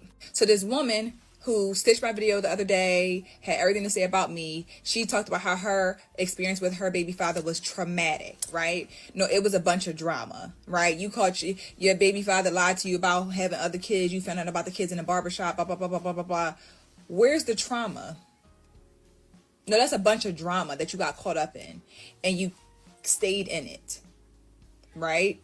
To me, we have found more ways, more words that are catchy and trendy to not take accountability or responsibility for our own actions as women. What we tolerate, what we know, what we were very clear of, and we chose to ignore it. And then when things happen and the situation gets crazy, we say, oh my God, I was in this very traumatic relationship. No, it was full of drama. It was drama. And you were the reason for the drama. Like, we can be the problem. You started the drama. You created the situation. Preach, and of Charles. course, what are we going to do? Most people are going to, try to trauma bond, and they're going to try to find a way to make a sad story about it so no one can recognize you are the problem or you're the issue. We just have to be very careful of how we twist words and how we use them so loosely to fit our narrative. And that's what a lot of us do. Women refuse to accept accountability and would rather cry, walk away, walk out the room, block his number, whatever, because we rather do that than take accountability. Right. This is the part men don't understand.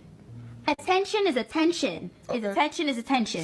So whether it's good attention, whether it's bad attention, as long as we are the center of it. I've been preaching this. I have rarely talked about this. I have preached this off camera.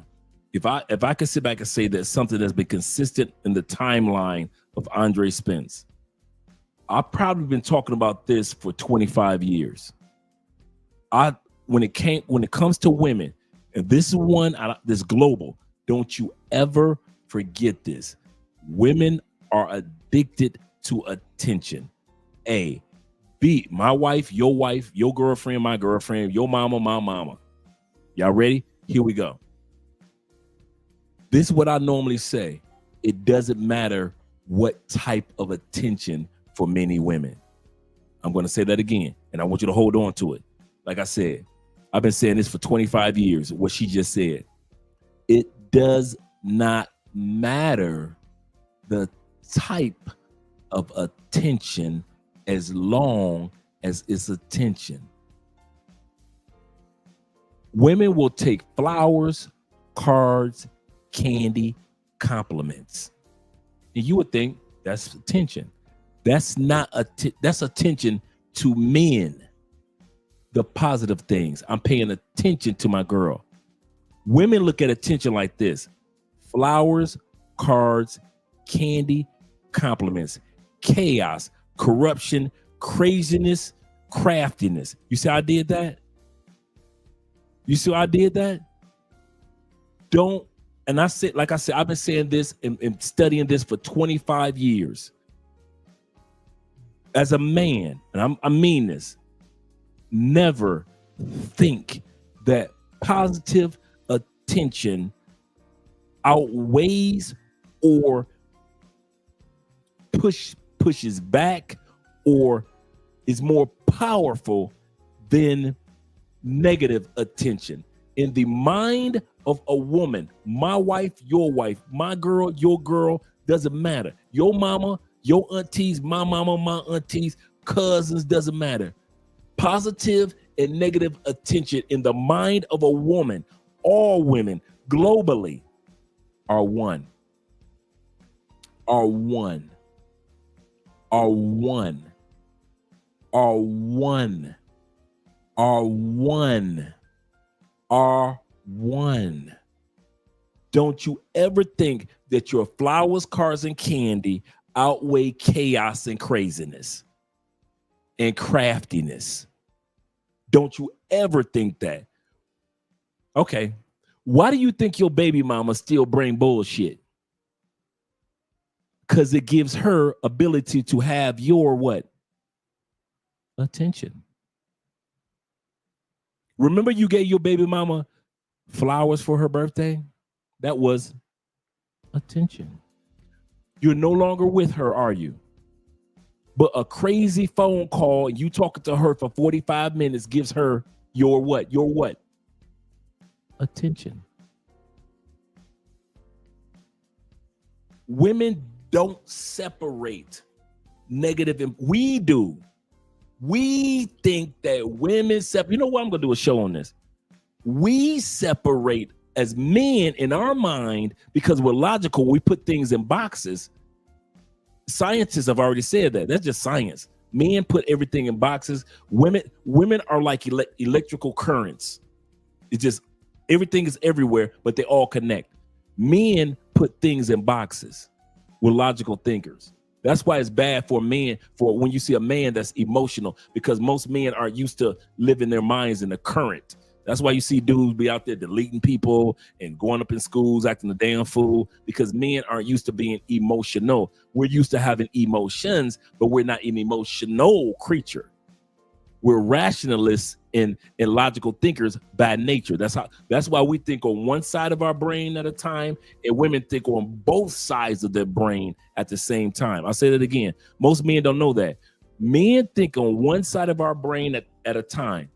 Women, that's what we call them scatter. That's why the term scatterbrain came out, because women have the ability to use their whole brain, the logical and the emotional side at the same time.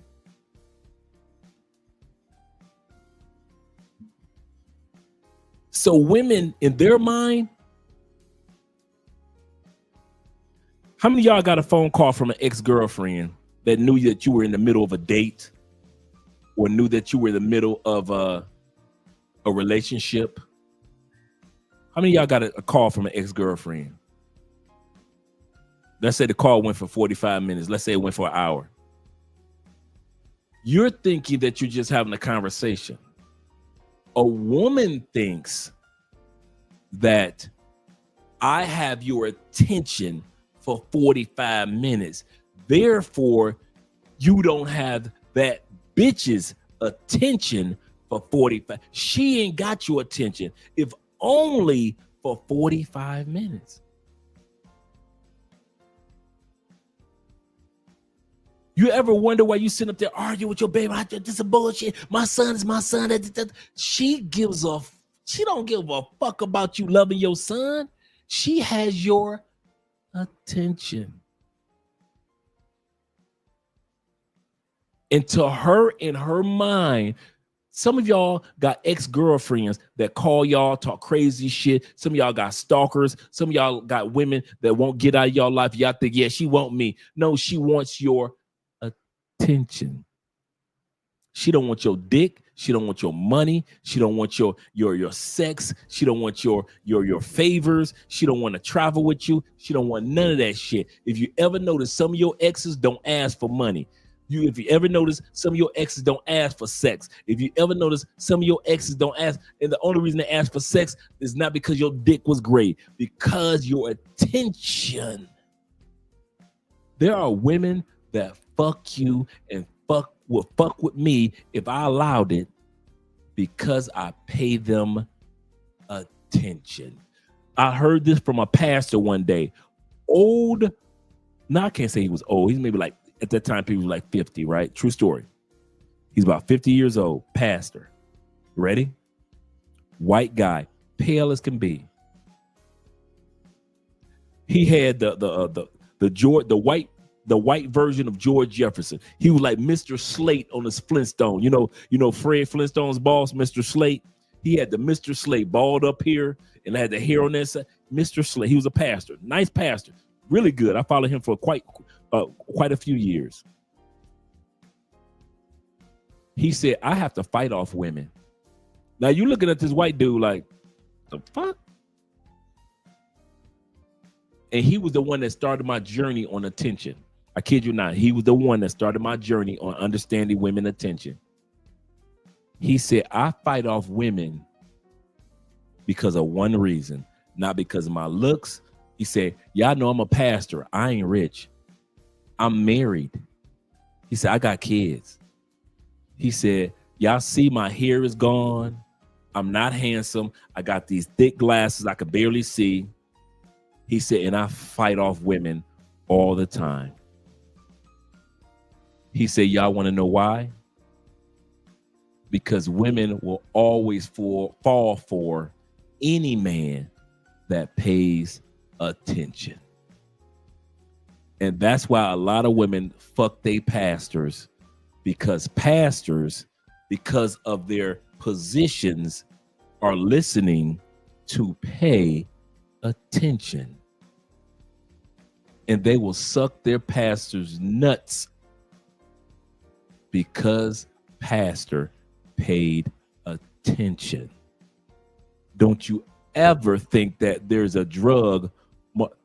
For all you dudes that think women want you for money, I fucked your wife, you got money, but I paid attention.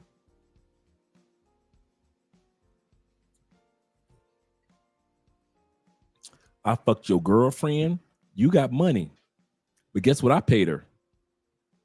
Attention.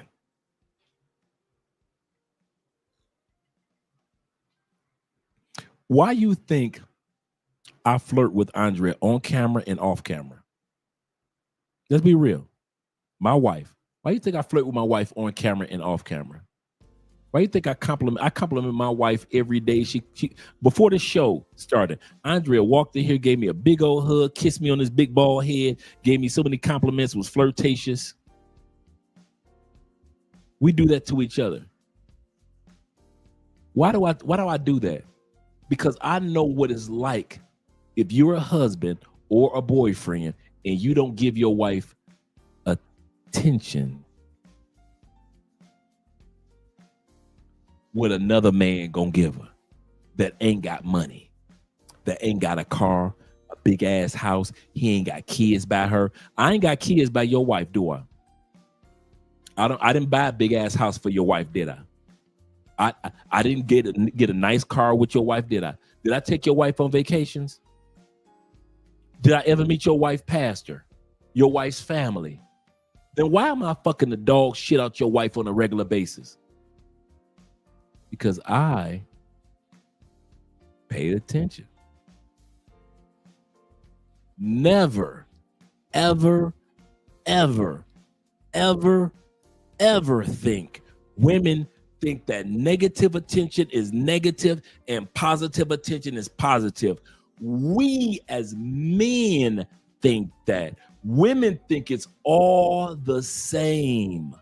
It's all the same. When you argue with her, you're paying attention. If you give her flowers and tell you love her, you're paying attention. If she's chaotic, you're still paying attention. If she's sweet and peaceful, you're paying attention. Once you stop paying her dude, I've had stalkers that I've had to get fucking police goddamn restraining orders on. Why? Because they were so addicted to what? Attention. They weren't addicted to me. They weren't addicted to sex. They weren't addicted to the old relationship. They wasn't addicted to none of that. They were addicted to attention. So now with Andrea, I'm learning, Andre, don't be like them dudes that you fuck they woman. You better make sure you pay attention. When Andrea's talking, bruh, I'm like this. Why? Because I know how valuable attention is to women. Man, shit, Jamal Bryant is fucking everybody. Jamal Bryant have been to 3 churches and fucking everybody and having babies everywhere. We all know Jamal Bryant. Jamal Bryant is fucking every church he go into, he gonna fuck something. They be waiting for, Jamal lost his job at the last church. He's gonna be our new pastor. It's female. When Jamal Bryant come through, Man, Jamal Bryant was before Derek Jackson. He was the Derek Jackson of the church. Man, when Jamal Bryant come through, females be shaving their coochies. Pastor Jamal Bryant will be our guest speaker today. Who? Jamal Bryant. Them bitches be in the house, be fucking shaving it. Man, listen. That nigga Jamal, man, way before there was a Derek Jackson. They want to on social media. They want to talk about Derek Jackson and all these other dudes. Man, before there was Derek Jackson, there was Jamal Bryant. Before there was Jamal Bryant, there was Eddie Long, fucking women and little boys in his church. Eddie with the goddamn wife beaters on and the goddamn Mr. Muscles down there in Louisiana. Shit. Eddie Long and a bunch of other them pastors. Man, shit. Bishop Jakes, when he was in Virginia, y'all know. Y'all always thought Bishop Jakes was in Texas. No, I was following Bishop Jakes when he had his fat ass in Virginia was fucking bitches.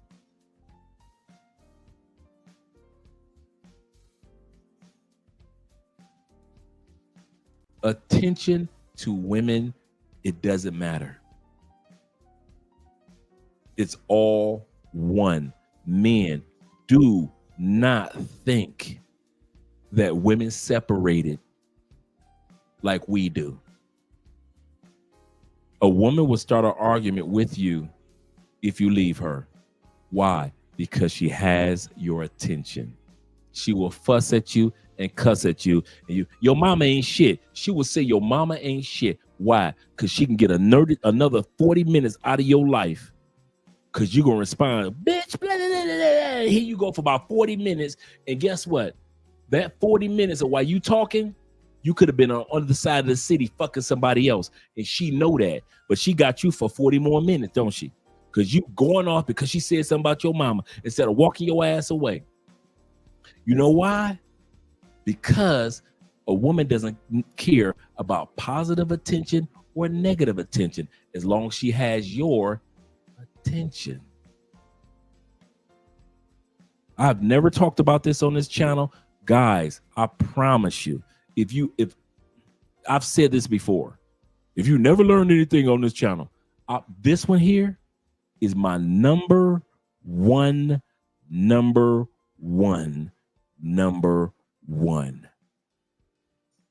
There is not a woman on the planet that differentiates positive and negative attention. To them, it's all the same.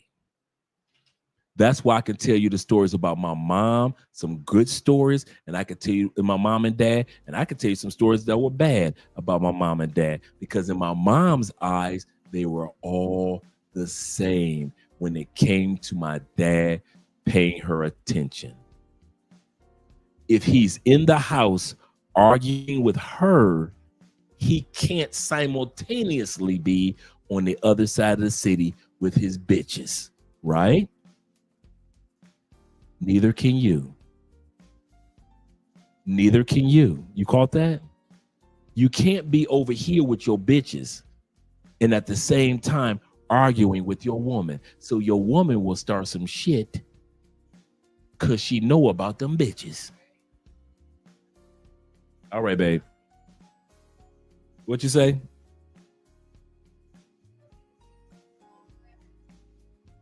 That's true. Andrea said my sleep has been off the past couple of days. So she said, make sure I end the live stream. Well, we've been together for a while. End the live stream. So we're going to end at 2:00. End the live stream so I can get some proper sleep. That's what she just told me. Babe, make sure you get some sleep. And my sleep has, like the last week, it has been off. I've been going to sleep at like 5:00 in the afternoon, then 1:00 in the morning, then 12:00 in the afternoon, then because I'm doing so much work, so many things are coming. Like I'm only the book that I'm writing, Make America Your Second Home, and how to do it. I'm down to the last 2 chapters, and then I've just finished creating the 2025 job listing of jobs that are available right now that people are hiring that were recently posted over the last month of jobs that you can do from anywhere in the world. I got jobs from Sweden, Switzerland, Australia, Austria. I got jobs from everywhere, the United States, Mexico, online jobs that a person can do. So if you're part of the Patreon, let me put the Patreon link up there. Come to think of it, if you're part of the Patreon, you will be able to have access to this. And I mean a paid Patreon, that's a free Patreon. But if you're part of the Patreon, I kid you not, you guys get access to this. I'm going to have it in there for you guys. So let me drop the Patreon link. So I'm going to be dropping that. I was putting it all together. I have the free certifications. I have 8 free certifications that you can take. I have free courses that you can take. Now, I'm not talking about on the level of Theo Wolf's course, but I'm talking about other courses that you could take that you could boost up your resume. And I have a list of jobs that they're hiring for from around the world with no experience. With no experience, over 300 jobs that they are hiring for. Like I said, and I purposely made sure that these are jobs that were posted over the last month. Some of the jobs that I have on this list were just posted in the last 48 to 16 hours. I got 1 to 2 posts on there. They had just posted the job. When I found it, they had just posted the job like an hour and a half before I found the job. And these are all online jobs that you can do from anywhere in the world and little to no experience. Now, some of them are experienced, and some of them aren't. But then I have the free certification and courses that you can take to help boost your resume. Shout out to you guys. So if you want to become a part of that, and a lot of the proceeds that we get because of this are going to the Children's Cancer Foundation here in Cali, Colombia. Join the Patreon. Subscribe to the Patreon. Support the Patreon. Because I kid you not. So Andrea been catching me in here. Andrea been catching me here lately, like, because I've been knocked out from working. And so she'll come in here and wake me up and be like, because I want to see you guys. And the reason why I always put the list together every year, and I actually finally found a service that I pay for that actually updates the job leads for digital nomads. I finally found a website that actually does the updates, but you have to pay for it. I decided to pay for it out of my pocket and put it on Patreon. So every month I will be updating the job links. I'm actually decided that what direction I want to take with Patreon. A lot of you guys are looking for jobs in other countries. So, or online jobs, even in the States. So why not create part of our Patreon to be a job bank for those that are looking for jobs in the States, online, as well as online jobs around the world? Because some of y'all get frustrated because you don't find anything in the States. You think like, damn, I can't find a job. And then you're like, oh shit. But there are other jobs in other countries that want you with very little to no experience. I purposely look for those, purposely. So yeah, brother, your boy been at work, and Andre been like, you ain't got your sleep. Andre be like, part of my health is good sleep. So Andre be like, babe, you need to come here, get your, babe, wake up. Baby, go to sleep, go to bed, come into the bed. So when she saw me in here with you guys a few minutes ago, that's why she was like, babe, get ready to wrap it up because you need to finally get you some sleep. Oh man, yes, sir. Yes, sir. Yes, sir. It doesn't really matter. All of that emotional spiraling is because it gets us attention. Now, y'all know she said that I didn't. Accountability. It's an amazing thing. I'm Dr. Orion Taraband, and this is Psych Hacks, Better Living Through Psychology. And the topic of today's short talk is why women don't apologize. I am 40 years old, and I think I can count on one hand the number of apologies I've received from women in my And that does not mean that I've only had relationships with honest, well-behaving, high-integrity women over the past 4 decades. What it does mean is that women seem to find it very hard to apologize for bad behavior. And this is too bad for 2 reasons. In the first place, apologizing for something you did wrong is like an interpersonal slam dunk. Almost everybody will forgive you for being wrong. Not everybody will forgive you for being right, but almost everybody will forgive you for being wrong, especially if it means that it makes the other person right. And in the second place, apologies just seem to matter more to men.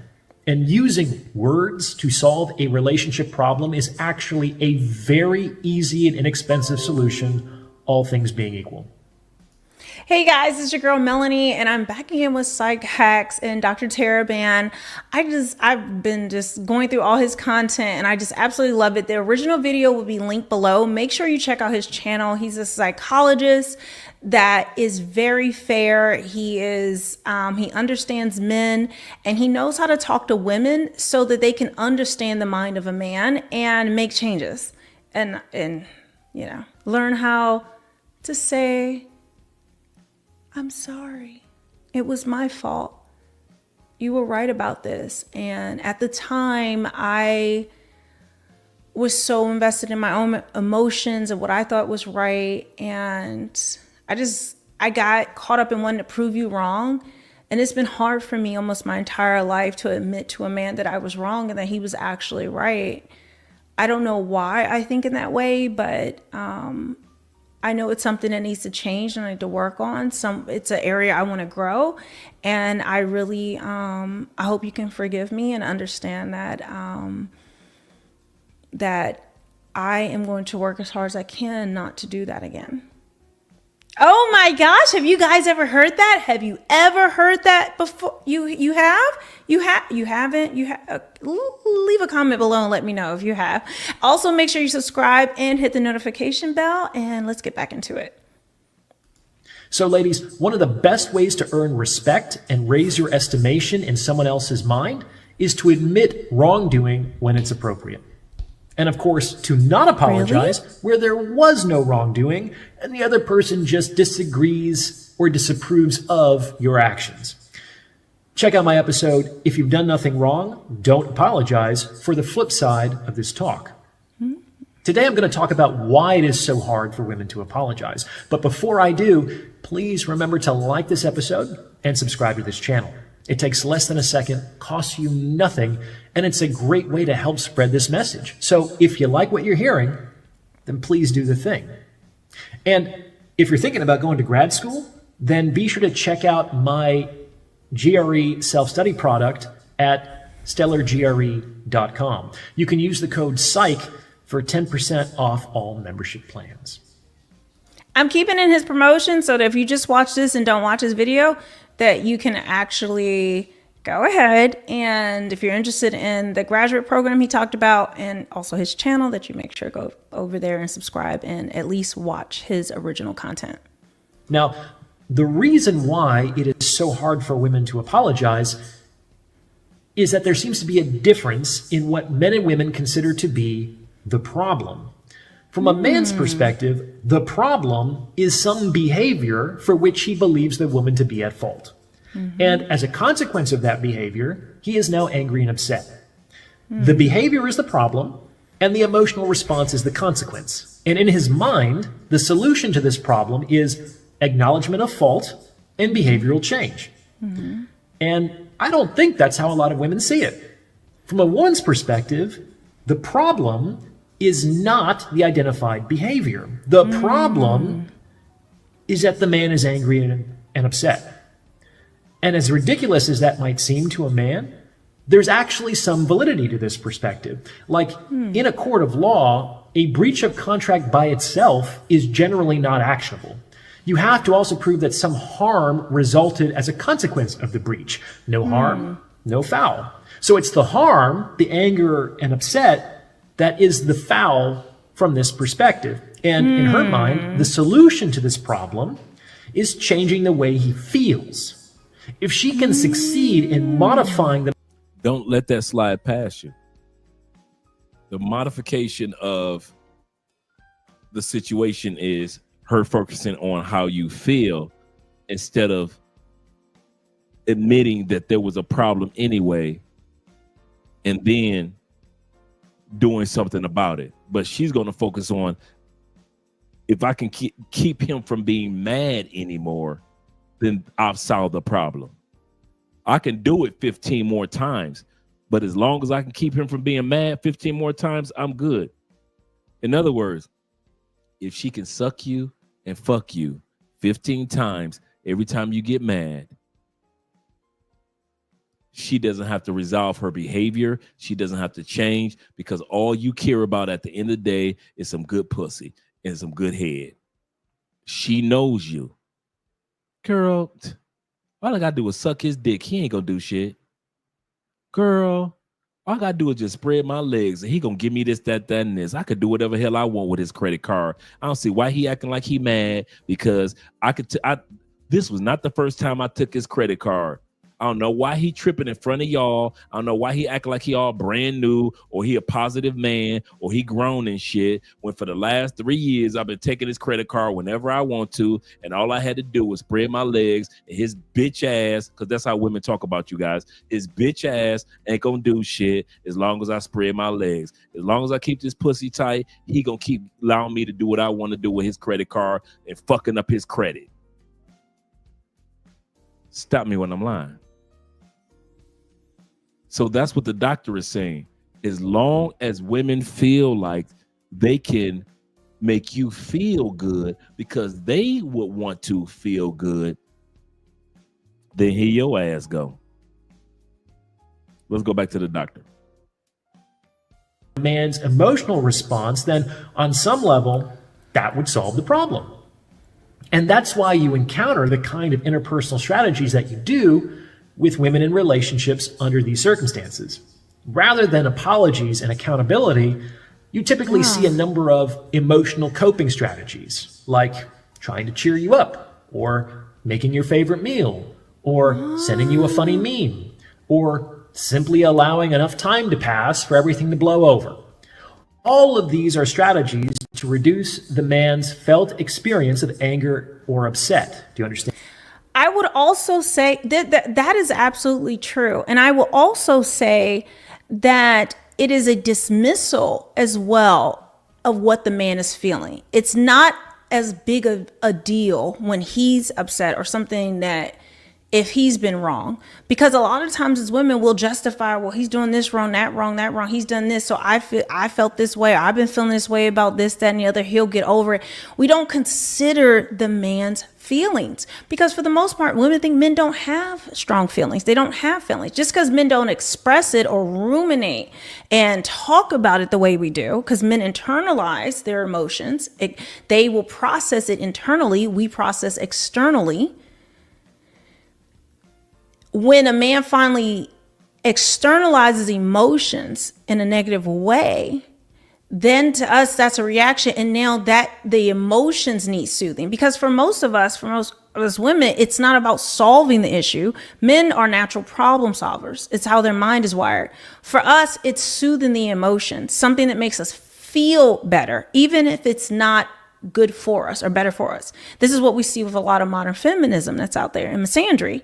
It makes them feel good to say and do these things, but it doesn't change anything. It just soothes the emotions. It's not logical. So I would say, and then also, so that's one point of it, but I'm kind of mixing up points here, but I'm giving a natural reaction as a woman and how I'm hearing what he's saying. So a lot of times my reactions are really, I haven't watched this full video, so it's like me processing. And as a woman, because I want to help the men out there and also men to understand women and our thought processes, but also so women, so you can kind of relate to what I'm saying and understand it for as a woman. And that's, once you have that understanding, that opens you up to want to learn and want to grow. And also understanding men better. So that's why I'm putting that out there. But I will say in general, because men internalize most of their emotions, we don't value their emotions in the same way or try to we just like, he'll get over it. Okay. Or sex gets a man over something and all of that. And a lot of times men respond in that way. They don't keep bringing it up. They won't keep vocalizing it because that's not the nature of most men. They will want to just move on because men don't like confrontation. Men will only endure confrontation if it's a necessity. They have to. Women, on the other hand, confrontation actually helps us release negative emotions because it's external and it helps get it out. But that's another subject. And women also notoriously use sex in this manner. Shut up, Many years ago, I was out for a drink with a woman I was dating, and she decided to take something that I said very much the wrong way. She quickly escalated, and within seconds was crying and critical and withdrawn. It was fairly early in the dating process, so I was taken aback by how quickly this had escalated. However, as is my way, I didn't argue with her and gave her some time and space to emotionally equilibrate.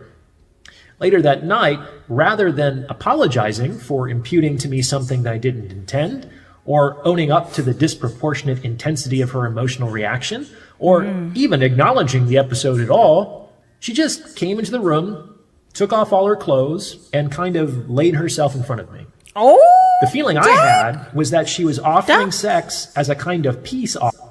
Doc getting some nanny.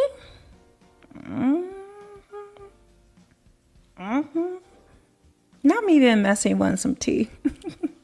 Offering to assuage my hurt feelings rather than apologizing for her bad behavior. And in that moment, I unfortunately lost a lot of respect for this person because of what her behavior seemed to imply. That if I could be distracted with a bit of sex, then we could all just move forward as if what just happened didn't happen. And I got up and slept on the couch in another room.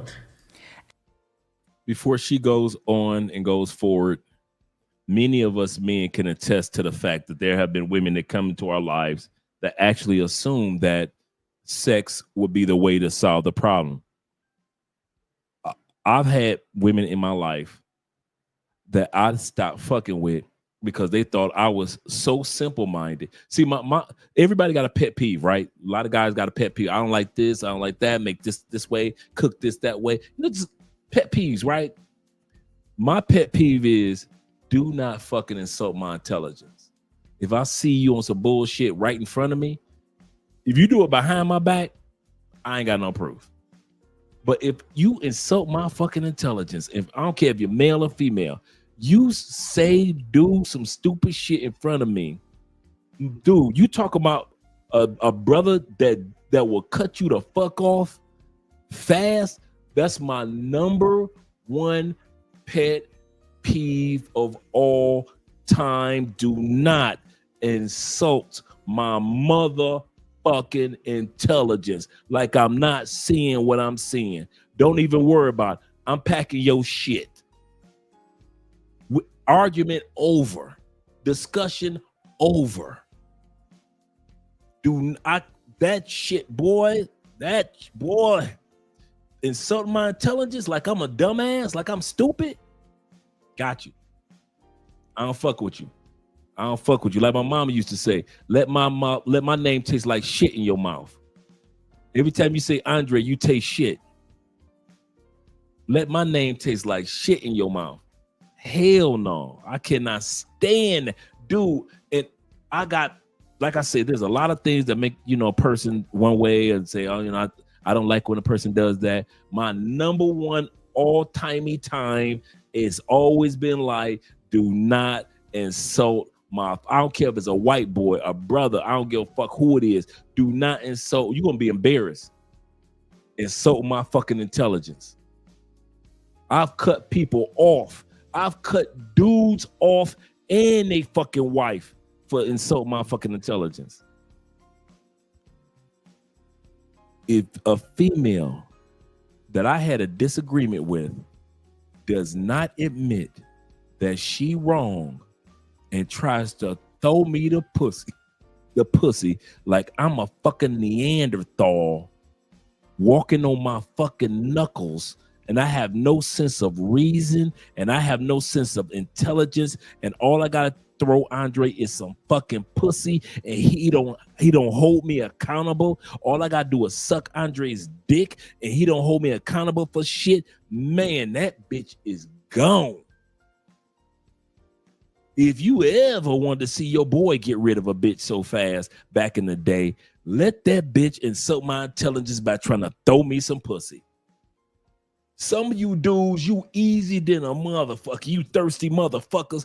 Anybody could throw you a fat bitch, a skinny bitch, a ugly bitch, a fine bitch. Anybody could throw you some pussy. And they ain't got to be right about nothing. Not Andre. Not me. No. No, bitch, you try to throw me some pussy, I'll kick you out my shit. You not, oh my God, y'all just don't know. You guys know the new Andre, the new and improved. Y'all don't know the Andre throwing bitches out with my foot in they fucking back, bad bitches. I would kick a bad bitch with my motherfucking size 13s and a fucking vertebrae in a New York. Get the fuck out my spot. You motherfuckers will let that bitch stay there all the day long. Not me, bitch. You insult my intelligence. Get the fuck out my spot. But I'm a bad bitch. You're gonna be a bad bitch with a size 13 print on your back if you don't get the fuck out my house. What you gonna tell the police? He kicked me out his house. Bitch, this is my house. And females knew I was so serious that them females knew. Put your shoes.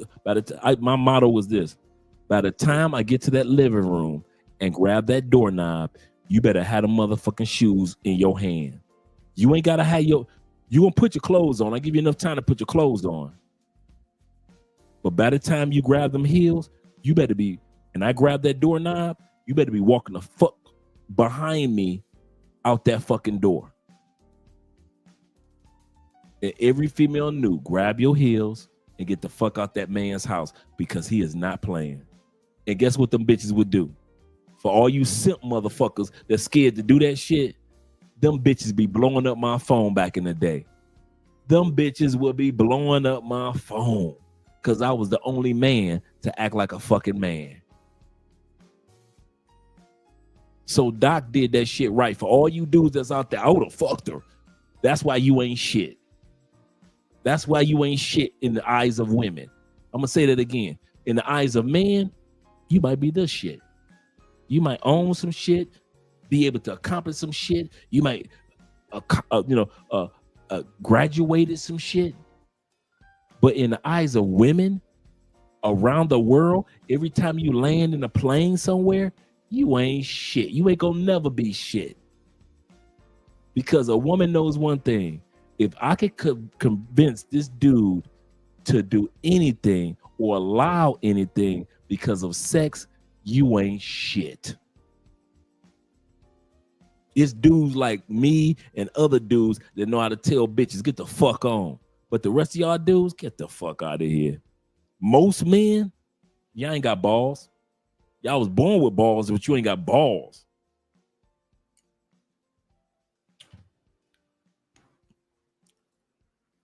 Let Andre taste like shit in your mouth. Let the name, dude, you ain't heard that one? You ain't heard that one? YNs? Oh, man. You can use that one, man. See when somebody talking crazy to you, like, listen, dog, you might as well let my name taste like shit in your mouth. That's for real. That means you don't fuck with them for real, dude. Let my name, that term right there, I told you I was been around a bunch of players and pimps. That term right there mean I really don't deal with you anymore. I'm done, male or female. When you say let my name taste like shit in your mouth, that means the conversation is over. I will never talk to you to the end of days. I'm done. Let my name taste like shit in your mouth. Every time you say Andre, it just tastes like shit all in your throat. So you will never want to have to say it. You will never have to say my name without the taste of shit in your throat. That's for real. You can use that one. For real. Let my name taste like shit in your mouth. Let's finish this live stream before Mrs. Spence come out here and be like, Andre, you need to get sleep. And I would say a lot of men will just like they get some nanny and they just fold. I won't say anything else or just let it go. They may brood internally about it, but they will act externally like everything is okay. And especially if they're getting some of that good. But because he's a therapist, obviously he's going to think deeper about this and think of it on a different level. Like, you got to really be slow if you're trying to run game and manipulate and use these type of tactics on a psychologist. Like, that's an example of how women apologize with sex. So, men, if you're expecting an apology from your woman, I would advise you not to hold your breath. On the other hand, ladies, I would highly encourage you to consider apologizing when appropriate. Why? Because men respect people who take responsibility for themselves. And men very rarely receive apologies from women. So this is an easy way that costs you nothing to quickly distinguish yourself from the vast majority of other women in a positive manner in the mind of a particular man. I guarantee that his estimation of you will increase as a result. So that is absolutely true. He's giving game to women. He understands women, but he's giving us game. You as a woman, if you learn to apologize to a man, if you have humility is attractive in everyone, men and women. And think of how good it feels if a man apologizes to you. You're not some women hold it over a man's head, will keep bringing it up even if he apologizes. But men, for the most part, across the board, are not holding things over a woman's head. He may brood on it and need some time to get through it internally, but he's not going to keep bringing it up or beating it over your head. And every time you guys just get in an argument, he starts bringing up that old thing that he said that he forgave. Men generally will stand on their word when it comes to personal integrity, when it comes to these things, because this means a lot to them. For someone to use their words to say that what they did was wrong, because men aren't really vocal or use words a lot for things, they're more action oriented. But when a person uses words to say this and then demonstrates this and change in behavior, it really means a lot. So even if there's now we're not talking about cheating and the most egregious things, but we're talking about like small disrespects and those interpersonal things where you know what you did, so stop playing, And so if you're able to actually do that, it can actually transform the relationship and grow his respect level for you and increase the love in the relationship, which a lot of times these things over time decreases a man's love for you. Even if he's there, even if he's in the relationship, his mindset is he's enduring it. And he's just enduring it. But you're not seeing the growth in your relationship as a woman that you want because of the disrespect and those things that you refuse to apologize for. You punish him when he does wrong in every type of way, but you use sex for you to get forgiveness, and then you use sex as punishment when he does wrong. So there's a lot to discuss here, guys. Leave a comment below. Let me know what you think. Make sure you check out the original link below, and I'll see you guys on the next one. Bye. All right. We ended that video. We're about to end this live stream. It's gone over 2 hours more than I want to go, but I appreciate you guys hanging out with your boy, supporting your boy, and shout out to my man, Montrez. I hope I pronounced that correctly. Of the Montgomery family for joining the Patreon. Appreciate you, brother. I will be dropping the link to the 2025 job listing next week. I have the listing done, but for you guys that are still here, I want to do a screen share to let you see what I have on the listing. For the online jobs, these are for the online jobs. As you guys can see on the screen, we're just going to take 2 minutes, not long at all. This is the latest listing of high-paying remote jobs that you can work from anywhere in the world with little to no experience at all. And then I break down what do I mean by no experience. And then I break down, I did this on purpose. Here's how much you need to earn to be rich in 30 countries. I want you guys to see this. I did this on purpose. If you guys hung around with me, you're going to get a preview of what the other guys going to get on in Patreon. Let's take a look at this. In order to be in the top 10 in Australia, that's still part of the West, $125K, right? We're doing this by alphabetical order. In Bangladesh, you only need make $17,000 online to be in the top 10. In Brazil, to be in the top 10 in Brazil, all it takes is you making $45,000 a year. I want you to let that sink in. All it takes in Brazil, and this article, let's go back for a second, because you guys want to make sure that when this article came out. This article came out June 10th, 2024. June 10th, 2024. That's for all you guys that are still here. Shout out to you guys. This is part of what you're going to receive on the Patreon. Because I want you guys to realize that you don't have to be rich to move. You don't have to be American rich to live rich in many countries. I'm going to say that again. It's very important. Even in Colombia, you don't have to be American rich to live rich in other countries. For example, in Canada, just to get in the top 10, you're going to need, which is not bad, $119,000. But if you scroll down to China, to be in the top 10, all it takes is $52,000, 53.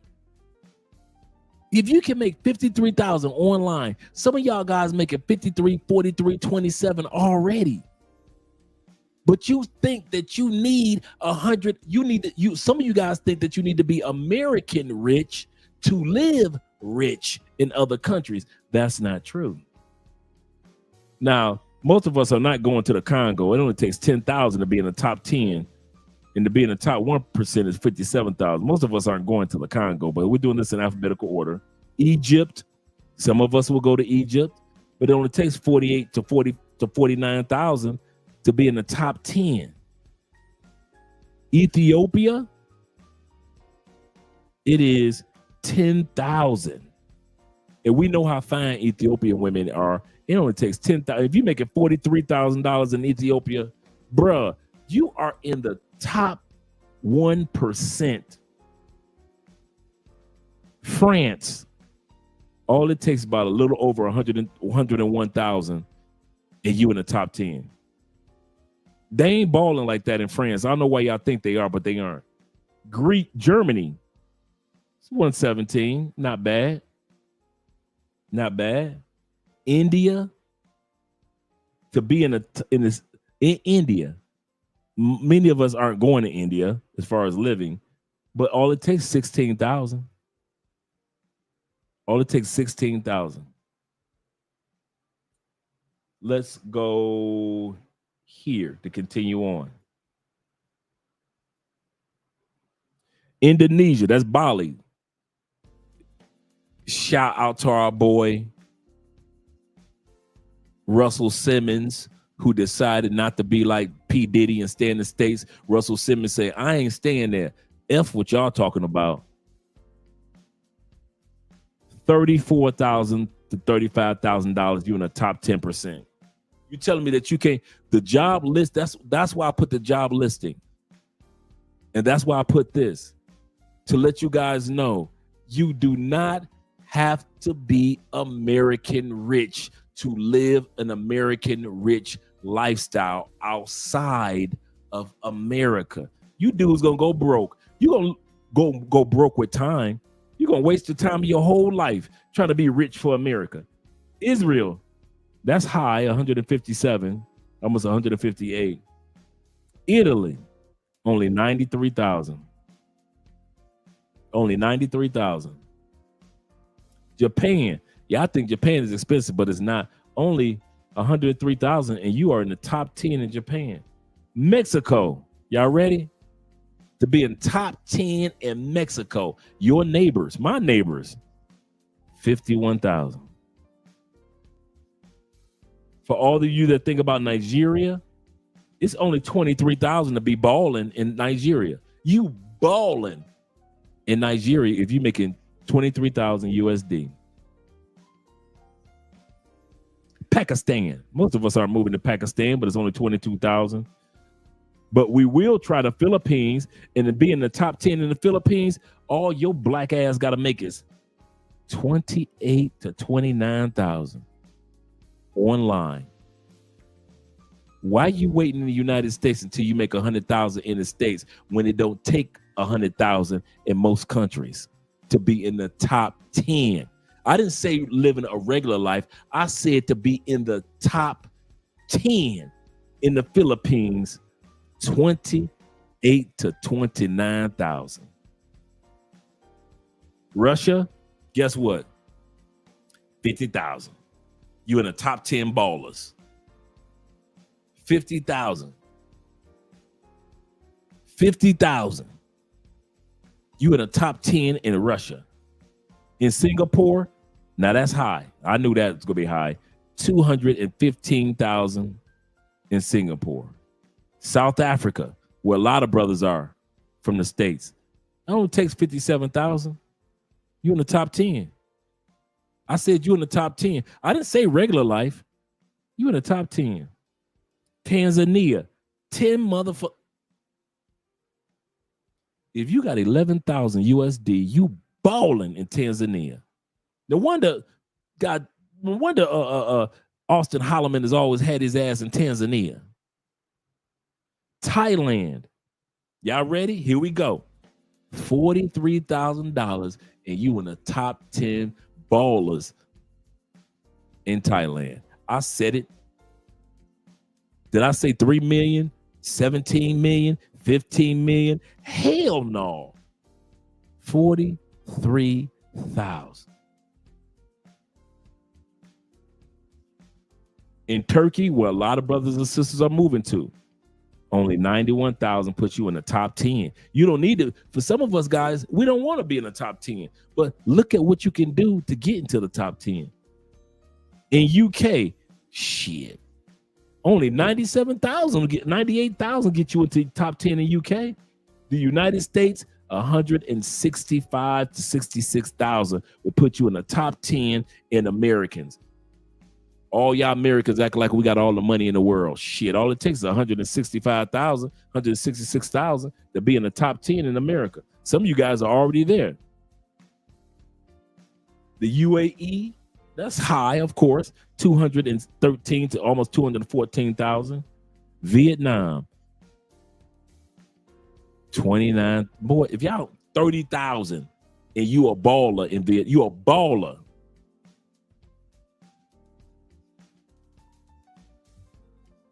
Let's look at Colombia.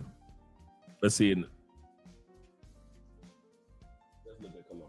Before I head out, let's look at Colombia.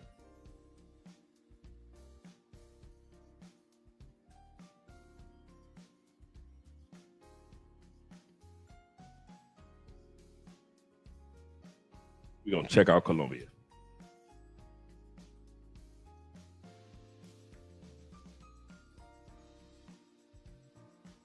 Yeah.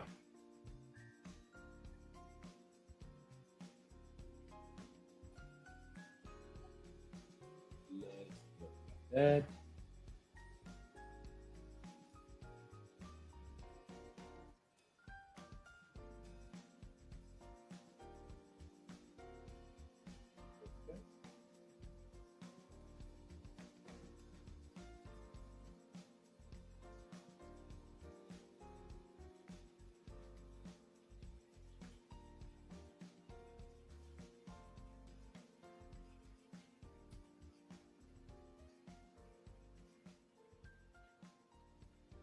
Let's see. Oh, I gotta let y'all see this one. I can't just let this one slide. To be in the top 10 economically in Colombia. To be in the top 10 richest household in Colombia, a household must earn, that's damn shame.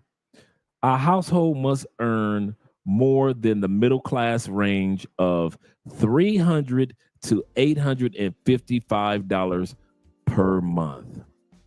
The top 10 in Colombia population, of the top 10 population in Colombia, has nearly 3/4 of the country's wealth, while the bottom half of the population has only 1.6% of the population's wealth.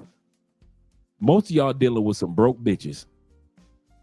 The average monthly salary of Colombia is $1,214, which includes benefits like housing, transportation, so forth. Surgeries, usually the person that's balling like that in Colombia is the surgeons, the doctors, the marketing directors, judges, lawyers, bankers, CEOs, CFOs, just the same thing like in the United States. Let me see if somebody has this right here. No.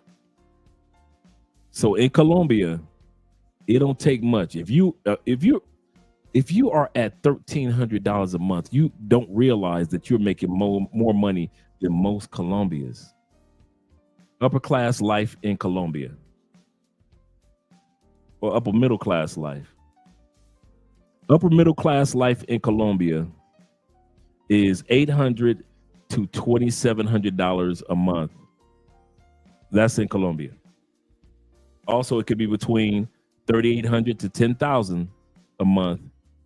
With that money, you could live pretty comfortably.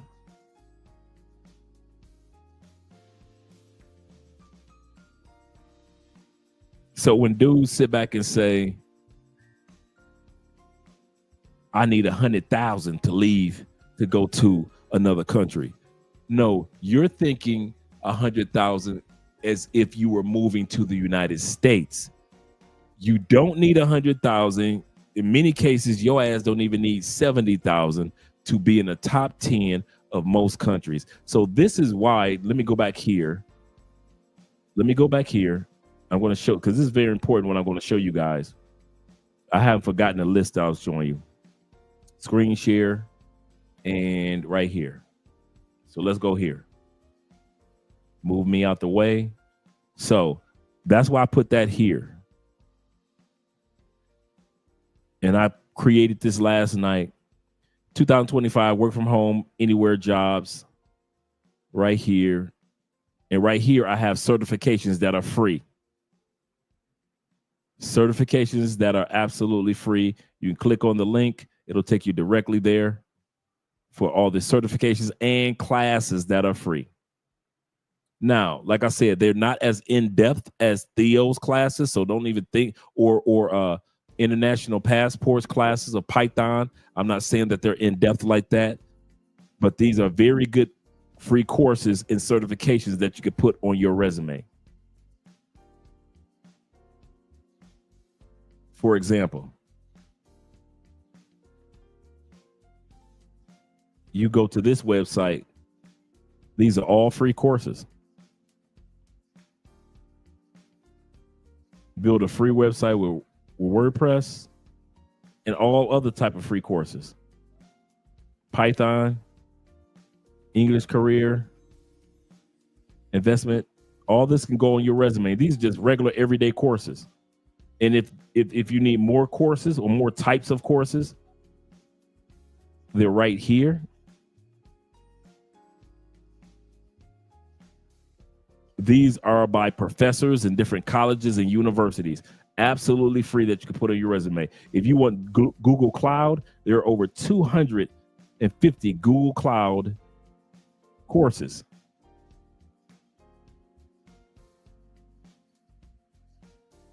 So all that is on there for free for all you guys to see. There are over 250.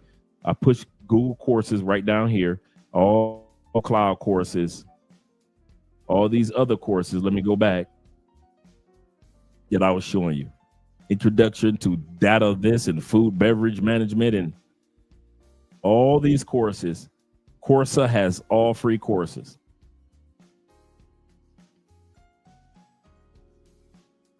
Let's go back here. So I have the links to all of them that are like that, from Apple certification, Coursera, and other ones. Right here, free English courses. Some of you guys want to teach English in other countries. Cool, no biggie. These are the free certifications. 120 hours for the certification, 40 hours for the certification for foreign language teachers. All of these can go on your resume. And then what's the use of having certifications if you don't know where to go to get a job? Here are the job links for all of you guys that want to teach English in another country. And then I start with the list of high-paying jobs. All this is going to next week. So you see, I already created it. That's why I tell you guys, join the Patreon. If you want to do graphic design, I got you. These are all jobs that have been listed. Look at these, and I purposely put the salary, and I purposely put the country. The salary and the country.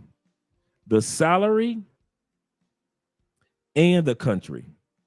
So this is Australia, Germany, Netherlands, Spain, Italy, that will allow, this is Sweden. These companies will allow you to work from anywhere in the world with little to no experience. Customer service, if you're a customer service type person, you like, I'm on the phone, I do customer service, I'm good with that, I work with people well. This is United States, Canada, UK, Australia, Germany, France, Netherlands, Spain, all the way down to Sweden, Italy. Remember, some of you guys will see this $18 to $25 an hour. I can't do that. You're right. You can't do that in the States. But your ass ain't planning on living in the States. I just showed you how much you would need to be in the top 10% outside of the States. I don't give a damn how much it costs to live in the States. I'm going to tell you this. I don't care how much it costs you to live in the States. I ain't gonna never sit back and say, well, this is what you need to look for in the States. My job on Love Crossing Borders is to help you fall in love with borders. I'm gonna say this again. My job with Love Crossing Borders is to help you find love across borders or fall in love with the borders that you cross. I give less than a damn about what's going on with your economics and how you making money or don't make money in the States. I'm here to help you make money outside of the States, and outside of the States don't take 100,000. So you looking back at $18 an hour like it ain't shit. In the States, it ain't shit. In Colombia, the average person is still making $3 an hour, $3.50, $4, $5 an hour. You see where I'm going with this? So don't get fooled by the fact that I'm not making stateside money. You don't plan on living in the States. And if you plan on living in the States, why the hell you live watching this channel? Right? Why are you watching Love Crossing Borders, Ace Live, Check and Effect, Tailor Made Dreams, O'Shea Duke Jackson? Why are you watching all these travel channels if you plan on living in the States? Entertainment, thank you. Thank you for supporting us and watching the channel, but our channels are dedicated to people that want to get the fuck out. Let's go back to the video. Go back to this information. So all of these social media managers, some of you guys have been YouTubers in the past or worked in social media in other areas, 25 to 35,000. And this is in the United States. This is Canada, UK, Australia, Germany, for $28,000 to $40,000 per year. This one is 35 to 50 in France, Netherlands, Spain, Sweden, and Italy. And I purposely put these countries in a particular order. And these are all jobs that have been posted over the last month. So these aren't old jobs. These are brand new jobs. Netherlands, France, Italy. Copywriter with very little experience. And I described what is expected of you for each job. So I gave a job description for each one. So when you scroll down, I gave a job description, data entry. I gave a job description on what they're looking for as far as data entry, your typing speed. If you're a person like me that types real fast, education, data entry, finance, data entry, marketing, research, data entry, data verification specialist, healthcare data entry clerk. All this is online that you can do from online tutoring. You're a person that's really good in certain areas and you want to be a math tutor or a remote English tutor or a science tutor. Like the Canada, UK, coding tutor, all of this. A test prep, preparing person for particular SATs and so forth, tutor. There you go. Web development. Let me scroll down. Software engineer. So if you're junior software, a back-end developer, mobile app, data, QA. This is in France. SEO, marketing manager, like me, a person that's into marketing. I've got that down here for you. Let me scroll all the way down. We got call center. Let me push that down a little bit. Here we go. Call center. So if you work call center remote, so you can do a remote call center like people do with Amazon, virtual customer service, tech support, sales calls, help desk, collection agent. All these I have for you. Customer service report. Customer service executive. All those for you. Different parts of the world. Remote development. So junior, entry level, junior back end, all the way down. Remote web designer, once again. Another group of remote web designers. I take this one out because I said it twice, but even though the number, put this right here. And I actually need to change this.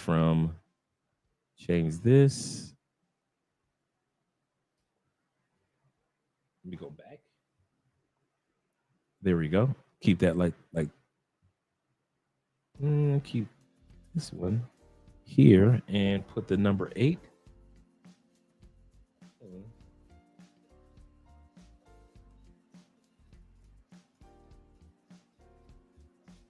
I do it right? No, I didn't.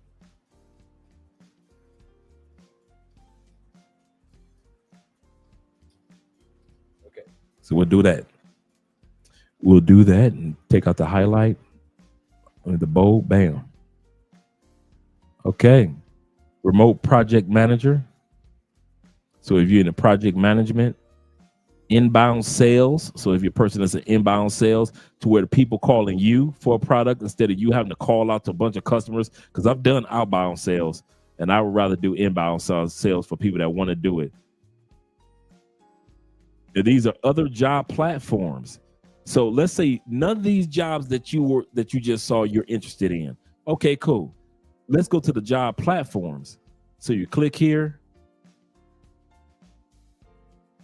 and I'll take you to the job platforms that are like job banks, in other words, of different positions. Let me go back and click here. So it takes you to the job banks. If you're a freelancer, it takes you to the job bank so you can set up your freelancing. Here's another one. Workwe. Best jobs for remote workers or working remotely. And so all you got to do is, like I said before, join the Patreon. And you can do that. I do all the footwork, and it's going to, and like I said, since I have another job bank that I work with that focuses nothing on but digital nomads or people that work remotely, I have a job bank that a person can actually join. So all of these are job banks, just regular job banks. And that's what that is. Those are all regular job banks. So I'm going to update this. And actually, since I noticed that I have one per country, I'm going to do two. I'm going to do it where it's 2 or 3 per country. But I don't want to overload you guys, because I noticed that in the past, whenever I overloaded you guys just didn't know where to go when it came to finding the job that they wanted, because they saw 300 and they were like, oh man, I don't know what to do. I don't know which one to apply for. And all you got to do is just click on the link and it takes you directly to that job and what's expected and what you need to do and all those other positions that are available as well.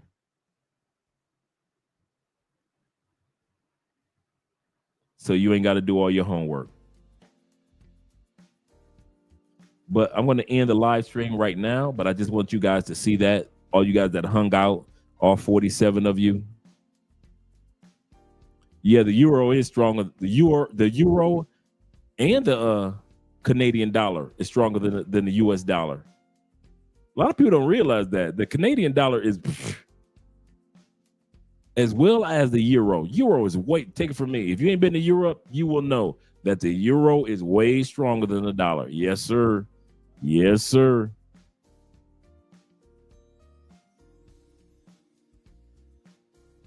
You say, do they have firefighter jobs there? Because I was like, I would like to transfer. No. And you don't want that. You want to make your money in USD or in euros. I'll say that again. Like my brother just said, shout to Frank. You want to make your money in USD and euros. Can you come to Colombia and become a firefighter? Yeah. Will you make money? Hell no. Will you maybe support yourself? Hell no. Will you be mad? Hell yes. Would you want to go back to the States? Hell yes. I tell guys all the time, it's time for job shifts. I don't care how many years you've been in the military, and how many years you've been a police officer, and how many years you've been an architect. So what? All that shit worked good when you had a tangible job to drive to and a tangible brick and mortar job to leave from. Welcome to the wonderful world of online, where you can make US dollars and ain't got to deal with the US traffic, or you can make Canadian dollars and you don't have to deal with the traffic or the brick and mortar issues. You don't have to deal with that.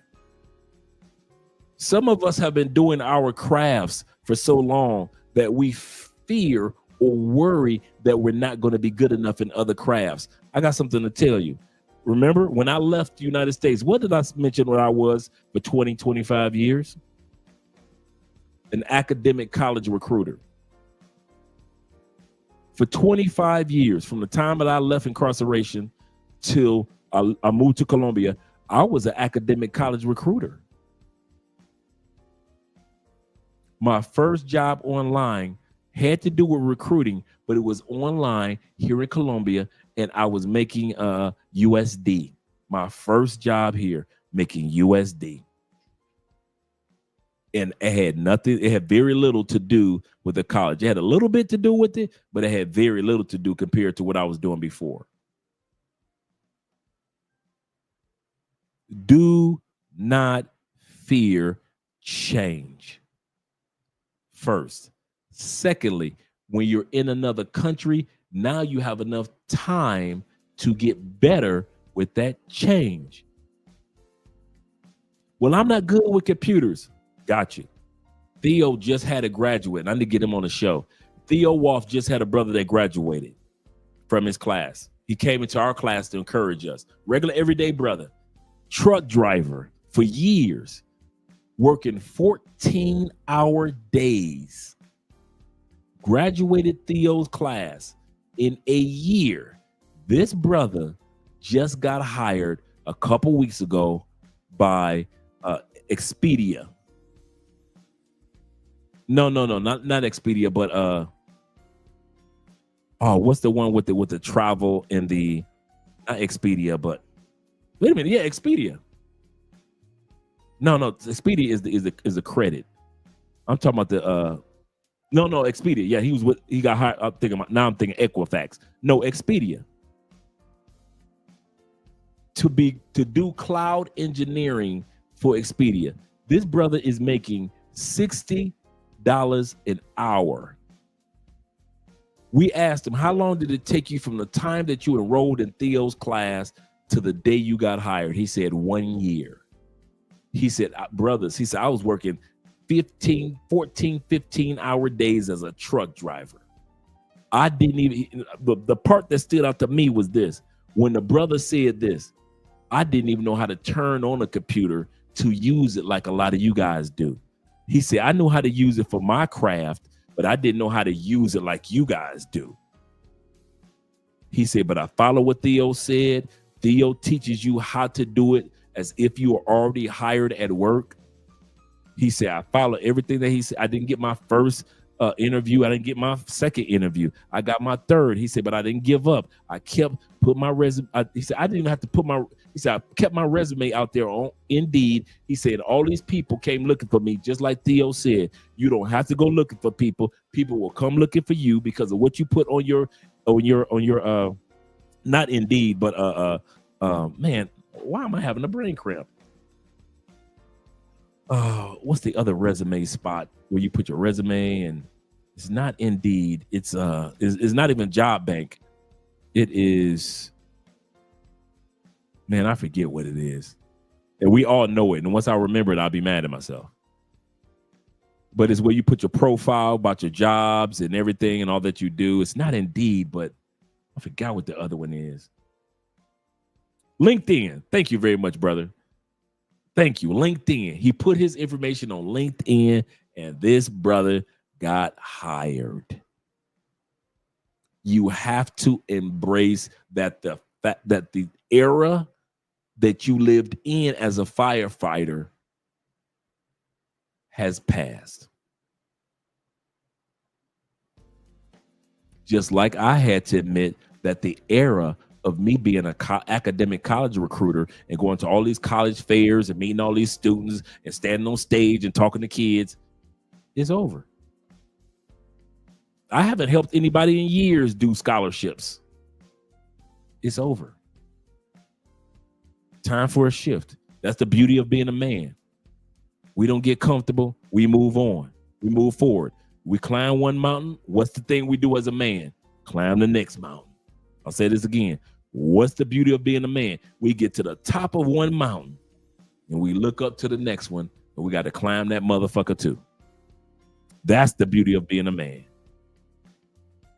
Yeah, LinkedIn. Thank you very much, gentlemen. Yes, sir. So I listen, when I got done with this list, Andre had came in here to wake me up. Because I finished this list off and I'm still adding stuff to it. But I finished this list off. It had to be 3-4 o'clock in the morning. No, I'm sorry. It had to be like it was like 10:30 in the morning. Andre was mad because I hadn't gotten any sleep. Andre was you talking about somebody that was upset because her husband had not gone to bed that night. Because Andre is so proud of how she's helped me keep my health better than the average 57 years old. She's like, I'll be damned if we did all this work to make sure that you are healthier than the average 57 years old, and then you get a problem with your body simply because you don't know how to go to sleep. One of the easiest things. So Andre be on top of me when it comes to my sleeping, bro. More than if it was up to me, I would never sleep. These cameras go off, I'm still at work. If it was up to me, I'd be going to sleep at 1 o'clock in the morning. 1 o'clock in the afternoon every day. If it was up to me, I'd be 1 o'clock in the afternoon every day, get up about 4 and work all the day long.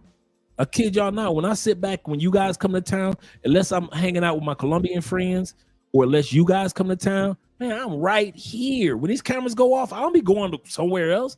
Man, I'm right here for like the next 7-8 hours, dude.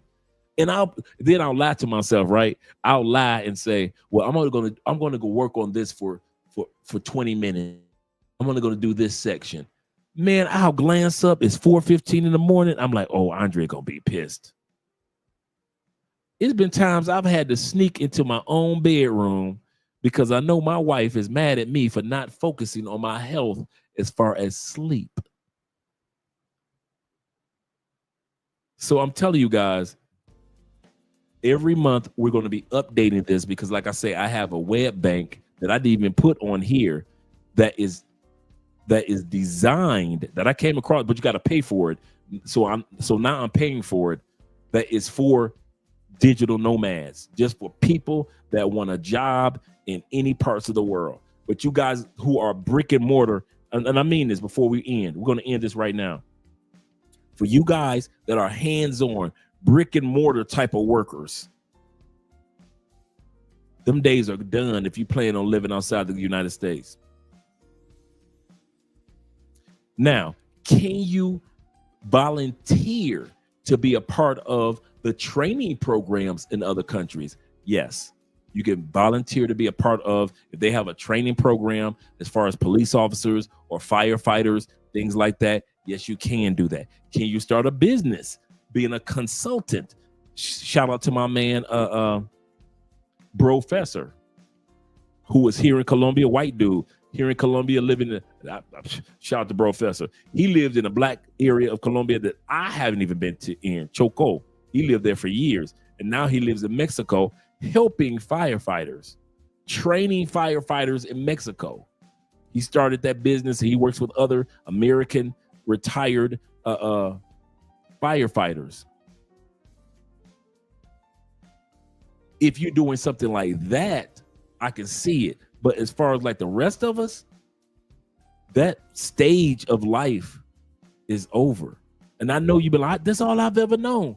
Guess what? As long as God got you on this planet, it's some new shit that he want to teach you.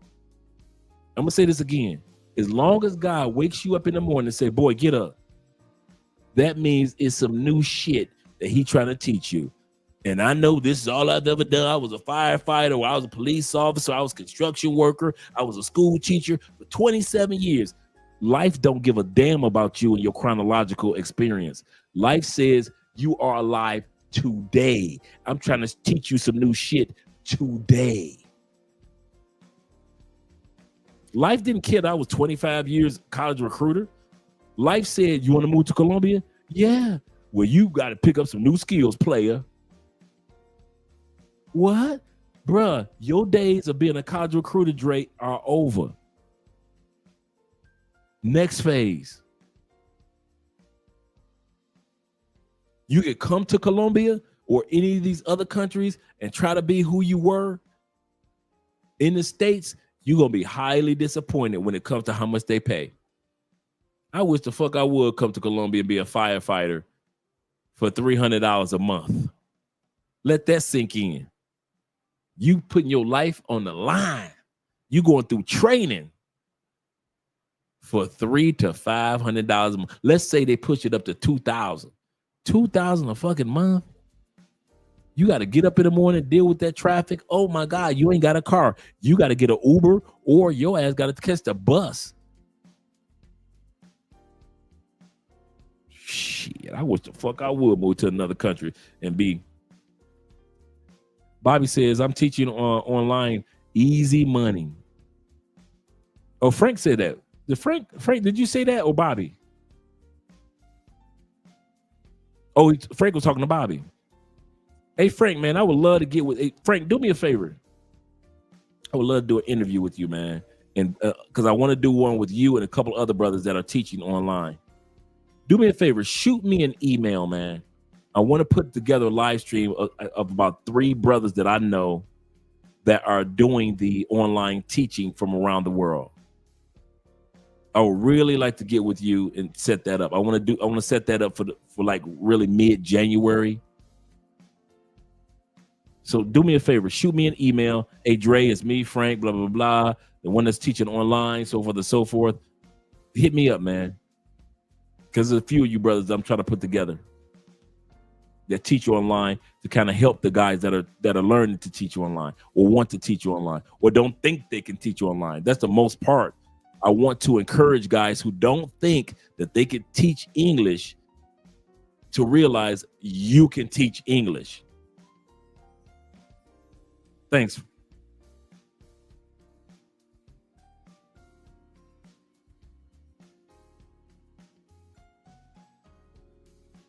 Yeah, definitely. Yes, sir. I'm putting that together for next month. I've been kind of pondering over it for like the last 2 months because who's that? That was Kobe. Kobe had a guy that was doing the teaching, and he was actually did education here in Colombia, and I got his information watching Kobe's channel. That's how the passport movement worked, us working with each other. And so I was watching Kobe channel and I reached out to the brother. So I want to put this, and now I got the brother in my WhatsApp. So I want to put a few of you guys together on one live stream to kind of like walk through the process, the steps, the ups and downs, the questions that people may have. But life is online, guys, now. That's how it is. There is no other way around it. If you want to live in another country, and you want to make money while you live in another country, you're going to have to do it online, whether it be content creation, whether it be consultation, whether it be teaching, whether it be full-time, part-time, whatever it is, life, the world is heading towards online anyway. So for us to kick against it and act like the world isn't, it is. It is. So be it. So shout out to all you guys. Hope you guys had a great evening hanging out with me. I said it's going to be 3 hours. It is going on 6 hours. Andre's going to kill us all. See you guys Sunday with Andre. I might do it. No, tomorrow is Candlelight Day here in Colombia. Kobe, get your candles together. All you guys that got candles to light, that celebrates the interest of the beginning of Christmas. Shout out to them 313 boys. You better back the fuck up out my face, goddammit. I'm from Detroit, Michigan. Don't play with me. Them Detroit boys, the 313. How have you been, bro? Yes, I've been doing great, brother. He said, over here in Africa with my Kalinia. Shout out to you.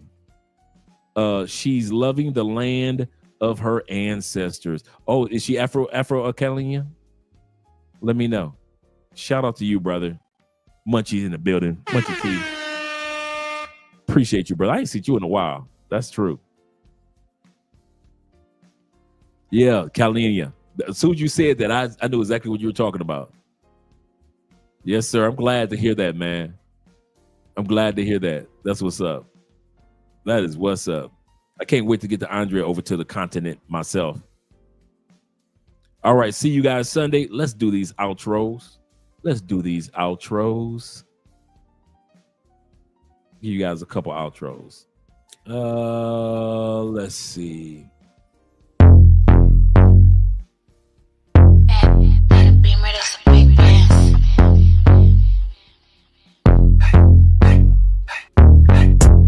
This ain't a Beamer, that's a big dance. Chrome heart got me kissing on his best friend. Put in work, baby, you could be my best man.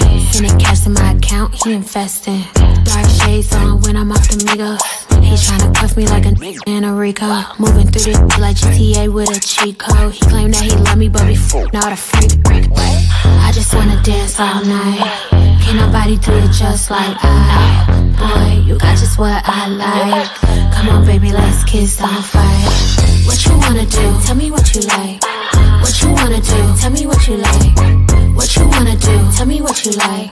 Just say the word, baby, I'ma get you right. What you wanna do? Tell me what you like. What you wanna do? Tell me what you like. What you wanna do? Tell me what you like. Ain't gotta say it, I know I'm the one you like.